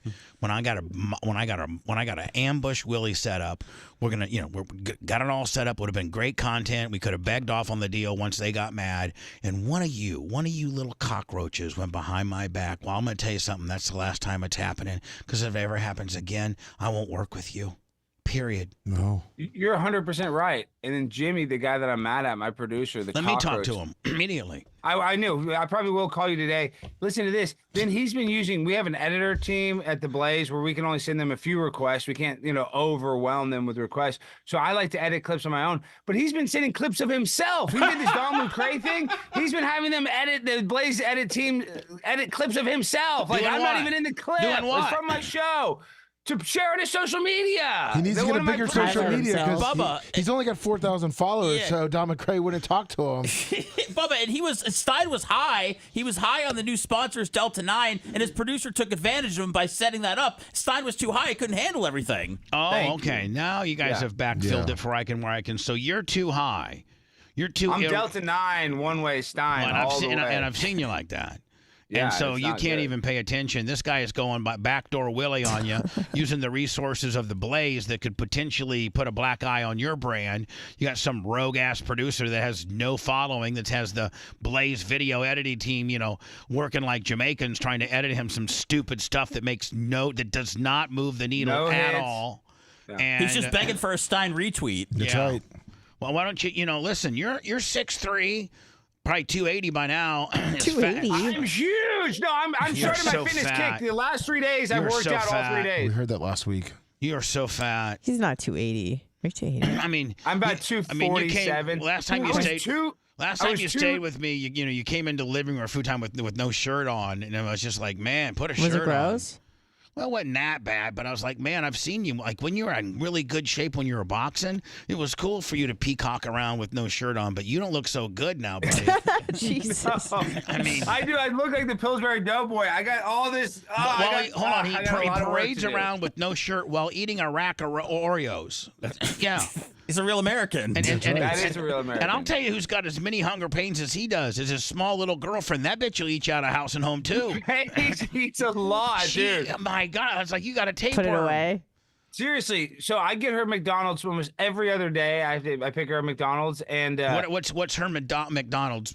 She wants the double cheeseburger with just cheese, meat, and mayonnaise, like the fattest combination possible. Right. No veggies. Fries. I've been getting her the triple cheeses lately, and Paige just scarfs down the triple cheeseburger. She's listening to this. She ate a triple cheeseburger yesterday like it was nothing. She must have the metabolism of I don't even know. Dr. Dan. Jesus God. She's tall. She's 5'10". I mean, she's a whole lot of woman. I mean, she's she's a big, skinny. She's got a nice ass. She's got nice natural boobs. voluptuous breasts.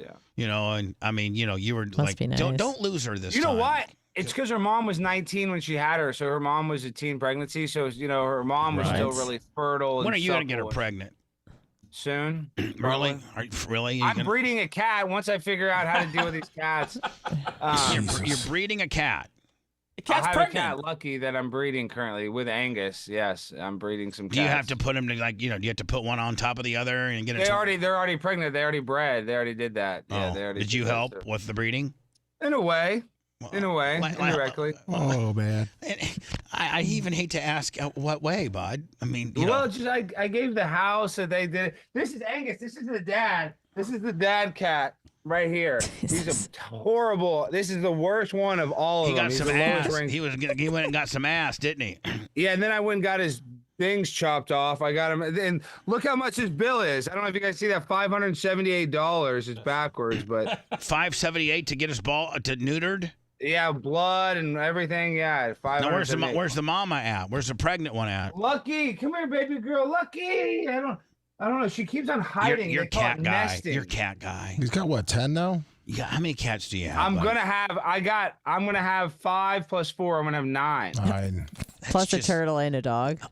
Yes, you know about the turtle. Alex, I love the turtle. That's just not for that little 1,800 foot little duplex that you got. That's just not 9 cats is just not clean. Well, I'm gonna give away. I'm gonna end up having probably 6 cats. As I'm gonna give away. 6 cats. Yeah. 6 cats. All the hair and dander and 2 of fur. the cats are senior cats, very senior cats. And this past year I had a cat that died. What kind Dusty. of? How many different type of litter boxes do you need? I got about 9. My God. I got one room with 5 in it. One's an electronic one, and then I got 1 in every room. It's probably a 3-bedroom condo, one of which is all catted out. It's just cat land. One's the cat room and turtle room, just cat and turtle. I got some clothes. I got a clothes rack in there.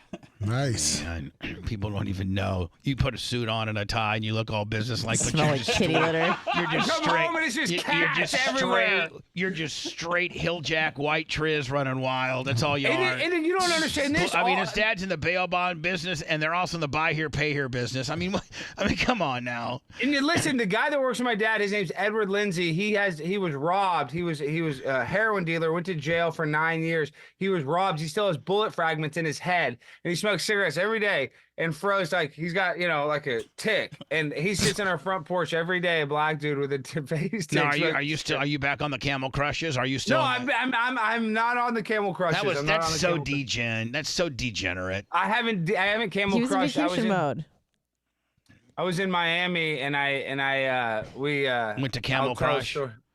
I'll tell the story off the air, but we had a religious experience with a shaman. I haven't smoked a cigarette since. Ayahuasca? Maybe. Nice. So you're on Oh, ayahuasca now jeez. instead of cigarettes. You know what? I wouldn't have a problem with that. I'm on a little. I'm on just a medicated dose. Like how much ayahuasca a day? Like Hey, we just did a heavy day.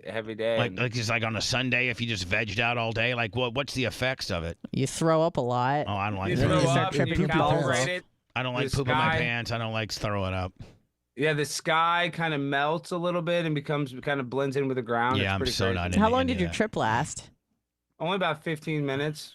Yeah. You sure you didn't just do like DMT? Like smoke Maybe. it? You sure you didn't lick? You sure you just didn't lick a toad? I or don't something know like what that? I did, guys, and nobody needs to know what I How did. was Tim except Pool's me yacht? and the That was shaman. Tim Pool's yacht. Yeah, that wasn't a shaman. That was just Tim Pool.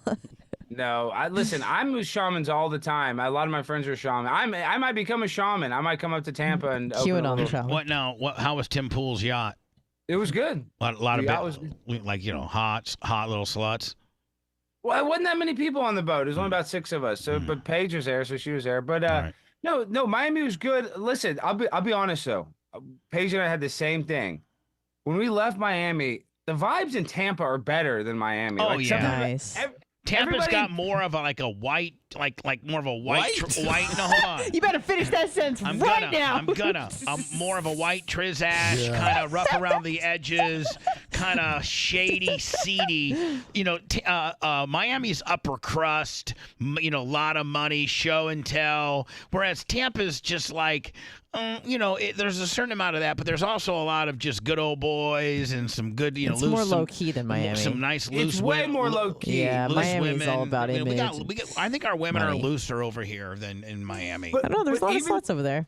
But even the people you meet in Miami, they're all Bitcoin scammers. Yeah. This or that. It's I mean, just you could meet the a guy in vibes Tampa, and he'd be like, "Yeah, me and my dad, we got 150 acres out there in Bradenton. We farm, and we got us some strawberries, and they're rich as hell because they have 1,000 acres. That Yeah, they're worth farming. like $100 million. You don't even know Yeah, it. they're worth like $100 million. And they're No, worth. there's a lot of rich people in Tampa and Orlando and all those areas, but I'm just saying it's almost better to go to Clearwater Beach with a bunch of families than it is like Miami with a bunch of Cuban, Bitcoin Refugees. scammers. Haitians. Refugees. The Haitians coming in. How about Tucker? lot of How about Haitians. Tucker interviewing a Putin? That's awesome. Is And it- we is- need and, that. Has it happened or is it gonna happen? It's already happened. The Kremlin has confirmed that it already happened. So you think Tucker might be on his way back? Probably. They said he flew to Istanbul, Turkey, and then Istanbul, Turkey to Moscow. Now with Tucker, I'm assuming he probably has no issues at all. The way they treat him compared to Brittany Griner. I mean, I'm just saying, like the state, the country of Russia knew Tucker was coming and knew Tucker was going to interview Putin. So I'm thinking He also that, didn't sneak weed into the country. I'm thinking that he probably got handled a little bit differently. He probably had a car pick him up. They probably didn't go through his luggage as bad, right? I mean, No, they probably gave him the first class treatment, but he was on a podcast called The Nelk Boys, and I forget which app. I think it was Signal, and he talked about how the CIA was able to read his encrypted messages. They got leaked on some encrypted app. So he's been talking to Russia and the Kremlin. That's why they hacked into his thing, because he would have been talking to Russia. So listen, he's when I text Tucker, I can be rest assured the CIA or FBI is definitely seeing what I'm saying. 1,000%, 150%. Oh man, I just texted him something a few weeks ago that could be not so good for me. Oh no. Oh no. His stuff You is played highly. yourself. He's surveilled very. How about intensely. Roger? Same. Oh yeah, Roger's probably on the FBI. Oh no, you might want to get a burner phone. Yeah, I need to get a burner phone. You need to get a burner phone. Yeah. All right, buddy. Anything else you want to produce? Help me so I can get bigger time. No, we're gonna pump you up. I'm telling you, this 2024. You won't have. Supposedly, you won't have me back on the air because the last time I was simulating. I'll have you on this week. Simulating that the merch crick was giving me oral. I'll have you on ASAP. Bubba, I think it was almost a year ago. It was during the yeah, it was during Winter Nationals. It's been a year. Show a full year. It's been a year. It's been a year, bitch. February 10th is my that's what I'm saying. It's coming up. It's coming up. You do that Winter Nationals. Yeah, we'll talk about it. Cut a promo on his producer. Bubba? You know what? His producers aren't even worthy of my breath. That's true. Jesus. I'm Bubba the Love Sponge. I'm royalty. Who are they?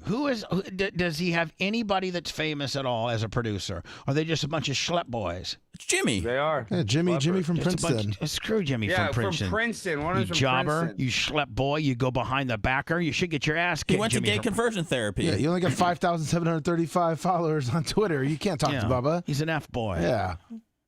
Anyway, All right. I'll talk to you later.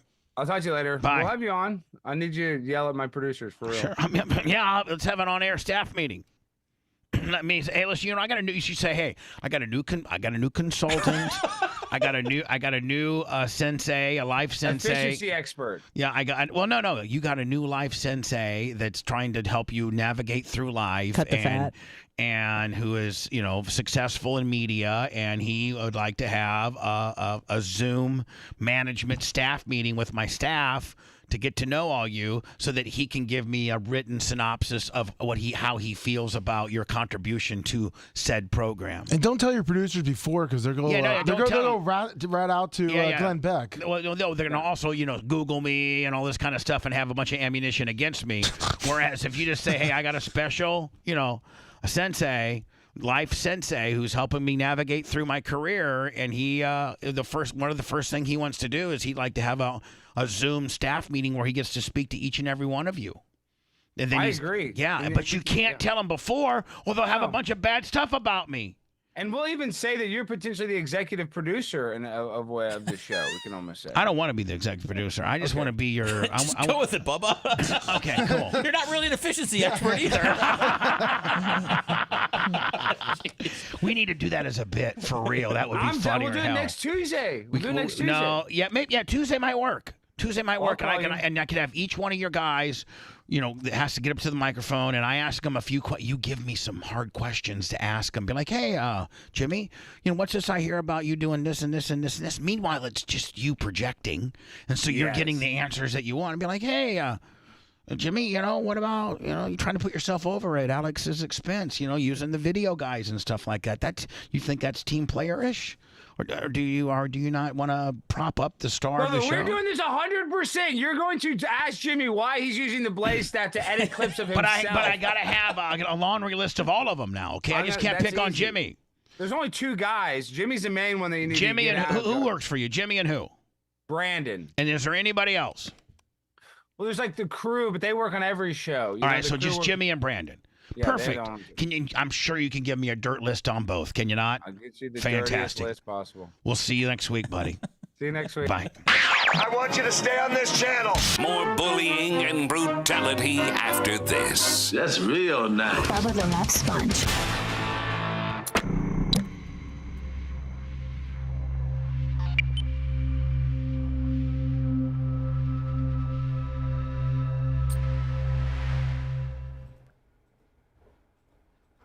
Babyface! Hey! Are you wearing the shirt? What shirt? Flamingos? No. Was I supposed to wear it again? No, I just didn't He know. doesn't wear the same shirt twice. What's wrong with Let you? me see, what is this one? It's just flowers. We just had Stein on. I heard. January 6th never happened. I was listening. Well, it's not that January 6th didn't happen. It's just it was a complete inside job, except all the people that I know that were there that got arrested who really weren't FBI agents, but they did go in and they did storm it. But it's What about the magnetic locks? But let me ask you a question. And this is just a question. I don't know the answer to this. I don't know the answer. But has there been proven truthful documentation that people that were just standing outside, just not doing anything but part of the protest, got arrested or convicted for just standing outside? I don't know. Or did everybody that got arrested actually made entrance? As far as I'm aware, they all went in. There may have been one or two that didn't. I don't know. Right. But it depends on what they have on video. If they're instigating everybody, telling them go in, storm it, you know. That's freedom of speech at that point. No, not to tell somebody to commit a crime. I guess not to instigate a riot. I understand. You know, so if they were, it may be a situation like that. But look, I haven't followed them all. I haven't either. And listen, here's my ruling on it. If you went inside, you fucking broke the law. If you went outside, if you were outside and you were riling people up, you probably broke the law. If you were just fucking standing there with a fucking sign that says "Go Trump, go," I don't think you did anything wrong. No, and I mean, but look, there were tens of thousands of people there. So there's tens of thousands of stories and embellishments. But there hasn't been tens of thousands of arrests. I mean, you know, that's my point. It's not everybody who was there got popped. They clearly were targeting. Don't you wish though? But don't you wish that the Democrats and the Republicans would get together and say, "Listen, motherfuckers, we're gonna fuck with Hunter Biden till the cows come home, and you guys are gonna fuck with Donald Trump till the cows come home. Let's just fucking stop. Oh, ceasefire, yeah. Let's just stop. Fucking Hunter, you go your way. Trump, you go your way, and you two motherfuckers can start your first debate here soon and fucking battle it out." Yeah. I mean, but it's just like it's so tit WWE, man. It's WWE. It's so tit for tattish that it's unhealthy. I'll take the tit. You can have the tit. But all it does is just polarize people. Just makes people people can't even really talk about politics in a civil way like you used to be able to. No, I mean anytime anything comes up on the show, it turns into vitriol. Man. Right, and back in the day, you could be like, "Hey, listen, I get it, fucking you like Bill Clinton, and I don't like him so much, but I can see where you're coming from. He did this, this, and this, and okay, I get it. He's my president. I respect him, but." And agree to disagree, whatever. But now it's like, you're wrong, motherfucker. I hate you. Getting blowjobs from an intern. What radio DJ or president hasn't done that? Yeah, I mean, come on. We can't even disagree anymore. My mom's mad that I said I'm probably not going to vote for Biden. She heard it on Hot Mic. Yeah, she's full on. She's ready to fucking give Seth him. She's ready to give Seth the moil. It doesn't matter because he's not going to win Florida anyways. That's what I would tell her. That's what I was literally thinking that. I was like, we're a red state. Here you go, come back and say, "Mom, I'm mad if I fucking vote." Right. Don't vote. And then I'll tell her vote doesn't matter. Yeah. I'll get in her face. So Mom, guess what? When Biden doesn't win, then your vote didn't mean shit. Yeah. You just wasted your time. You got a fucking sticker though. Hope you like it.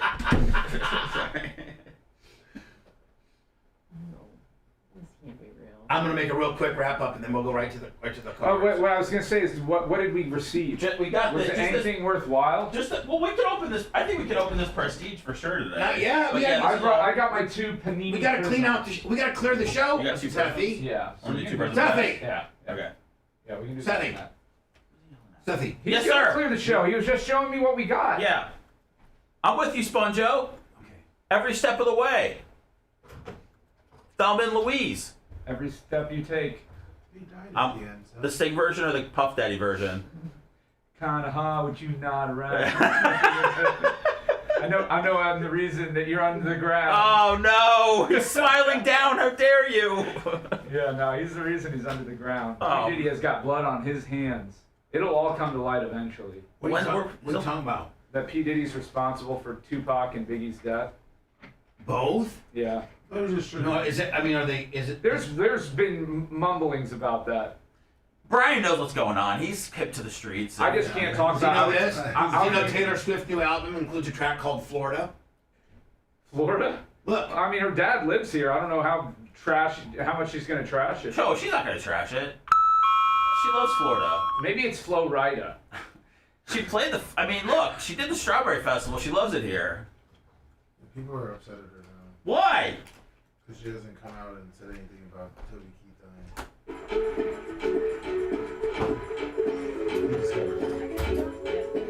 Did he? Yeah. I thought it was another country person. No, that's Toby Keith. I would imagine she's reached out to the family, People are like, why haven't you said anything publicly? So they're mad at Toby right now.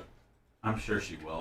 But like I said, I would imagine that she'd probably talk to Toby up until the end.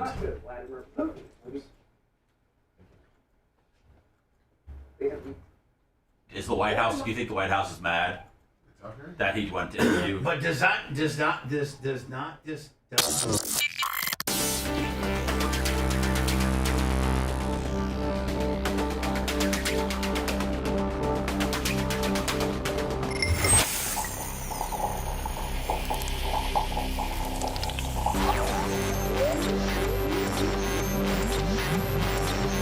The following presentation has been closed captioned. Great visual. I'll make sure of that. Welcome to the revolution. It's a remarkable achievement. His perception becomes your reality. Check this out. Bubba the Love Sponge. Seth, me, and the babyface will be doing Bubba Breaks 2, Episode 2, where we're breaking down baseball, basketball, football cards, bitches! We're doing Master Blasters. We're doing Hobby Willies. I mean, now we got Prism. We got Prestige. Now, are we going to allow like if somebody wants to buy the cards? We're going to be live. We're going to be live on all of our big platforms: Rumble, YouTube, Facebook, Twitch, maybe Twitter. We're going to be live on all of those as we break these sports cards down. I just kind of sit there in the middle and look like I know what I'm doing. But the two people to my right and left are experts at this. And now, do we have the ability if somebody said, "Hey, I want to buy the Jaguars. I like to buy all Jacksonville Jaguars." We can. I mean, they can do that after the fact. Like if there's something they want to buy, they can do that. But normally going into it, how can they get a hold of us? Is it through you?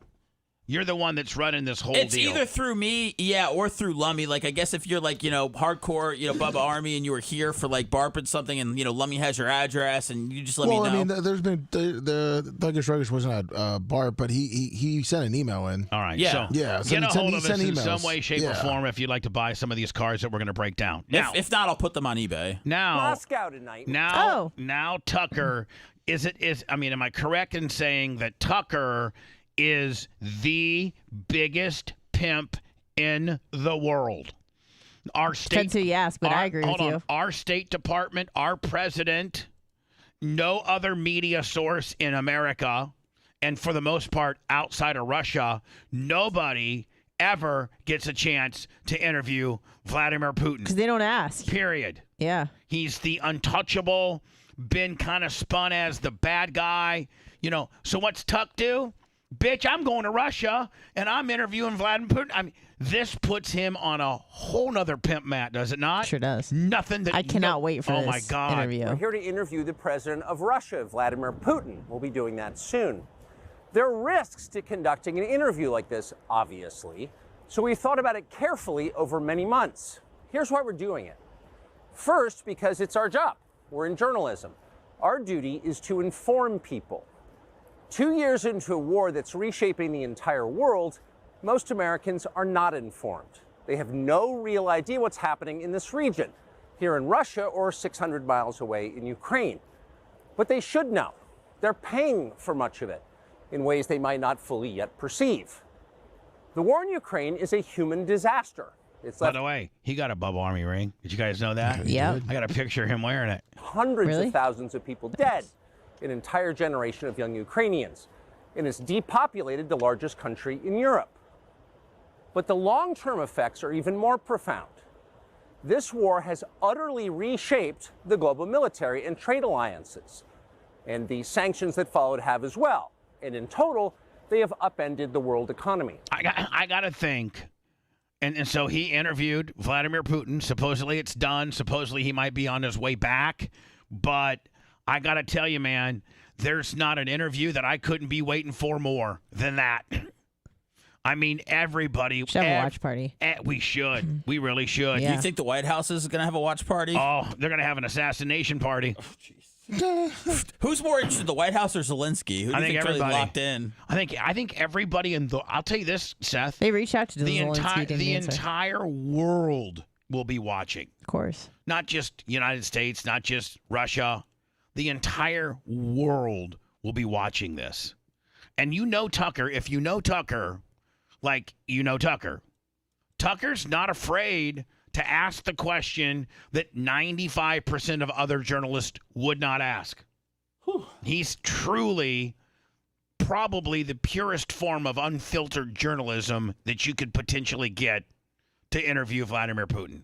Now, I don't know what the rules are. I'm sure there's all kinds of rules with regards to what he can ask, what they have to have the footage they release, Tucker, what they want out, right? I'm sure that it's highly 100%. It's not just come in here, bring your stuff, and get the hell out of here. Yeah, no, Russia don't play. So it's going to be interesting to see. I can't wait.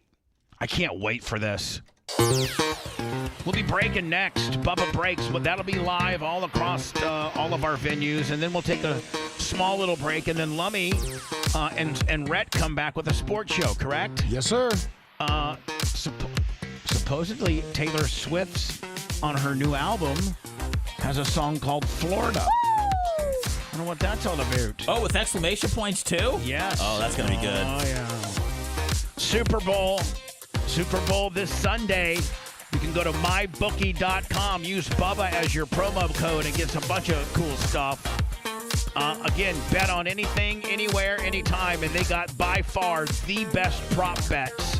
mybookie.com. Got to be 21 and up. And if you got a problem with gambling, what's that number? Let me 888-ADMIT-IT. 1-888-ADMIT-IT. mybookie.com for the big game. You can bet all the prop bets. We'll be, Seth, me, and Babyface will be live in about 5 minutes. 5 minutes, enough for us to switch stuff out and start breaking down cards. Then the sports show, then 2 days of best of, then the Super Bowl on Sunday. Don't forget my big USAC race on Friday and Saturday. And we'll all be here Monday morning bright and early. Have a good one. Thanks for letting me finish. You've been listening to the Bubba the Love Sponge Show, starring me, Bubba the Love Sponge. Co-host and show historian, Lummox. Co-host, Anna Hummel. Co-host, Dr. Dan Diaco, Esquire, of Council. Co-host, J. Diaco, Esquire, the Spitting Cobra, of Council. Rhett, the Filthy Ginger, video editor. Yeah, back here wiring up. It's Mini Macho. The BRN agent, Thomas Buttoned Up B. And for everything else, go to thebubbaarmy.com. Now, time for the legal disclaimer. Exactly. The Bubba the Love Sponge Show is intended solely for the enjoyment of our listening audience. Any rebroadcast, retransmission, or other use of this show without express written consent of the Bubba Radio Network is prohibited. We must dissuade him of this delusion. Until next time, always remember. I repeat, hello, I'm back.